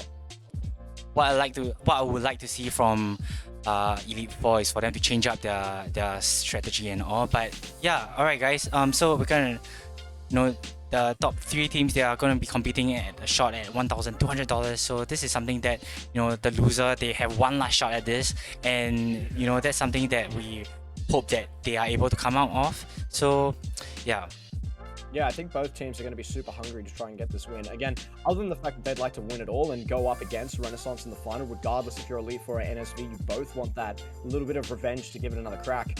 But I think NSV, I still feel like they've definitely got the best shot in this. They definitely look like they can push Renaissance the furthest. They have a bit more flexibility. Elite Four definitely have a good shot, though. They had a very good series against Kimochi. And Kimochi was also looking relatively strong, even against NSV. They were close to being able to get some of those wins, but NSV came out on top. So Elite Four being able to beat them, I think this series will be much closer than we would expect. Even though the series that Elite Four had against Renaissance didn't look as clean, they looked very good against Kimochi. So I think it's going to be a close losers bracket final. And then once we get to the winners bracket, hopefully we'll see some absolute bangers of matches. I do feel that Elite Four have the advantage here, as this is only their 4th game compared to NSV, having played 5 games in total, and this is their 5th game. So, definitely the pressure of the 2 is Elite Four, and we want to see whether NSV can keep up with this momentum and keep their mentality up high. That's the big one. If NSV is able to keep their mental, keep pushing through, then I think they've definitely got an advantage here. The other thing to look at, though, too, is that NSV is also more practice, you could say. They've had more games today. They're warm, so they're ready to go. They've definitely just had some matches, and they've been sweating through that losers bracket, so they're ready to go potentially. But will Elite Four's relaxed nature and the fact that they've had a bit more time to get some composure, think about the games, be their advantage, or will NSV being completely warm, ready to go, trying out many different comps, trump on the day? And I'm assuming that missing ban will once again be the Delphox, which has been an important one for the series. Yes, that's one thing that we noticed. The Decidueye, as usual, being banned out from the side of NSV because they respect Elite Four's use of that Pokemon, and Elite Four has to change up their strategy instead of always just focusing on that one champion. I want one Pokemon. I definitely agree with that, and I think NSV, though, picking the Poggy and Poggy and Devastation with having the Machamp and the Aegislash, very strong. We've seen them run this exact comp before, so excited to see how it pans out, and that means Elite Four's had to change it up a bit as well. Running the Machamp too, which should work pretty well in their favor, but then choosing instead to opt for the Ninetale, which is mixing it up a little bit. So that's an interesting comp from Elite Four. I think they will have some good ways to alleviate some of that pressure, and I'm hoping it will be Aurora Veil. It normally is for the Ninetales, but that's what they need. Just a little bit of resistances to make sure that when they get dived on by these two really strong all-in characters in the champ, the Aegislash, they can survive. I think NSV wants to end this game as fast as they can and have a little bit of relaxation towards the end of it, and you can see from their aggressive composition, they will be taking the aggression towards Elite Four and preventing them from, building up their Pokemon. A very all-in team indeed. They're going to try and dive in, end the game before it even begins, and then they can... First 5 minutes of the game, they have to sweat a little bit, but then the next 5 minutes, they can relax. They can sit back and then hopefully do well, but the alternative to that is if they start falling behind, they're going to have a tougher time trying to claw their way back into this game because they don't have as many ranged carries to be able to deal with the front-to-back team fight. So it really depends on, are they going to be able to get the backline dive? Are they going to be able to win early? Or is it going to be a punch back from the purple side squad here? Blue performed very well in the previous game, so I'm looking to them to be able to make this one quite an intense matchup. So we'll see how Elite Four does in this current game. Just as you're talking about that, the top lane had one knockout, and that's on the Machamp. So Machamp has that knockout, and that has that additional EXP. It's very much similar to how they use Absol. In the previous games, Absol usually is the one on the top lane, and in this instance, it is the Machamp instead. And instead of a Mamoswine, they decide to go with an Eldegoss. So this is a change in strategy on the side of Elite Four. I'm very excited to see what they will be able to bring to the table. I think it's a good adapt. It allows you to have that more protection for your team. Again, they're playing more front to back. I think it makes more sense. They've already got an okay front lane with the Machamp, with the Blissey, and they're going to have the extra defensives from the Ninetales. Bring some more damage, do a little bit more to be able to disrupt through in fights. And also, again, Ninetales, good source of CC already. You don't necessarily need the Mamoswine here. Makes a lot of sense. They're doing well on the bot side as well, getting engaged on though. Yeah, they started off different from their previous matches. They're taking the fights, and they have taken a total of 3 knockouts, 1 on top and 2 below, scoring on the points at the early game. They might not, give up the Dreadnought this time around. I do think that they'll start building up their Pokemon to the respective levels and then take on the Dreadnought as compared to previous games where they just let the Dreadnought go.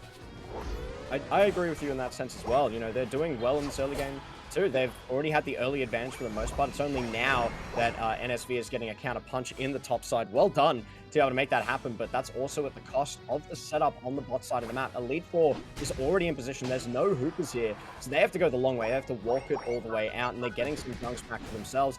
And losing that close goal is pretty important for this next fight. It's going to take them longer to be able to get in position for the Dreadnought, and they won't have the healing point as close to them, so they have to potentially just win the fight from the get-go. Otherwise, they're completely cooked, and they won't be able to play for an extended battle. We did talk about Desolation on the AG Slash, but this time around he's being denied the EXP, so he's still pretty low on his level. But both teams have one Pokemon on level 8, and in fact there's two Pokemon on level 8 for the side of NSV, so they will probably be able to snipe the Dreadnought. I do think that the fight will happen right here. Yes, battle's already raging on. Very good engage from the Espeon to be able to get a bunch of damage out. And then we see Poggy as well in the background doing so much damage. Aegis Slash, Devastation doing what they do best. And they managed to secure the Dreadnought as well. That's what we want to see from this all-in comp. Yeah, NSV is so good at getting the objectives, and in this instance, once again, they came in at the right time from the right angle to push Elite Four away from the Dreadnought and pick up that Dreadnought for themselves. It was a very good position there. NSV did get in position earlier too. We did see towards the beginning of that fight that they were still waiting for a team member to get in position, which is unfortunate because Elite Four initially had the better spot and they had the advantage of taking down that first goal. So it is now greatly in favor of NSV after that play, even though a slight lead in the scoreline, but now they also have the Rotom position. Yeah, in the previous fight, the Machamp wasn't available, but now both Machamps are in that fight, and you can see the Rotom has gone over the side of Elite Four and will be pushing towards NSV. NSV lost that Rotom, and it was quite a good fight from Elite Four. Elite Four was able to pick off the AG Slash, so there's no more damage coming from first side NSV. They might be able to score some points over here. Sneaky one from the back end there, being able to take that. It looked like NSV was going to have the better position on that. Elite Four definitely back in the driver's seat after that. A ton of dunks, and they allow the Venusaur to get the big dunk in. A nice little overcap for Elite Four, and a very good position for them at the time being. And they're trying to force them out of their own jungle even, try to take a little bit more potentially. But here comes Devastation, just causing some disruption, stopping those backs. Nicely done. Yeah, one thing that I noticed about Elite Four is their use of Blue. Blue has been able to, get in the kills, and Blue has been their star player. Similarly to NSV, they have Poggy on their carries. So for this case, wise, Blue has now quite an advantage over the rest of the team with being on level 11. And we've seen how in the previous matches, Venusaur can actually do tons of damage. Yeah, they're able to get so much AoE out, and so allowing them to just take some of the mid camps there from your side of the map, always nice to have, especially when they're already doing well. With how they're going to do in this fight, it looks like it's about to break out. Yeah, Dreadnought is now being contested as the rest of the team comes in. AG Slash is able to secure the Dreadnought, but the rest of the team is trying to take out the back line of Elite Four. However, Elite Four is able to prevent them from knocking it out and is able to take out 2 in return for the Dreadnought. Very good fight for the side of Elite Four, countering back very hard in this game. It was looking good from NSV for a little bit there. They got a nice advantageous fight. The Aegis Slash got a lot done, but now Elite Four squarely back in that driver's seat, and they're looking towards the top side again. So a really good recovery from Elite Four after some pressure was lost. Yeah, NSV wasn't able to follow up after securing a Dreadnought. That's also because of the fact that Blue is so strong right now. Blue is able to actually tank the damage and dish out as much damage back on the side of NSV. And NSV doesn't have that AG Slash online yet. I feel that AG Slash isn't taking out the key players on the side of Elite Four. The rest of the team is now collapsing onto the Venusaur. The Venusaur is able to recover fully, but the AG Slash is able to take out an Eldegoss. The side of Elite Four is able to hold down their ground and defend this battle zone, but AG Slash still alive, trying to take out Elite Four. Elite Four still holding on so tightly into their battle zone. Aegis Slash just not quite able to get the support that they need, and we saw Blue able to survive for so long with the Pocket Blissey, with the Pocket Eldegoss. It's going to take them forever to be able to take him down, especially when they're standing on that goalpost. So even though Aegis Slash got the initial engage and it looked good, they didn't quite have the backup they needed. They would have needed the Machamp to layer in on top of that. Pocket needed to be in position to help out. Unfortunately, that is going to go in favor of Elite Four. NSV having a bit of a tough time in this game, still falling a little bit behind. They have decent amount in terms of XP, but they're losing the map position, they're losing these objectives, and Elite Four is slowly clawing their way back into it. But that's a thing, right? Because Venusaur is so tanky. When his life went down, it suddenly went back all the way up, and NSV had already used all their moves, so not being able to take down anyone from that fight is probably not the best scenario for them. And also the more sustained damage from Elite Four. Once you have the Venusaur sitting on top of a Roravel from the Ninetales, the two of them are just going to shred people, and they're not going to get taken down all too quickly while having the Blissey, while having the Eldegoss all sitting on top of them. So it's going to be on the Machamp from Elite Four to deal as much damage and keep people off from that backline. Devastation, though, jumping in for the fight. he's on the edgy slash trying to take down the yellow Ninetales after the BC was taken out, but now Blue is low and Devastation is waiting for a right time to finish up the Dreadnought in case Blue turns back and snipes the Dreadnought. Devastation does a great job of securing that one. I love that the Eldegoss rotated down, just gave the space that Devastation needed to be able to push off the Venus. And there's a takedown from Poggy, winning that in the fight. And now we're at the 2-minute mark. This fight is already looking sketchy. Yeah, Poggy is going in for the back line, and you can see that Poggy is trying to destroy the Venusaur, but Venusaur is dealing so much damage, preventing Venusaur from coming in for the damage dealers, and is able to finally take down the Venusaur. Venusaur goes down, BC is trying to run away from this. This game has been such fast pace that I didn't even realize the Zapdos has already been up, but NSV did such a good job in controlling this fight. So much action back and forward, and it feels rough for Elite Four there because they did find the point in the game where they were able to start coming back, able to start doing stuff very effectively. The Venusaur had come online, but NSV found the pick that they were looking for. They picked off the Machamp, and that meant there was no way for them to really get into that back line anymore. It was just a straight up front to back, and their front line was looking a bit weak. So unfortunately, some poor form from Elite there, just getting kicked off barely, and now NSV do get the dunks. There's a chance they could rebuttal. It's about 300 points, 400 points that they need to get back. They could still do it though. Yes, they could get back, but it's looking very slim for them at this moment as NSV is able to regroup and defend their goal zones. I do think that from that battle over there, NSV didn't look like winning until the end where they took out the Machamp, and that was the downfall on the side of Elite Four. But they have 30 seconds to make something work out for them. The other thing as well is just XP was very much in NSV's favor. They took all of those Dreadnoughts, so they took the objectives that mattered most. And because of that, they were able to have that XP lead. It made it much harder for Elite Four to be able to win the fight. But they're going to do their best to try and get this takedown here. They're going in hard, but I'm not sure if they're going to be able to do it. Yeah, Espeon is able to take out the Ninetales, and now the Ninetales can stack along together with Venusaur, as Venusaur, while Venusaur is still up, the rest of the team has already been knocked out, and they are unable to dunk at all for the last 5 seconds. NSV out here padding the stats towards the end of it, getting a bunch of takedowns, and they're going to be very happy with that win. It was nice and controlled. There was one point where Elite Four started taking some objectives, started winning fights, but they constantly held that XP, and they had a pretty decent comp to be able to dive into it. And unfortunately, Lance getting kicked off at the roughest time meant they no longer had a way to counter back in those fights. Very well played from NSV to find that pick and just be able to take over the game and take that Zapdos. This was such an enjoyable match to watch, especially both teams throwing punches at each other, and I really didn't realize that the timer was taking down so quickly, because when the Zapdos happened, fights were still happening all around the map, and you can look at the damage dealt on the side of NSV. You have Poggy and Devastation being the main damage dealers, but even Espeon with 84,000 damage, while on the side of Elite Four, there's only Blue dishing out the damage. Yeah, Blue was kind of left on their own to be able to do everything, and the hope was that they eventually get into a situation where they can just protect Blue with the Ninetales one. The two of them could just start dealing damage together. Ninetales never quite got the same spike that Blue managed to get, and again, unfortunately, Lance getting picked off made their entire plan shatter. If Lance is still there, it probably looks a lot closer of a fight. There's a chance they can still win it. But again, NSV, super calm, collected control. They got the XP advantage and kept pushing it. They decided not to go anything too risky. They just held their XP, took the Dreadnoughts whenever they came up, and then played it safe and waited for that final fight. Yeah, the AXP was so crucial for the side of NSV. NSV had 3 Pokemon on level 15 compared to on the side of Elite Four. Elite Four only had 1 Pokemon on level 14, and that was their Venusaur. So even their Venusaur wasn't able to match up with the side of NSV.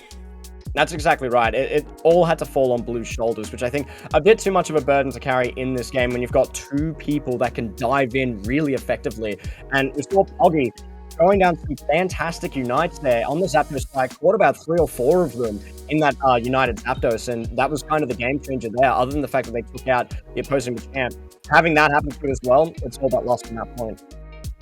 Yeah, NSV seemed as if they were losing the game, but until the mid-game onwards, where they started to take on the fights and stop getting knocked out from the side of Elite Four, because Elite Four were taking out quite a few knockouts in the early game, but they weren't able to translate all these early game advantage towards the late game, and they started to taper off towards the end. Yeah, with that, it might be time to change up some of these bans. Maybe even take away the Machamp this time around, because you saw how effective Poggy was on that character. So it might be time to take them off it, pick something else a little bit different, force them onto a different pick. We do know Poggy can play everything, but the Machamp's teamfight prowess is kind of insane. So try and take them off that, allow some other picks to come in, maybe leave the Delphox open for yourselves as well.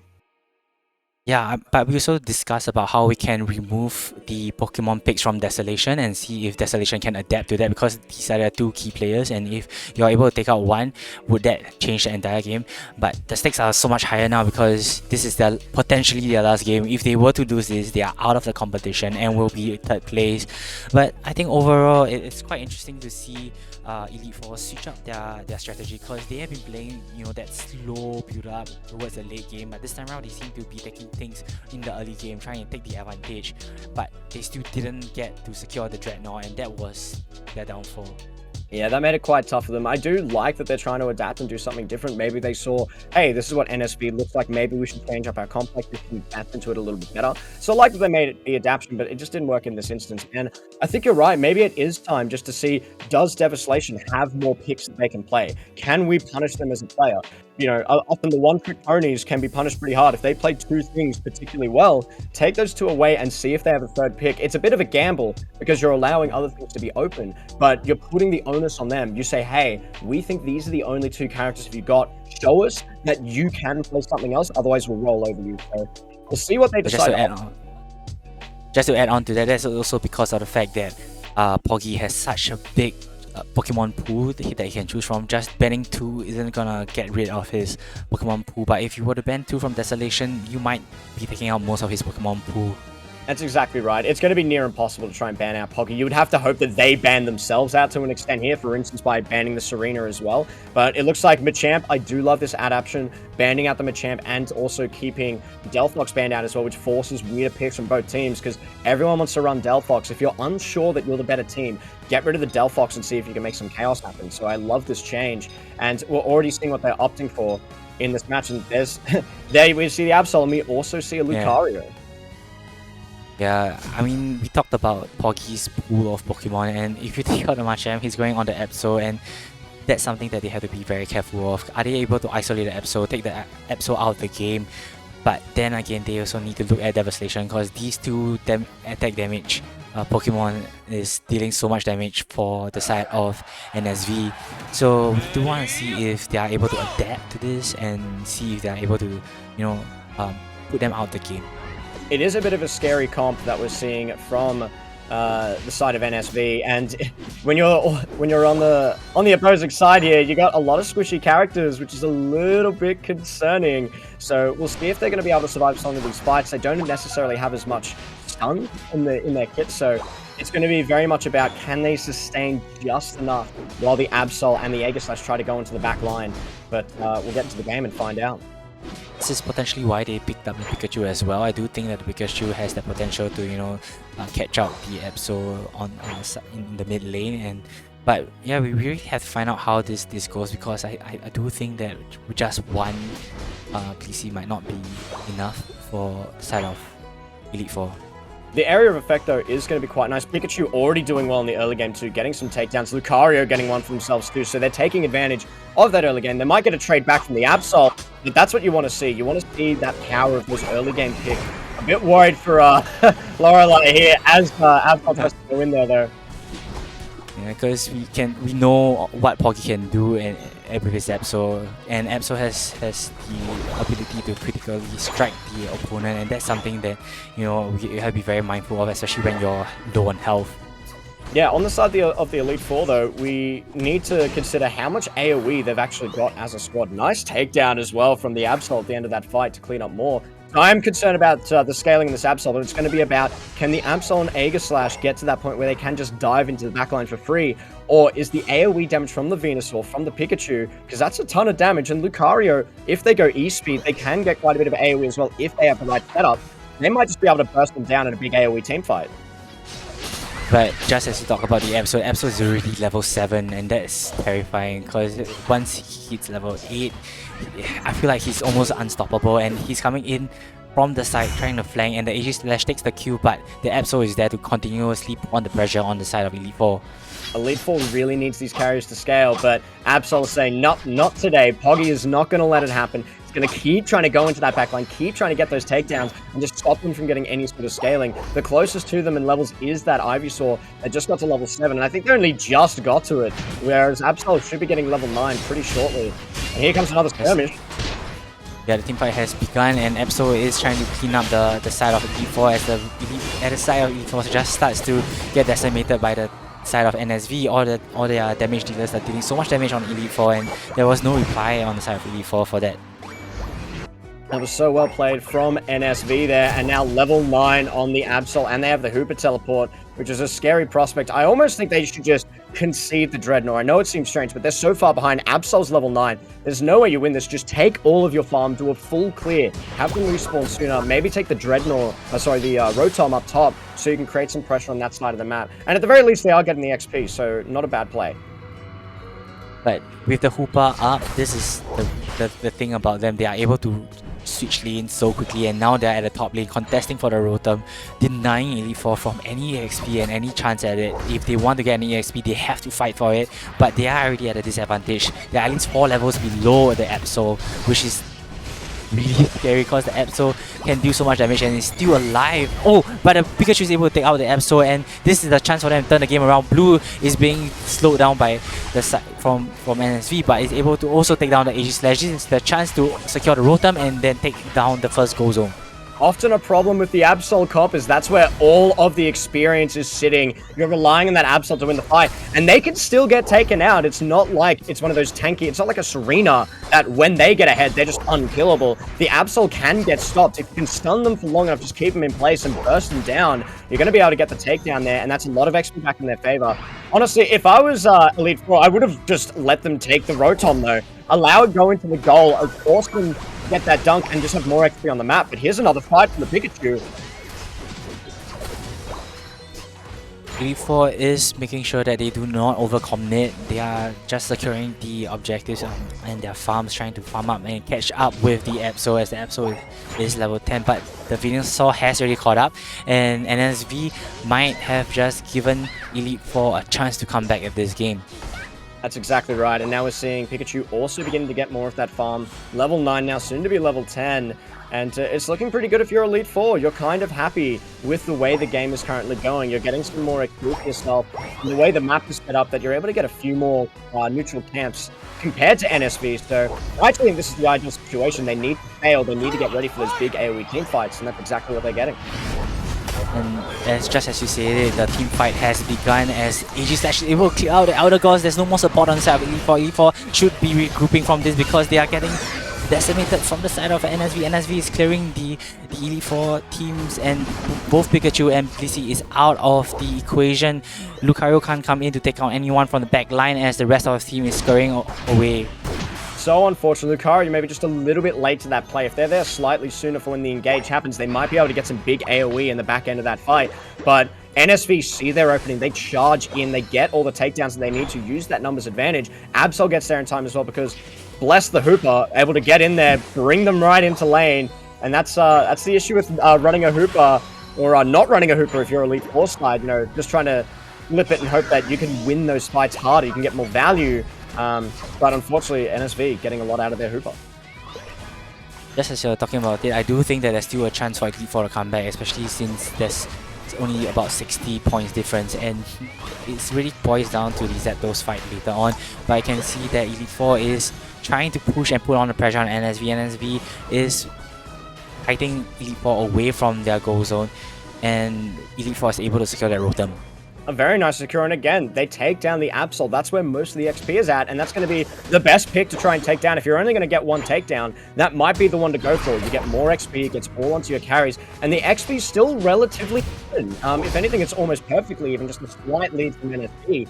But that's exactly what they need. They're happy with the situation. They're beginning to scale up. They're getting what they need, and maybe in this later on fight, we'll get to see this Venusaur, this Pikachu, and jump into the fight with their Unites up. And they should be able to win this Zap fight. I think that's what Elite Four needs to go for. Just keep farming and get ready for that final battle. Yeah, everything seems to be on a knife's edge because both teams know that they are primed to win this in one fight, and that is what they are building up towards. They are very mindful of the Zapdos, but also trying to farm up as much as they can by taking out all the jungle Pokemon that is available to them. Yes, they're getting everything they can. Both want to be in a position where they can carry. Still, the slight advantage to NSV, getting a couple more camps from the top side versus the bot side because of the way goals work in this. And they have a better position. They should be able to get this Dreadnought for themselves in time. Strong position from them. They are going to be able to start lowering that one down. But here comes Elite Four. Elite Four's coming in from the rear end of NSV and is trying to take down NSV while they are securing Dreadnought. Dreadnought goes down to the side of NSV, but can NSV get out of this as the Venusaur takes down their only tank and starts scoring points? The rest of NSV comes back trying to defend their goal line, trying to go in for the Venusaur. Venusaur's making a run for it, and they will be primed for the Zapdos fight because it is going to be up in 6 seconds. Very nicely done to be able to secure that one for themselves. Now they're going to have the better position as well on the Zapdos for the time being. How do they want to play this? They seem to be playing it slow. Looking forward to see, will this Lucario be able to get into the backline? We haven't seen too much from Lucario this game. They did okay in the early lane, but they weren't as dominant as we would expect.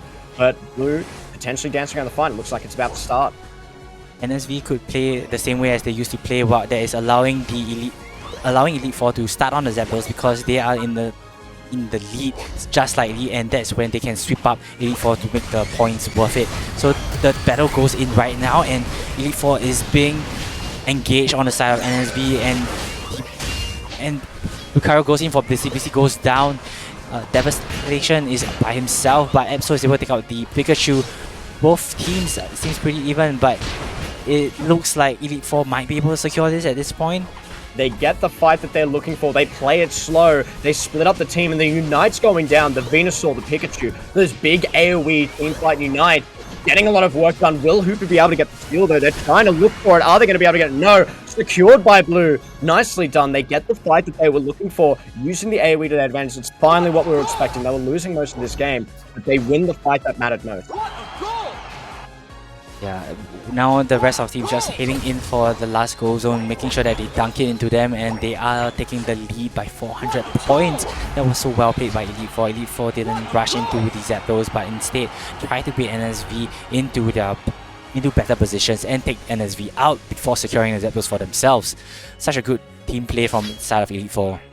Very nicely done by them. They had the methodical play. They played it slow. They knew that we could win late game. And NSV even knows when they're defeated, and they call for the surrender. It's a good call. It'd be hard to make that final push work with only 20 seconds left. So well called out there from NSV, realizing the errors. And that means we've got a Game 3 situation here. So Elite Four needs to punch back. Yeah, if I was NSV, I would surrender too. I just want to take some additional time to rest up before my final match. And as we said, you know, Elite Four has played lesser games than NSV, and NSV are they tired now? That's the thing. They might be very tired, and that's one thing that we take note about this. But I do think that the match was very even. Just that towards the last part, the team fight fell in the way of Elite Four. And look at that healing as well. 86k from Agatha there, doing so much in the game to be able to keep their carries topped up. And Blue was just able to have the freedom to do whatever they wanted. They also had the Eldegoss in their back pocket. And again, the double up in those Unites. The Pikachu, even though Blue was the big carry for most of this game, the fight at the end, the Pikachu, very big deal. Having access to that Unite that's very easily able to take down and deal so much damage. Worked very well for them, but still props over to NSV. They play quite well. Espeon as well, especially, still getting 81k damage. A commendable effort from the team, and they had the early game for the most part, but Blue and Chaberg doing what they need to do. Yeah, we did mention that if you isolate Devastation and Poggy, you might be able to win the fight, and I do think that was what happened throughout the entire game. Poggy wasn't able to pick off the Pokemon from the back line, and they were instead taken off. Devastation was taken off from the start. You know, from the early game, Devastation was out of the picture quite a few times. Yeah, it was a very good catch. I mean, Devastation was trying to get into that backline and do everything that they could, but they were kind of there by themselves, so they were caught between about 3 or 4 members just trying to fight them off, and that meant that there was the freedom for their team just to play standard. They just pulled back with their strong carries, fought it back, kept them topped off. The Blissey and the Eldegoss really hard to secure takedowns, and you've got constant healing and shielding for these two characters, so I think they played it really well. That was exactly the fight that they needed, and they nailed it. Yeah, I think NSV were caught by surprise from the side of Elite Four. I think Elite Four played so well in this game, and throughout the entire game, they were matching NSV, foot for foot, punch for punch. And I do think that the next game would be a exciting one because the loser of the next game will be leaving this competition. Yeah, it's do or die at this moment. They have to get this win if they want to move on and potentially win the entire thing. So I'm excited to see what they do. I think if you're the side of Elite Four, you're happy with your comp. You've got everything that you need. You stick to it. If you're on the side of NSV, you need to think of a new way to get into their back line. Having just damage to get in the back line isn't quite going to cut it. The Absol was getting called out constantly just because a little bit of CC was taking them down. Aegislash, although they were there and they were there for a while, they didn't quite have the damage they needed to be able to get it done because Absol got blown up too quickly. You need something that's in between. Maybe this is where we see a Serena if it's allowed to stay open, or maybe we see a Charizard who's just able to fly in without being interrupted, deal the damage while there's a disruption being caused by the Aegislash. I think it's going to be interesting to see how they want to adapt for this last game. Yeah, I would love to see the Charizard back onto Poggy. I think Poggy is such a talented player, as I mentioned before, and to see him move from one character to another, that would be something that will be interesting to see in the final game. That's exactly right. But again, do or die for Elite Four and NSV in this third match. And soon we'll get into the pick bans. And I'm looking forward to seeing what the teams have decided to ban. I mean, maybe Elite Four just decide to go in for the troll and just see what happens if they ban the from the Venu. But again, if you're them, I think you're fine with keeping the same bans as before. It worked out very well for you last time. And it was a pretty convincing win for them. So yeah, Elite Four had the answer for the Aegislash in the previous game. Aegislash wasn't able to do as much as he could in their first game, and this is something that Elite Four would have taken notice of. If they have an answer for that Pokemon, then why do I need to ban that Pokemon? So probably that Pokemon would still be a pick on the side of NSV, and Elite Four do seem to be shaking things up. So perhaps all along they've been playing one strategy just to come out at the right time with the different strategies that they have. And it looks like, again, they're going to stick to those bans. It does make a lot of sense, especially the Decidueye. It was so strong when we saw it earlier. And the Serena Machamp, both good again in the backline. And the Delphox, which just, if you cancel everyone's meta strats and you make them do something weird, it means it's going to be who's on their comfort picks, who's more reliable in that situation. And I'm not sure if they're just mousing it for now, but a Gardevoir could be a way to spice this one up. Yeah, we haven't seen a Gardevoir this game, this entire competition, and to see it being picked, that would be interesting, but Poggy has decided to pick the Charizard instead, which we did mention earlier on. He has such a wide pool of Pokemon. What will he be picking? That's exactly right. And even if they decide to go for the Dragonite, they can play it in a different way again, because they Elite Four have proven they can win fights with the kind of comp that they're running now. So why not just try and avoid the fight, take the objective, and then fight once you have the advantage, either having the shielding from the Dreadnought, or the extra damage that you get from Rotom, or just the Zapdos CC to be able to take them out there. So I think it's a good optimization. Yeah, they did go in for the Dragonite. I do believe they will go for the Hyper Beam Dragonite, and they will make sure that they secure the objectives with that Dragonite. But on the side of Elite Four, they're just going to go with what works for them, and this has worked for them, and they will probably stick to that strategy and see how NSV will respond to them.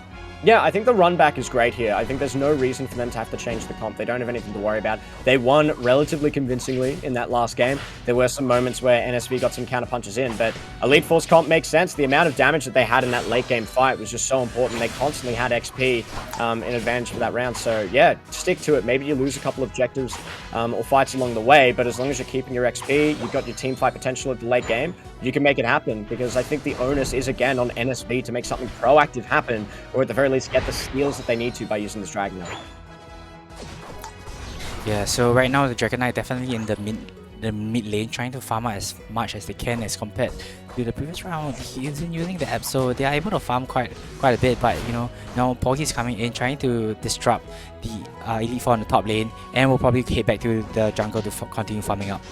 Yeah, it makes sense. They need to just get them farmed up really quickly to level 8. They don't need to get the full level 9 straight away. They just need to get the Evolve. They just need to get their Hyper Beam so that they're able to guarantee that they'll get that first Dreadnought. So I'm expecting that's what they're going to do. They're going to play reasonably safe. They'll take what they can. They might take an easy skirmish if it's available, but the priority is just, let's get this Dragonite, his Hyper Beam. Let's get them to a point where they can just secure every objective. I still think that the game is pretty slow at this point. Both teams aren't going to knock each other out and just gonna be securing the jungle. You can see both Espeon and Dragonair was able to secure both sides of the jungle in the mid lane. So this is something that they recognize. They want to get their Pokemon up as fast as they can and then use that power spike to take advantage on against Elite Four. Yeah, I think it makes sense. Both teams want to play it a little bit safer. Again, if you're on the side of NSV, you just want to make sure that you've got Dragonite. I mean, I say that they're about to go in for a skirmish. They're getting some damage done, but I don't think they're going to hard commit to this play. It looks like they're backing out now. But, you know, they both want to just get to that point where they can scale up. Dragonite just enough till you get to level 8 and you're able to secure objectives. And if you're on the side of Elite Four, you want to be scaling for that final fight with the Pikachu and the Venusaur. As well as the fact that both teams probably don't want to lose. They're playing it a bit safer, a bit more reserved, and then they'll go in and pull the trigger when the time is right. Yeah, both teams do not want to be risking and be reckless for their final game. Both teams trying to wait for the right opportunity to pounce onto each other. And this is what we're saying. Both teams just saucing each other out, just trying to say hi to each other in the both top and bottom lane, but not really doing much damage or anything that's of value.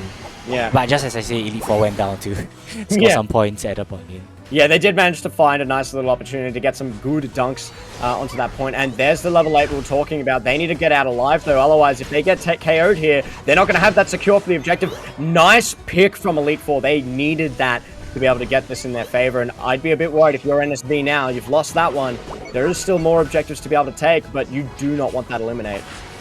Elite Four played that so well. They recognized that the Dragonite hasn't leveled up until they started chasing it, and when it is leveled up, the rest of the team were already putting pressure on it and decided to finish it up so that it cannot, snipe them for the Dreadnought. Securing the Dreadnought for themselves, which is probably the first Dreadnought I've seen them actually secure for themselves. And now NSV at the top lane secured the Rotom in response for that bot lane Dreadnought. Yeah, they were able to get that Rotom for themselves, at least in the top side for NSV, but I don't think they're going to get too much value from it. Just spending a bit of time from the team trying to protect it and make sure it doesn't go in so they don't just get free dunks, but I don't think they're going to lose too much from that. Elite Four very happy with how the exchange is going at the moment, and yeah, no, I was going to say as well, there's always a risk that everyone playing too safe might be the wrong choice. Maybe you need to play the aggressor, maybe you need to get in there and make something happen. And that is always a little bit of a concern. If you're NSV, you do need to make sure that you're going in for all of those objectives, trying to contest them, trying to fight them at the right time. And I think at that point, everyone played a little bit too safe. They all backed off from the Bs when Poggy was like, no, I need this level up. It's level 8. It means we secured Dreadnought. The rest of the team left them out to dry. Yeah, and just as you talk about that, the Lucario is being engaged. The pod almost goes down, but is able to go away into safety as the Dragonite tries to do a lot of damage onto the Elder Gods. Yeah, it was a good attempt at the fight. It was close, but the problem with the Hyper Beam is it is a little bit slow. If you're at max range, you can usually dodge it pretty easily because it'll take a little bit of time to get to you. If you have a dash like a Lucario, it is very easy to be able to dodge it. You just have to time it for when they start the animation and just get out as quick as possible. But at the very least, NSV will have what they need for this next Dreadnought, and I would expect them all to rotate down and get ready to take it.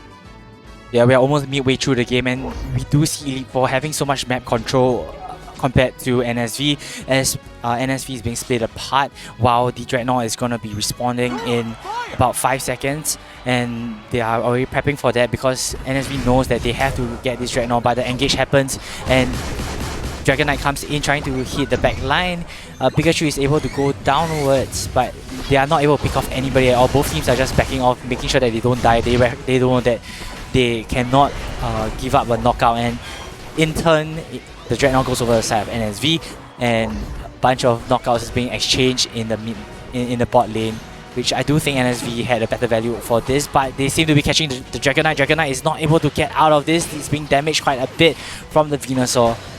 Oh, who do you think won out of the exchange? I think Elite Four just barely, just from the sheer volume of takeouts they got. Nicely done from NSV to play to that win con where they are able to take the Dreadnought. So I don't think it was a handed loss for NSV. I think they still got quite a bit out of it. They got a little bit of XP for their team. If you look at the matchup, they're actually very slightly ahead in XP other than the Venusaur. So I think it was the right play to make, but I do think Elite Four came out just barely on top, able to get enough takedowns at the back end of that fight.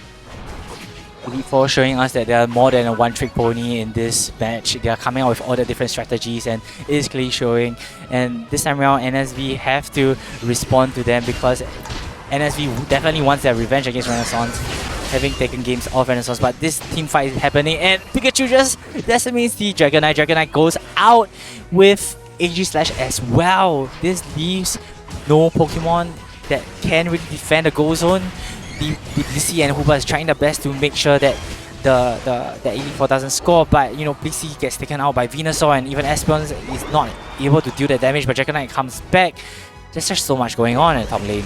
There's a lot of skirmishing going on. This fight's still going. Poggy does get the takedown of the Pikachu as well in the back end of it. But the thing is, you saw what happened. Elite Four saw, hey, Poggy's down. That's their main carry for this. They're the one that's going to be able to secure the objective. We need to go in now. But they still managed to secure it even without the Hyper Beam in their back pocket because he just used it. Nicely done to be able to take that back for themselves. And that alleviates a bit of pressure. And that means NSV, you see them already rushing to that central area, taking those contested camps, trying to make sure they get enough back in value for what has just happened. So I think a nice play from NSV. They will get taken down there, but I think overall not a bad go. There was going to be a huge overdunk though for the side of Elite Four on the top. But just looking at the map, NSV is also prepping for the Zapdos by going for the Dreadnought right now. They don't want to be taken out at this point. They just want to make sure that they play it safe, prepare for the Zapdos fight, because Elite Four is also getting in position for the Zapdos. In 20 seconds, this fight will be pivotal. That was looking very close there. They almost missed it. They actually missed the last hit on it, and they needed another strike from the Hoopa. But they do secure it. I think it's very important for them to get that. They need that last Dreadnought as well to keep up in XP. Otherwise, it's going to be much closer. But the skirmish breaking out. Prepping up. Yeah, the teams are prepping up, and Dragonite has gone in for the shot onto the Venusaur, but Venusaur has been taken out, and that is their only key player for the side of Elite Four. Elite Four cannot do any more damage with 3 members being taken out. The Zapdos seems to be falling to the side of NSV. This is a chance for NSV to turn the game around. NSV, despite being 200 points low, will be able to secure the Zapdos, and this is the chance to start scoring the points. And that was the power we were expecting from the Dragonite. It was exactly what they needed. Something that could just take the objective so they don't actually have to worry about the fight. But they still won the fight regardless, so worked out so well for NSV. I think they played it exactly the way they needed to, and taking advantage of the fact that Dragonite has that objective secure. A very nice comeback. It was looking a little bit sketchy in the early game, but I think that was to be expected from this team. Both kind of wanted to scale up a little bit just in different ways. So NSV playing around that Dragonite so well, but here comes Elite Four to try and get a push. It's not too far behind. Yeah, Elite Four seems to, this is their final chance to actually score some points, and the team fight will start to happen. Pokemon Unite moves are being popped out. All of them going in for one another, trying to burst down one another, but no one's going down. All this damage being dished out for them to be healed back up, and then no one's going down at this point. Both teams are still skirmishing with one another, trying to take down one another, but nothing is happening until Lucario goes down. This is the chance for NSV to defend themselves, but Venusaur is able to take down the Hoopa, and this looks a bit iffy on the side of Elite Four. Elite Four might be able to score some points because they're able to take out 2, and they open up the map for the WC to start scoring some points. Dragonite goes down. Are they able to turn the game around? This 18 seconds, they might be able to dunk in more points. Espeon cannot defend that. Espeon is far away. That's going to be 300 points if they're able to get that. With 10 points, 9 seconds left, they might be able to get this. They turn the game around. Elite Four is able to get this match, and they have won this game with that final push. They are not able to. NSV has no reply, and they have won this match. Elite Four punish NSV. They try to pull back, but then they're no longer on the point healing, so they just push in for the win. Elite Four smash that game. They get exactly what they need to in the final fight. It was looking so good from the side of NSV. Elite Four would be super stoked with that win, and I'm sure they are pumped to go up against Renaissance. Just that final stretch in the last 10 seconds, they took out the team. They knew that they needed to stay alive to create that opening because of the double points, making sure that they dunked in towards the end, and that was a huge spike to 700 points. Insane play from the side of Elite Four. Did you expect this to happen? I did not. It was looking like NSV should have been able to defend. It was definitely possible for Elite Four to go in there. And NSV were defending so well to begin with. They were just pushing them off. They were fighting on top of the point for the most part and taking advantage of the fact that they get that slight healing and shielding whenever they dance the point. And I love the adaptation where they would send one member back to their jump pad to jump on in to stop people from getting those cheeky caps on the way as well. But the problem is that they started getting some burst damage and NSV started to back down a little bit too much. They walked off their healing pad, and that just meant that Elite Four was able to capitalize on that positioning. They were able to deal more damage and not have to worry about the extra healing. So Elite Four capitalized at the right time. NSV some slight misplaying with their movements there, but also that's the issue that you run into. The amount of AoE that you can get from a Venusaur, from a Pikachu, from a Lucario makes it so rough. What a heartbreak for NSV, having dropped down to the elimination brackets and trying to fight their way all the way back up just to lose in the very last few seconds. Oh man, I can't imagine being in their position. There is a bit of gaming fatigue there, I would expect. They have had to play quite a lot of matches today, so it's completely understandable. In this case, Elite Four coming on a little bit more refreshed were ready to take that win, so nicely done from Elite Four. And another thing to note is not only are they a little bit more refreshed, they just got a nice win, a really clutch one, a hype one. They're going to be going into this match against Renaissance with a ton of energy all ready to go. So I'm excited to see how this one pans out. We do have to say goodbye to NSV, but they had a very good effort making it all this way. They came pretty damn close, but Elite Four now time to shine. Can you ride that momentum? Can you get some games off Renaissance? Can you cause an upset victory and get your revenge from the winners bracket final? We'll just have to wait and see. Yeah, the next game will be our grand final. It will be a best of 5. And if Elite Four is able to win the first best of 5, there will be a possible bracket reset, and that is something that we are all looking forward to see if Renaissance can be, taken out, being the clear favorites, right? We always want to see the underdogs win. Yeah, but we mentioned how much the fatigue got to NSV in that last match, so if Elite Four want to be able to get the series back against Renaissance, it could be up to 10 games.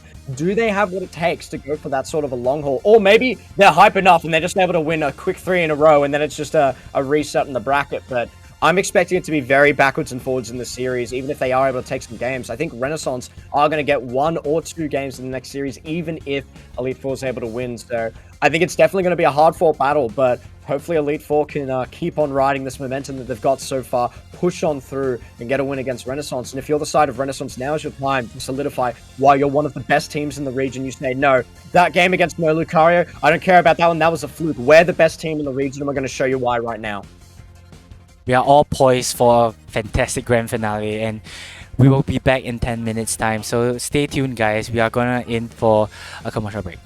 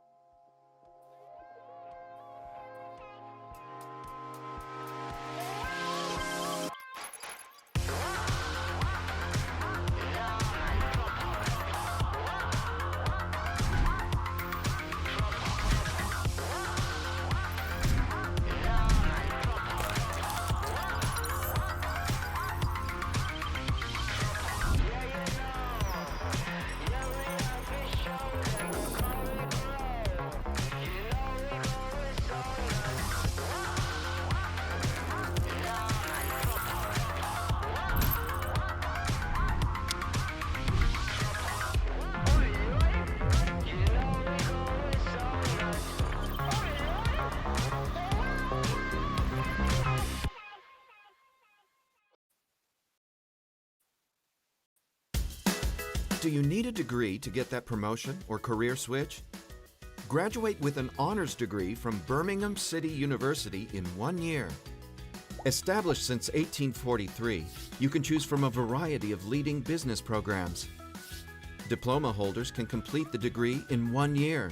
Assignment-based assessment allows you to manage your time better by spreading out your workload. No weekend classes means you don't have to compromise on your social and family life. Find out more today.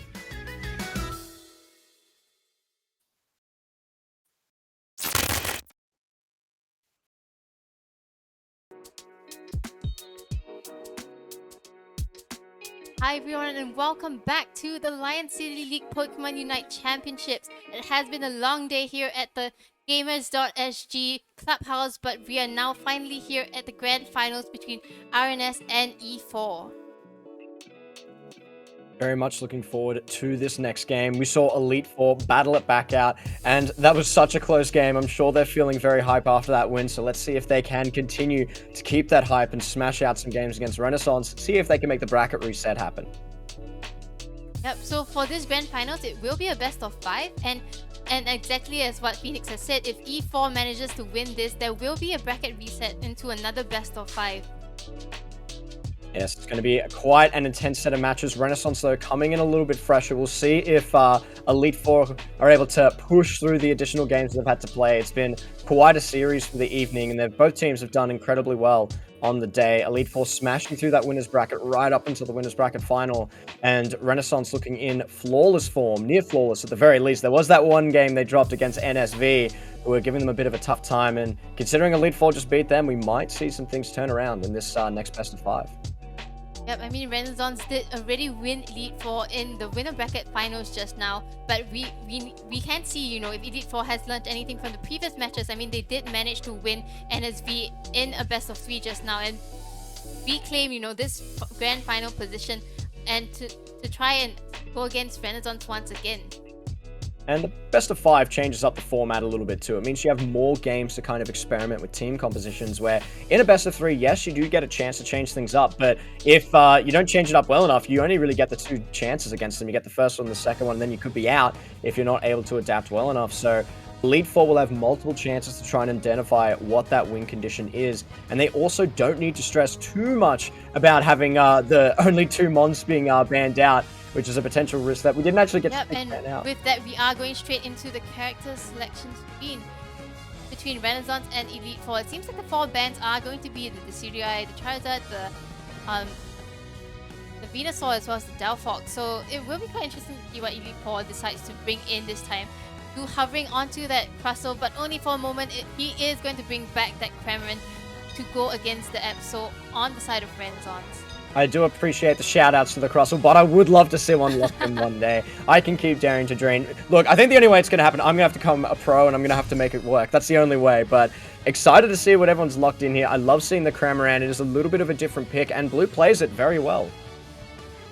Yeah, we did see just now how this Cramorant can counter the Absol very well, but at the same time, Miru on this Absol is definitely a force to be reckoned with, and he needs to be very careful in terms of how he tries to engage as his Cramorant, because both Pokemons are very squishy and are very susceptible to each other. Yeah, Kamiru can play some of the premier picks that we've seen this tournament. The Absol has been one, the Machamp has been the other. They're definitely 2 of the most contested picks in this series and have often been game-changing. And going in the jungle as well, they should get the XP they need in this first match, Renaissance v Elite. Yep, and I feel like Renaissance does have the advantage of versatility here. For the side of Elite Four, they haven't really played around with that many varieties of team compositions today, and with the bans, they aren't really able to bring in the best Pokemon that they are comfortable with. So we will have to see if they are able to find, you know, different strategy to go against Renaissance, because like we said before, Elite Four, they have this strategy that they have been using it for the entirety of this day, and it might get a little bit easy for Renaissance to predict already at this point. Yeah, Elite Four has looked their best as well when they've been able to have sort of 2 massive AoE attackers on their team, whereas they had to drop it to the Cramorant this time. Still quite effective, but it's more of a single target play when you use that Unite move. So excited to see how they're going to navigate some of these fights and where the early lead is going to come from. I'm expecting Kamiru to get a lot done. Yep, I think, Elite Four, they went with a very late game team comp in the first few matches of the day, but now they are going for something a little bit more balanced, and that means like if they choose to not go for the Dreadnought like we've seen in the matches earlier, they won't be too behind in terms of getting the levels that they need for them to actually try and get fight. Ooh, but a great takedown onto the Absol. That's exactly the fight Elite Four needed. Cleaning it up. Blue nailing it on this Cramorant. So well played from the side of Elite Four. That's exactly what we needed to see. And if they can continue to keep this lead up, they're going to shut out the Absol and they won't be able to quite get online. So a very, very good fight for Elite Four, and that's what they're looking for. Yep, for sure, right? I mean, they do have the very early scaling Cramorant and Pikachu to kind of pressure both lanes. So in terms of like the laning phase right now, Elite Four definitely has that advantage. But Renaissance, their team composition is a little bit more for the late game, especially with the Absol that needs, the levels in order for it to do all that crit damage. But they seem to be struggling a little bit with those knockouts coming in from the side of Elite Four. Yeah, if I'm Elite Four, I'm also not too concerned about getting to a late game here either, because still a decent comp. The Pikachu and the Serena can still do well in this fight. And Absol doing a ton already back online, able to get that takedown on the Pikachu. Nicely done. Are they going to be able to keep this up? The fight continues. Absol getting so much damage in the resets. They will get taken down themselves. Can Elite Four get any more? I don't think they'll be able to, but here comes Blue trying to get a little bit more done with the Cramorant, but not quite able to get into position. Didn't want to get too greedy and fall to Yang. Yep, I mean the second set of bees are going to come up at this point, and Cramorant is already level 9, something that we should all take note of because it means that he does have its Unite for the first Dreadnought fight. Absol is looking to try and get it as well. Did just ping it as well, being able to get the Ordino in that bot side. So they're going to be pretty happy with this as well. But who I would actually care about more in the fight, it really depends what their positioning is. If they're close together, then Absol is going to have a fantastic time to Unite, but it's going to be on the Cramorant. Can they get this massive burst damage out? They did get quite a bit, but they canceled the Unite very, very quickly, trying to get something back, dealing more damage. There's Camilo in the backline, gets the takedown into Eldegoss. Will they be able to go for more? They're waiting for their cooldowns to come out before diving back in. Blue using the mobility. We're talking about how the Cramorant should get the mobility moves instead, and it's working out for them in this game, but a pretty even exchange back and forward.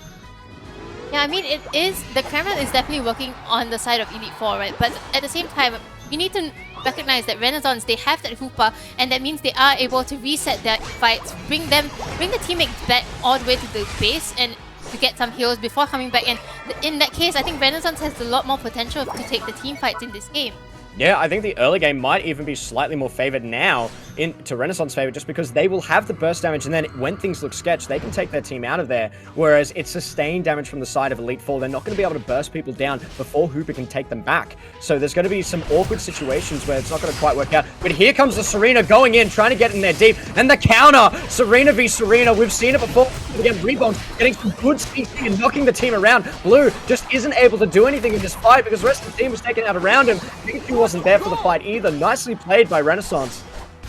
Yep, Renaissance really made use of the level differences at this point for them to actually take the Rotom and also push towards the tier 1 gold. So not just that, but they are putting in some pressure in the top lane, trying to go for the tier 2. Camilo just going in onto Lance. Lance got so low. Absol doing what they do best, continuing to get those takedowns with an outnumbered fight. Pikachu coming in there, getting some counters though. The sustained damage, we were talking about this one before. It's potentially coming back, but Kamiru once again, another takedown off the back of it. So it is very slightly favored to Renaissance, but not a bad counterpunch from the Elite Four. You do need to get a few more of those, get the XP back, and hopefully you're looking for the Kamiru though. If you can take them down, you're going to get a lot of levels. Miru already level 13, 5 minutes into this game. He is definitely a force to be reckoned with, and Elite Four, they need to find an angle to get this Absol out of the picture before they can even take any of these team fights. Unfortunately, Hooper teleports everyone back in and gets them into position much quicker. Eldegoss throws down the Unite as well. Are they going to be able to zone the team? They do take down the Hooper. That means they can't port them out. This is the fight Elite is looking for. And they got the pick onto Kamiru. Kamiru's taking quite a bit of damage. They should go down here, and they secure the Dreadnought for themselves. This fight should go in favor of Elite Four, but a massive stomp from Rebongs, and they're making it work. This Absol is still alive somehow, and they're continuing to try and push for the fight. It was looking so good for Elite Four, but Rebongs was massive in that battle. I think that was extremely important for Elite Four to get that Dreadnought. They managed to get it. They find some value knocking out Kamiru finally this Absol, and it gives them so much EXP for it. But of course, Renaissance, they always find a way to come back, right? They take a few knockouts over there, and they still are in the lead in terms of the points and in terms of the levels. I will say, it did seem at least somewhat even of an exchange. That's what you're looking for in that situation. Rebongs, though, trying to make it less so. I definitely think Elite Four, by getting the secure on the objective, as well as getting a few takedowns themselves, they'll be happy with that. Cramorant not quite able to get the takedowns they're looking for, but we have seen Elite Four's Serena, Lance, getting some work done, but here comes Kamiru on the Absol. Can they lock them down? Can they keep them into position? Pikachu picking the lockdown ability, which is definitely the right play. They were able to lock down that Absol, and Absol wasn't able to keep going. You know, I feel like the team composition coming in from Elite Four, it's really to counter this Absol, right? The Pikachu with the Volt Tackle able to just disable it long enough for the Serena and Cameron to deal all the damage it requires to bring him down. Once the Absol is down, they are able to take the fight against Renaissance a lot better. And you know, and it feels like they have already come back into this game. I feel like they have a potential, they know what they're trying to do, and they might be able to bring this game in. It's a very good answer, and I think on top of that, a lot of Pikachus nowadays have been opting to run the double AoE abilities, but picking the Volt Tackle instead was a very good move because it meant they were able to lock down that Absol for that little bit longer, keep them in place. And I think it's important for this comp. They've got a lot of characters that have some CC, some form of it in their kit, and it's been able to stop this Absol in its tracks. A very good adaptation from Elite Four, and I'm looking forward to seeing if they can continue to keep this momentum, keep getting some more takedowns, because they have definitely caught up in XP. Yep, and Renaissance, they are going to go for the last Dreadnought once again, giving them a little bit more EXP and shields for the final Zapdos fight. But at the same time, Elite Four is going to get in position. They are positioned quite aggressively and trying to catch Renaissance off guard here. They are in the bush, ready to pounce. It will be interesting to see who gets caught out first. I think it was a good move from Elite Four. You don't want to risk a sketchy fight right before Zap. Just take the position, you already know they're there, and you just try and win with superior position. Oh. There goes the Absol, burst down the Eldegoss in no time at all. Pikachu trying to use the Unite to get some value back, but Absol gets so much burst damage. Rebongs doing what they do best, taking them down. They're the better Serena in this fight, and they got exactly what they needed to. That's a wipe, and they should secure the Zapdos from this and go for the win. Yep, Absol with that Super Luck as its passive move right there, getting all the crits onto the side of Elite Four. They just can't respond. Without the Blissey, they're not able to sustain in the team fight long enough, and Renaissance, they make use of that. They go 4 or 5v4, they get the team fight down, they get the Zapdos, and now they get the dunks in as well. Getting that Eldegoss at the start of the fight was so important, and now we're seeing why. But they are taking a few takedowns back. If they get this Absol, they might be able to make a return. They're all still up, and if they all get big dunks, they could make it work. They have to go in now. There are a lot of goals still open. Will they get enough points? Will they be able to make it happen? 17 seconds on the Absol, 8 on the Serena. They can definitely get this first goal down, but they'll need to get some takedowns as well. Can they do it? And Renaissance is already at the tier 1, trying to guard it. They just don't want Elite Four to get in any dunks at all. But Elite Four, 5v2 here. This might be looking good for them. But Renaissance, they are just buying time for them. The Hoopa has really used Hyperspace Hold to bring them all in here. But the Pikachu as well, diving in deep, trying to make something happen. It makes a lot of sense for them to try and fight for this, but there's the best chance if they actually leave it. I almost think they should have just conceded that one forth from the next, but it ends up working out for them. Renaissance just decimating him in this fight. We're seeing some trades back for Elite Four, but that just means they're not going to be able to get the dunks they need. They don't have enough people now. Renaissance have secured themselves this first game. Yep, I feel like both sides, the team composition makes a lot of sense. We have seen how the Cramorant can go against the Absol, as well as, you know, the Pikachu being a very specific pick against the Absol as well. So I feel like Elite Four, they kind of know what they're doing, but at the same time, maybe bringing a Hoopa in on their own side will help in the second game. Yeah, I think it definitely was a close match. Elite Four, it makes a lot of sense for them, but I honestly think the only real mistake that Elite Four made was that they had the Eldegoss that was posturing forward. They should have had maybe the Serena backed up with the Blissey just to protect them a little bit, because the Eldegoss was just so squishy, was able to get eliminated, absolutely deleted before anything else could happen. You would rather have one of your, like, tankier members, in this case the Serena, who's able to stop that Absol in their tracks, so once they land on them, and also get a massive heal from the rest of the team. And Rebongs, you saw that in that final fight, made it to that 100k, but they actually have 3 members that are above 100k in damage. Renaissance doing a ton in that final fight. Yep, they definitely have a lot of damage on the side of Renaissance, but at the same time, I must say that the Blissey on the side of Elite Four, it has managed to recover a lot of the HP for his team and also tanked a lot of damage, but it was also the first Pokemon that went down in the Zapdos fight, and because of that, there wasn't enough sustainability for their team to actually take the team fight. Renaissance knew this, and I think, you know, they need to find a way to kind of engage on Renaissance differently, right? They can't just leave the Blissey alone, because without it, it's very hard for them to take any form of team fights at all. Definitely right there. I just think positioned slightly differently, so Lance is at the front, so if they get collapsed on, they should be tanky enough to survive that initial engage. And props as well to Blue as well. They showed what they can do on this Cramorant. Cramorant ended up being a very good pick. We saw it before and it didn't seem that strong, but they instead opted for that mobility just to barely dash out of the way of that Absol, and still had some good CC in the early game to try and turn things in their favor. So I think it was a very good pick. Blue absolutely nailed it. And I'd like to hear, Wentz, what did you think of that game, and what are some of the key takeouts? Yeah, I do think that Renaissance was actually dominating the game quite a bit, but even Elite Four, they were able to match Renaissance until the last part. The Zapdos battle was such a pivotal part in the entire match. Can actually see that the Elite Four, they were already in position trying to cut off Renaissance as Renaissance came up, but they were caught out, and that was the downfall because they weren't able to have that team fight at all. Yeah, losing a member so early just completely skewed it in their favor. And you saw they tried to fight back. The Pikachu tried to get some big AoE, get some sort of a punch back, but it just didn't quite work out for them. So I think it was a good attempt from Elite Four. They looked good. And we'll talk about how close the matches were with NSV versus Renaissance earlier in the day. Elite Four at least seems to have matched that in this game. It didn't look so in their first series, but I think they've gotten some momentum. They've picked up the pieces. They've figured out what's going to work into Renaissance. So I think they've got what they need to potentially get some games down and maybe even reset the bracket here. Yeah, and I'm just wondering if, Renaissance and Elite Four, would they be coming in with a different set of bends? I mean, this Cramorant, we've been talking about him so long. He has done so much for his entire team. I'm just wondering if Renaissance would choose to actually bend this one out as well. I almost think they decided to just hold off on doing it. I mean, they still managed to win this game, and even though it was strong, the rest of the pieces around it weren't able to do it. I'd say wait until you see what else they can put around this Cramorant, what else they can do to instigate it, allow it to do what it needs to do, then maybe you consider it as a ban. But I think for the time being, you leave it be. It's just not able to do enough without the other pieces around it. I think we're just going to look at the competition as a whole. So I feel like Elite Four kind of led all the teams to ban out the Decidueye, and then ever since then, all the teams have been banning out Decidueye. This allows Elite Four to have the picks that they want. So I think it's quite smart play from the side of Elite Four. They know that this is a competition that they might want to play towards the end of the competition, and so they actually save it for the last. Right. So definitely, I think both teams are very confident in terms of like the team composition that they're bringing to the table and the kind of strategy they have. They just have to, in this best of 5, kind of refine it further, such that they are able to bring in that victory and then force the other team to react or respond to them, right?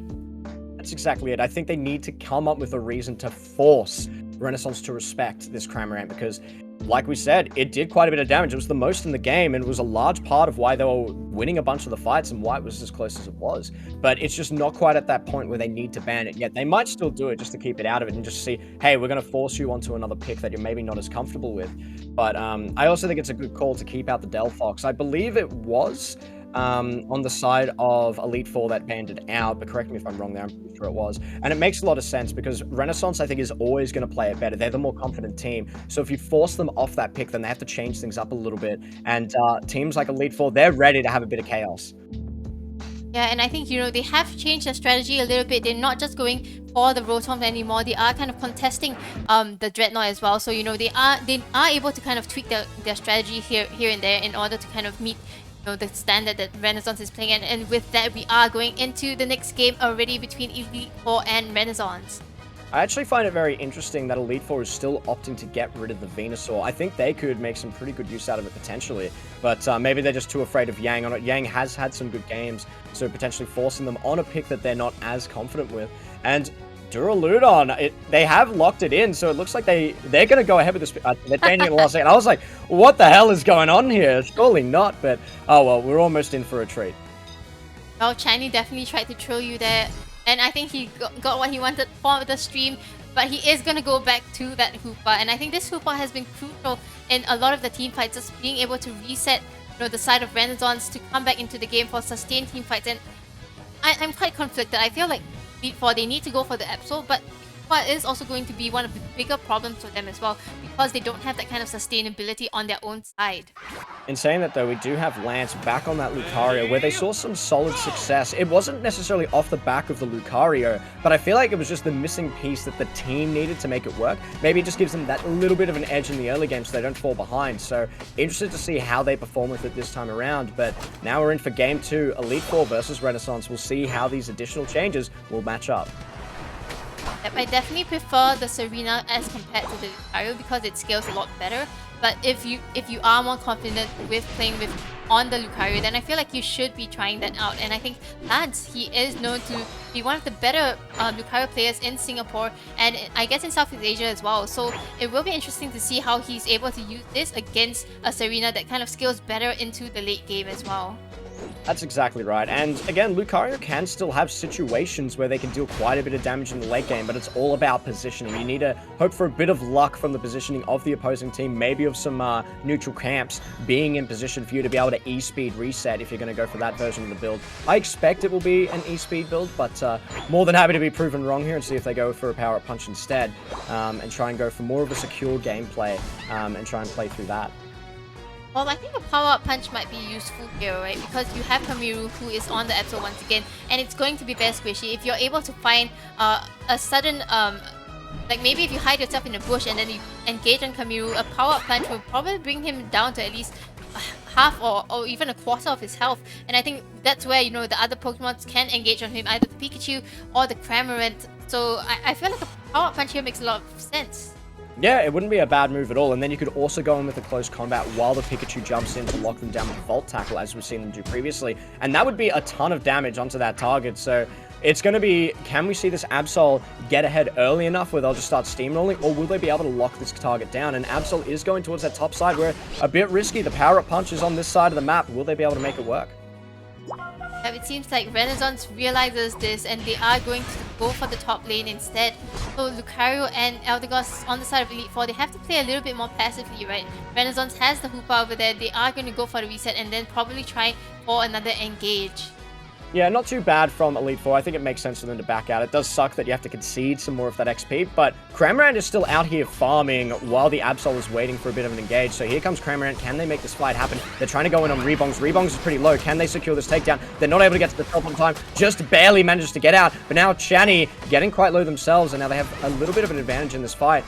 And Blue potentially was caught out. Once again, we really see how strong the Hoopa utility is with the Hyperspace Hole, just being able to catch, you know, his own team member out such that he doesn't go down, and Elite Four, they don't find as much value unless they're able to get this Absol. Getting the Absol is massive. Again, it's important to try and keep them behind, keep them not from getting to this insane point where they just get to run over the game. They rely on being ahead. They also secure another couple takedowns to themselves, and they're going to crack this goal, or at least very near. That's going to be nice for an overcap a little bit later on. And if anything, I wouldn't mind the idea of them just trying to get rid of it, because it stops the Hoopa from being able to make them jump around. They are going to have to concede the Dreadnought for this, but I don't mind this play at all. Keep the pressure in topside, keep these other carries getting ahead, and then if you're allowed to have this space and prevent the Hoopa from jumping around, you're going to be in a pretty good spot.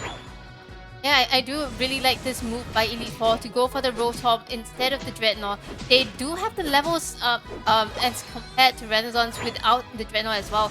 So I think this is a pretty good choice, right? They kind of create a little bit more space for them to farm, get their Unite moves level 9 on the Cramorant and Lucario. So perhaps they will be able to go in for a team fight soon.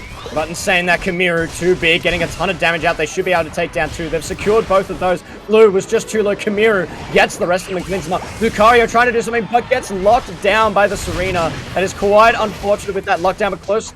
Ooh, the close combat tries to get some more value. They were defending as well as they could, but now they've lost that goal for themselves as well. I think they find a little bit of value getting the Absol, but once again, I think, you know, this Serena and Lucario matchup isn't too great for Elite Four. Serena just has so much more mobility as compared to this Lucario, and is able to disrupt him with either Chop Quick Kick or the Glassy Glide. Yeah, that's exactly right, and we're not going to be able to get as much damage potential from the Lucario. There'll still be some nice damage, but it's not like an E-speed, you know, they're relying on them just being able to get the lockdown on the Absol and then being able to win the fight from there. But in saying that, Rebong's trying to turn this one around. Absol in position now as well. We'll get the takedown, chasing after the Cramorant does secure it for themselves. Now Lucario has to walk away from that one, and that means numbers advantage for Renaissance. They'll be able to keep bullying Lance on this Lucario, but he's trying to get something back, trying to get anything, but gets denied the heal. Nicely played from Renaissance on the dive.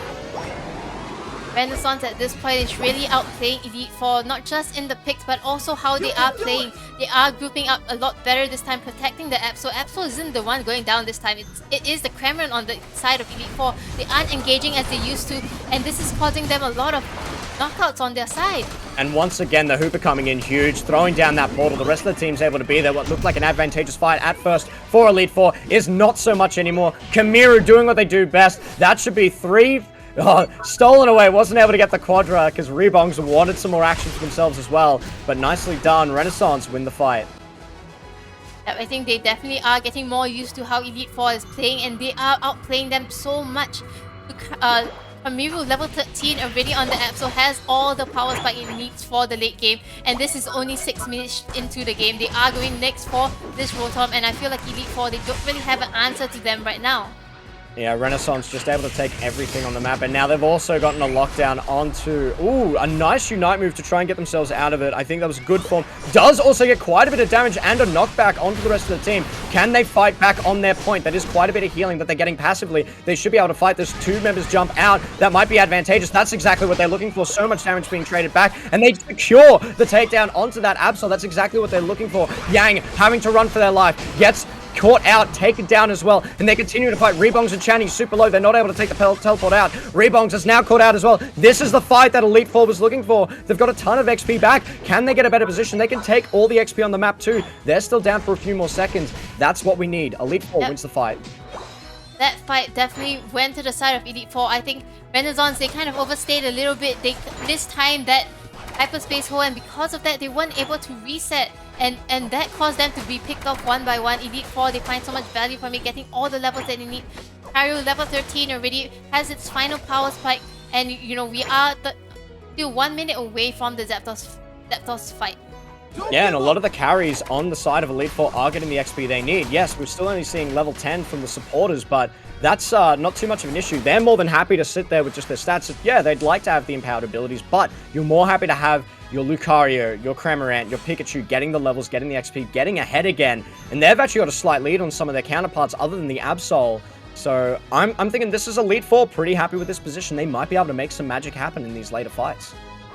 Yep, for sure. I think in the previous few games, they went for the Rotom consistently, and because of that, they always had the point lead. But in this case, they aren't able to meet the level difference, and they catch the Absol. The catch onto Kamiru is huge. Yes, they're using Unites, but if they can stagger those backs and secure the Dreadnought for themselves, they'll just be ahead and ready to go for this fight. They have to burn quite a bit for it, but can they keep up the momentum? Can they just keep this lead in their favor? They could also just go for a big dunk, wait for that crucial time limit. Everyone's out of position. Absol only just back now. This is going to get quite awkward. They're waiting to get a maximum value dunk. Here comes the 100-pointer, waiting for the double. Now they're ahead. They can play this slow if they really want to. And will they go for it? We'll have to wait and see. Here comes the fight. Rebongs gets in there, gets caught out. Pikachu, though, still has the Unite. Yang going in there, dealing a ton of damage. And we see the Unite coming out from Serena as well. Absol drops it, but they don't get as much value. But they are still taking down the members of Elite Four. Cramorant trying to kite back, but they're one of the only damage threats left. And they're going to get caught out here by Kamiru. Nicely done, the return from Renaissance. Team wipe by the side of Renaissance onto the side of Elite Four once again. They show them the powers that they have, and you know that they are better in taking the team fights. They wait for the episode to come back, and you know what? That was exactly what they needed just to take the team fights. And now they are gonna go get all those dunks in. So much value comes out of Renaissance. They just seem to clutch up on those fights at Zapdos. No matter what happens, they almost always win that battle. So you have to beat them outside of it. They're always confident in their ability, and they can't even get the takedowns there. I feel like if you're Elite Four, you're thinking, all right, that hoop is just getting annoying. I think it's time we remove it from the game. Yeah, I definitely think so, right? I think it's so important. This Hoopa has done so much for the side of Renaissance. It's really time to kind of remove it. I think that was kind of the reason why we didn't really see a lot of Hoopas in the third qualifiers, right? It was always a banned Pokemon, and I think Elite Four needs to kind of consider that as well, right? I think Renaissance, they are very confident with this team composition because of this Hoopa that can just reset them for them, and so they are willing to take all these very risky plays. And even if they lost the fight just now at the Rotom, they are still able to come back because of it as well. And in saying that though as well, you know, if you are the lesser team, you're probably not as keen on the Hooper. If you're the winning team, and you have the Hooper, you're very confident in having it, or even just conceding it and giving it to them. But since Elite Four do appear to be just barely the lesser team, just in terms of just raw skill and being able to win these later fights, I feel like you have to respect the Hooper and take it out of the game. If you're maybe on the sides of Renaissance, you probably don't care if the enemy team gets Hooper. You can capitalize on it. You can abuse the fact that you can take early goals and then make the Hooper lose a lot of its value, but they're just, unfortunately, Elite Four just aren't able to do that. Yep, and they, of course, if they do choose to ban the Hooper, they do need to think about who are they allowing in for the side of Renaissance. Is it going to be the Machamp that Camus has been maneuvering so well as well, right? Are they able to kind of respond to that? Because now it's 2-0 on the side of Renaissance and Elite Four. One more game for Renaissance to take this competition into the bag, right? Yeah, I think the side of Elite Four have been banning away that Ivysaur, the Venusaur, as well as the Delphox. So it depends on what you want to choose, right? Do you want to give back the Venusaur, which you're expecting Yang to just dominate on? I actually think maybe in this case they leave that ban on the table and instead allow the Delphox back in, because we've seen everyone playing the Delphox, including Elite Four. So at the very least, you're just conceding the fact that you're both going to take it. Just hope that you could play it a little bit better on the day and then maybe get some more value. Yeah, I think, Elite Four, with this team composition, Renaissance is definitely getting very used to them already. And looking at Camus, just being able to do 70,000 damage still, even when Pikachu has been picked up, Lucario and Cameron picked up just to go against him, is really something that we need to consider, right? I think Elite Four, they need to reconsider the team composition at this point. Yeah, I think there's nothing wrong necessarily with Elite Four's composition, but I think it's the fact that they've let the Hooper through. There was just a few too many times where that Hooper just allowing people to teleport out just meant they weren't able to chase down those takedowns and weren't able to get a good position or a good lead at any point in the game. But I think the comp worked out fine. There were times where it looked quite solid. It looked like they were getting some decent fights. They were making stuff happen. But unfortunately, they just weren't able to secure those wins because Hooper was just coming in too big. I definitely agree. Hooper should probably be banned at this point. We will see whether or not Elite Four does choose to do that and let another Pokemon in, right? They might just let the Venusaur in, but at this point, I feel like the Venusaur isn't as big of a threat. Yeah, I do think that they can choose to ban the Hoopa and the Delphox, because we did mention how the Delphox is so much stronger on the side of Renaissance. Right. And I do think that the Venusaur on Blue has been actually quite good, because there was that one game where Blue had over 100k damage on the Venusaur. So I do think that maybe they can change it around, and instead of holding the Cameron, they had the Venusaur on Blue instead.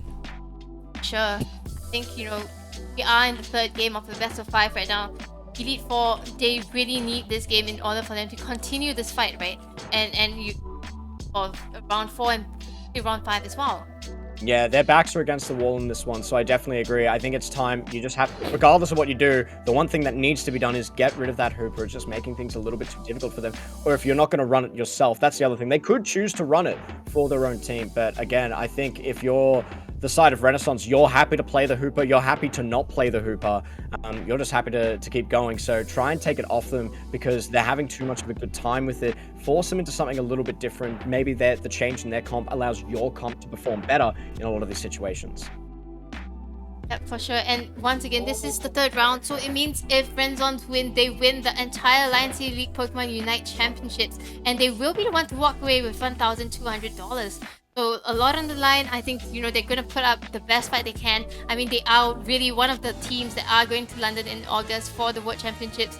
So they definitely have a lot to kind of prove, right? That's exactly right, and especially after the defeat. I hate that I'm bringing it up every time. I'm sure they're going, no, Phoenix, stop bringing it up.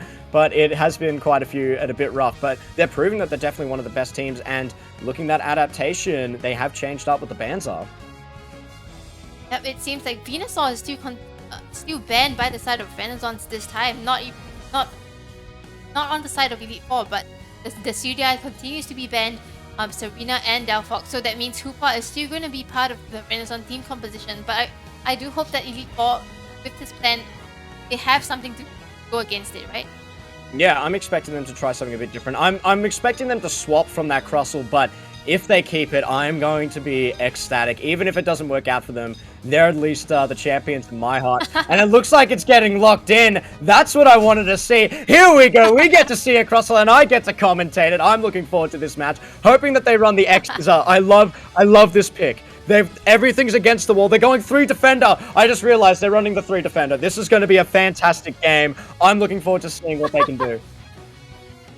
Yep, I think Elite Four definitely giving us a show for a potential last match of this whole entire competition. They have changed a lot of the Pokemon on their side. They have the Dragonite. We haven't really seen that a lot. We also have the Blastoise. So it's going to be very interesting to see how they make use of the team composition to go against that of the side of Renaissance. Game 3, Renaissance versus Elite Four. What could be the final game? And Elite Four is definitely playing like that's the case. Their backs are against the wall and they're throwing whatever they can, bringing out the bot lane Squirtle and then the top lane Krabby Boy. So I'm looking forward to this, seeing both of them play it out, and let's see exactly what they can do with these picks. I think Crossel is definitely a pick that we don't really see that often. It just doesn't have that much skills in terms of being there in team fights, right? It's mainly a solo queue kind of Pokemon that is able to get these sneaky dunks in, get out of it with its fluffy tails, maybe steal a little bit of an objective, but maybe that's the angle that Elite Four is kind of going, right? They don't have to win every single part of this game, they just need to win the main objective and get those dunks in. As a Crossel connoisseur, if they went the full crit build, I didn't triple check. There is a lot you could do with this pick. They're going to get taken down there because they don't have much ways to escape fights, just barely getting taken out by Rebongs there on the Absol. And Rebongs this time playing the Absol pick, so excited to see that one coming out. But if they can scale up a little bit, get to their X-Scissor, and if they're running a version of the build that allows them to deal a ton of damage, you can burst down squishy targets with this Crossel. So I'm looking forward to see what exactly they're planning, if they're going for the X-Scissor build, and if they're going to do some big damage plays. Yeah, for sure, right? And Rebongs on his episode once again, it has been one of the community favorites, and I think he's finally bringing this back in the third and potential final game of the series. It's really nice to see this guy playing Absol once again, since he was one of the Absol players since season 1. Yeah. And I love seeing the lane Absol as well. We've been seeing a lot of jungle Absol in the series, but I actually think even solo lane Absol can be played to quite a good effect. I've seen a few players play it before, and it has some relatively good matchups. It has quite a bit of damage, and you can kind of skew fights in a weird way. Yep, and I think for the side of Elite Four, they have a very late game team position, right? They have the Squirtle and they have to get the Mamoswine online again. But I really like the Dragonite pick because once it reaches level 8, it has the potential to snipe objectives as well, right? So the first Dreadnought that they really need to get their team comp online is going to be... They're going to be better able to take that fight for sure. Yeah, and because of how meaty this team comp is, they are running 3 defenders, even if they are going a bit damage index, which I would assume both the Squirtle and the Crossel are going for a little bit more damage. They're still going to be hard to take down, which is a good answer into the Absol. Just not being able to get taken down immediately in fights, having that innate tankiness might be what turns the fight. And the Objective Secure as well should be able to turn this, but they're not going for the X as a build. They are instead going to go for the Stealth Rock, the classic build, going the Shell Smash and... as well as the Stealth Rock. And they're getting quite a few takedowns as well. A lot of zone pressure coming out, but the return punches coming from the Machamp, getting quite a bit done. There's the Unite move. Kamiru getting the level up when they need to, getting a ton done. Lance now in an awkward position, trying to get something done, trying to throw down a Stealth Rock to make it a bit awkward on the Dreadnought, but unfortunately a better position by Renaissance. Yep, I think Elite Four, they are going for a composition that can really burst down targets really quickly, but it only gets burst down if you're still alive. Renaissance, they take them all out and they manage to get the first Dreadnought so easily. They break the tier 1 goal zone and might be going for the second one as well. And the big issue here is that they've got more ranged DPS coming from Renaissance at the moment. It still needs a bit of time for the Squirtle, for the Crossel to be able to scale, as well as that Mamoswine that hasn't even evolved yet. So they really need to get the XP on these other characters. They just need to play it slow. They potentially just need to concede a little bit at the moment. And we do see Dragonite trying to make something happen. Blue doing what they can, but they do get taken down. Fortunately, Renaissance going in there and just being so dominant at the moment. We just need to see, again, Elite Four, I think you're kind of happy with the situation. You're already quite behind. Let's open up the map a little bit, get a bit more XP, and just try and farm your way back into this game. Get to that late game point where you can start winning some weird, wacky fights where you're just too beefy to take down. I definitely agree with you, but Renaissance, they aren't going to give Elite Four any space to get the farms that they need. This this Kylo Swine is just going down so quickly, and I must say that I just want to point out that Absol is actually running a different build this time. It's going for the Night Slash as well as Sucker Punch, so he was able to kind of juke out that Dragon Knight just now, and because of that, he gets the knockout on it as well, and now they just decimated the second tier Go Zone.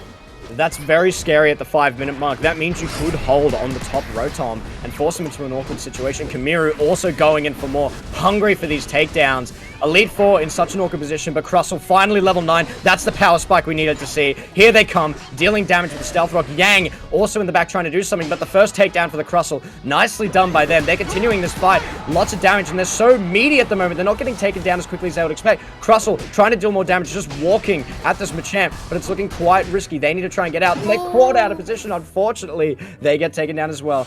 Kylo Swine trying to get some more damage done, but they're only level 8. They're not going to be able to take down Kamiru. This is a dangerous prospect. They try to chase them down. If they do get the takedown, they would get so much XP, but Kamiru is just walking away from them. But the damage is getting so close. They're backed up by the rest of the team. Kamiru is still alive, but they do take it down, finally. And that's more XP in their pocket. They finally take it down, but Rebongs, he gets the Dreadnought. No contestation from the side of Elite Four at all. They bring 3 to get 1 Pokemon off, but they just let the Dreadnought go just like that. I don't think that's the right play, but definitely great for the streak. Elite Four at least making it interesting. You know, they're having fun with it. Maybe they're not doing too well. But unfortunately, you know, you love letting the first tier goals go down, but once the second tier goal goes down, it's much harder for you to secure those camps on your side of the map. So now it's actually risky for them to try and farm, but they are in position to try and make this Rotom happen. Will Skirmish break out. They're on top of blue at the moment. Here comes the Mammoth Swine finally getting a Unite out, doing some damage, causing a lot of disruption. Eldegoss coming in as well. Pikachu dealing a ton of damage, though, in the back line. Yang getting a lot of effectiveness out of that. Dragonite comes in, smashes down onto Rebongs. That's a takedown that they need. But can this Machamp smash them in the fight? That was a gamer eject button, jumping right out of the way of that Hyper Beam. Kamiru survives that one and able to take over the fight even more. Yep, I think when it comes to playing a Machamp, it really comes down to where you position yourself. And with the eject, just avoiding the Dragonite's beam entirely and then taking out 3 Pokemon on the side of Elite Four. This Rotom, Elite Four, they might have gotten it, but Renaissance, they are the ones who find value at this point. 3-1-3 to 0, Elite Four, what is happening? Devastating as well. If you saw what happened in bot, Dragonite was trying to get a fat 50 stack on that bottom goal, but Rebongs jumped in, decimated them immediately. It's looking like a bit of a tough time. In saying that, they're not as far behind in XP as I thought they would have been. They're definitely still behind, but considering how wild this has been and how much it's been in favor of Renaissance, they could be much further behind. I think there's still a chance for them to get a little bit more XP and try and rely on that innate tankiness and maybe get some weird picks. I also think if you went X-Scissor, this would have been the better build. Sorry, Lance, I gotta criticize you as the Crustle connoisseur. X-Scissor, I think, would have just done so much more in terms of the burst damage and would have been a little bit safer, but maybe they can make some really effective use of the Stealth Rock, get a cheeky steal on the Zapdos with it, or just use it in a choke point and get some value, but that's another Dreadnought. I definitely agree with you that this is the strategy that they're going for. Right? They just want to burst down the Zapdos as quickly as possible, but at the same time, Renaissance 3-3 to 0, with the tier 3 Go Zone open for the side of Elite Four, it feels like they're just able to counter dunk in and they still be in the lead. So I feel like Elite Four, they don't really have an angle with this team composition at this point. In saying that though, a nice overdunk from the Crustle. If they get a few of those, they could potentially try and turn this one around. But now there's a bit of an awkward team fight. Is this in Elite Four's favor? Can they make this work? Crustle just standing on top of the Zapdos. They're going to try and make it a flip. This might be what they're looking for. They get the flip that they were looking for. They just need to sprint at the goals as fast as possible. Maybe they can make this work. We do see the Hooper going into the back line, but that's still more points on top of Elite Four as well. They're making it closer than it needs to be. There is a chance that Elite Four could turn this one around. They need to get the rest of their dunks down, and they need more people to get dunks. Are they going to be able to get it? They stop the Dragonite, though, in their tracks. I don't think they're going to be able to get more value. I love the adaptation. Just send the Hooper into the back line. Don't even make it close. Don't allow the Zapdos to be the deciding factor. Just make it point-based. You had the lead already. Well done from Renaissance to be able to make it. Yep. This is exactly what we said. Even if Elite Four went for the Zapdos, they still just don't have enough points. Renaissance, they just went towards the tier 3 Go Zone and just dunked everything in. It just completely neutralize the difference. I mean, 200 points lead still for the side of Renaissance. 1 minute left on the clock. I'm not sure Elite Four can do this with the current levels and the Pokemon that they have chosen to go with. In saying that, though, I think they've definitely got the points for it. They just need to survive. Lance just needs to get out of this. Lance, are you going to be able to make it? The dashing too fast. This could be perfect. They've caught a lot of members out, but Absol's trying to get a cheeky one in the back line. It's really going to depend. Can they win the fight quick enough? And will they be able to get back and defend? I think Absol's just managed to secure the win for them. A huge fight for Elite Four, but I don't think it's going to be enough. They're going to take down Kamira here as well. They would need to push in. They need to get so much value from this. But that's a lot of points that they have in their favor. Can they get these dunks? Can they make it happen? They need to keep pushing. They need to get every one of these dunks in to win. Are they going to be able to do it? They're staggering back. Will they be able to get the goals They're so close, but they're fighting on the point, and there's no way. There's still two of them up. They need to take them down so fast. I don't think they're going to do it in time. It was a very, very good attempt, but they're not going to be able to make it happen. A good attempt, but Renaissance will win this one. Well done to both teams. I think that was a very nice display for our last game for the Lions City League Championships, and good job to Renaissance. You will be the ones to walk away with $1,200 in cash prizes. Great plays by both sides, but extremely well played by the side of Renaissance. Yes, Renaissance were dominant for this entire thing. They didn't drop a series this entire time and only ended up dropping one game. In saying that, though, I think Elite Four really fought back in that final game. They definitely had a chance to win it there. If they could just barely get the members off that goal, if all of them got their dunks in there, I think they win and force us into another game. So I want to commend them, and I love that they brought out the weird comp. And MVP going to that Crustle. That's what I wanted to see. This is why it's the best pick ever. More people should pick it. Get your MVPs out there, so I loved that performance. I love that I got to see it. Shout out to Lance for being able to make that happen. They did everything they could. Well played from both sides, but Renaissance just so dominant for that game. Yeah, it was very refreshing to see Rebongs come back on the app, so as well as to bring back Sucker Punch and to use it into such greatness as well. I think extremely good job. We just beat the highest damage dealt by Camus, 141,000 in the Lions City League Championships. Extremely great plays by him with the eject, and also being a very strong team player in his team. I think really great games that we have gotten. The Machamp has been so dangerous for this entire day, every single time we've seen it, as well as the Absol. Both of these picks have been so coveted, and there's a reason why Absol got MVP, Machamp got the most damage in the game. It was a disgusting match from Renaissance. So much power there. But again, Elite Four, they put on a good show. I love what they brought out. They at least gave it their best attempt, but that 1,200 will be going over to Renaissance. We'll be very happy with that. $500 at least to Elite Four as well. Yep, and the 3rd to 6th places players and teams also do get a little bit of the prize. So this is the brackets that we have today. Renaissance 1st place and Elite Four 2nd. 3rd place being NSV and 4th place being Pokeballers, and with 5th place we do have Kimochi. Yeah, very well done from everyone on the day. I loved seeing that one. I'd love to throw over to Wentz and find out what your thoughts are on that match, because that was a banger of an end. Yes, definitely for sure. I think Elite Four did bring in some really good compositions just to try to spice things up a little bit. But unfortunately, the lead that they have from the side of Renaissance was just too much for them to handle. And unfortunately for them, it just kind of didn't work out for them. I don't think it's just the team composition, but the decision making from Renaissance. Because towards the end, the Zapdos fight, it was something that Elite Four wanted, and they wanted to flip the game around there. But instead of fighting and contesting for the Zapdos, they decided to go straight for the goal zone and dunk in all their points and extend the entire lead, and then get back, because they do have their Hooper to get back and then defend their zone. So it was actually a fantastic decision making from the side of Renaissance. I do think that throughout the entire competition, they've been making very high level decisions that it just outmaneuvers the opposing team.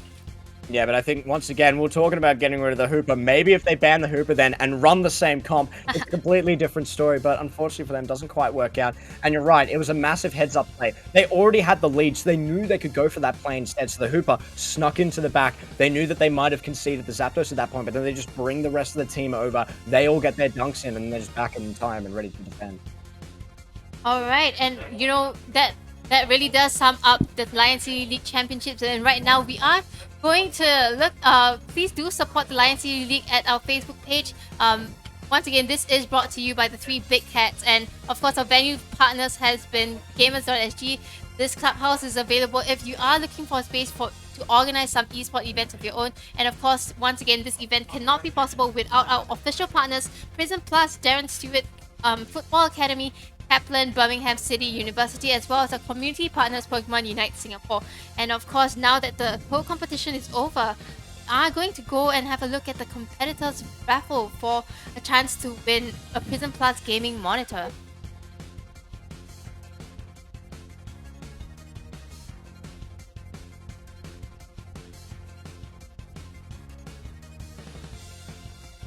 Alright, so I guess everyone has been looking forward to this raffle. If you are a competitor in any of the games by Lion City League Season 2, your name will be in here. And of course, if you have joined every single qualifier, you will have 3 chances to win. So we do have a total of 250 entries.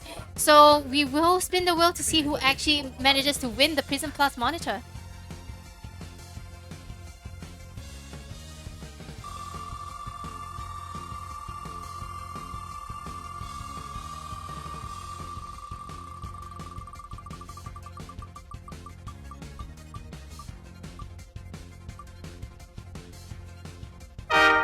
And the winner for our raffle is Muhammad Iqbal.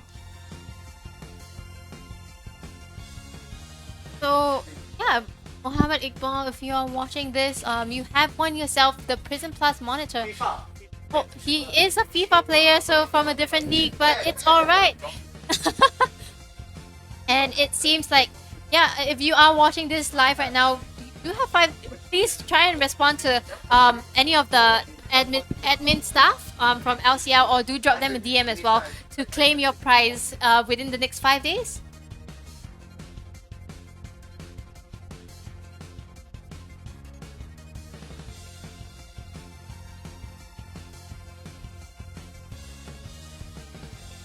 Alright, and with that, I think, we have come to the end of the Lion City League Season 2 Championships. It has been a pleasure to be here with you guys. Once again, this is Artisan here with Zaduk as well as Phoenix. We hope to see you guys soon.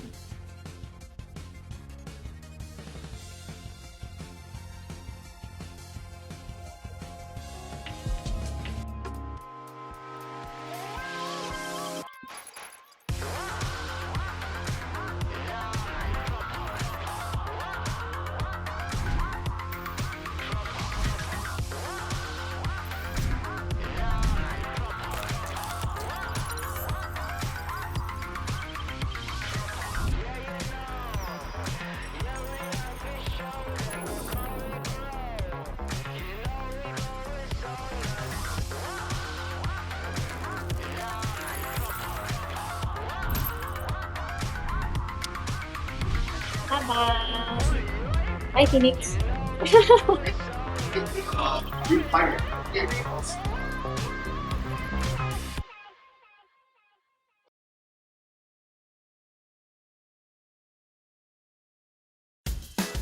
Do you need a degree to get that promotion or career switch? Graduate with an honors degree from Birmingham City University in 1 year. Established since 1843, you can choose from a variety of leading business programs. Diploma holders can complete the degree in 1 year. Assignment-based assessment allows you to manage your time better by spreading out your workload. No weekend classes means you don't have to compromise on your social and family life. Find out more today.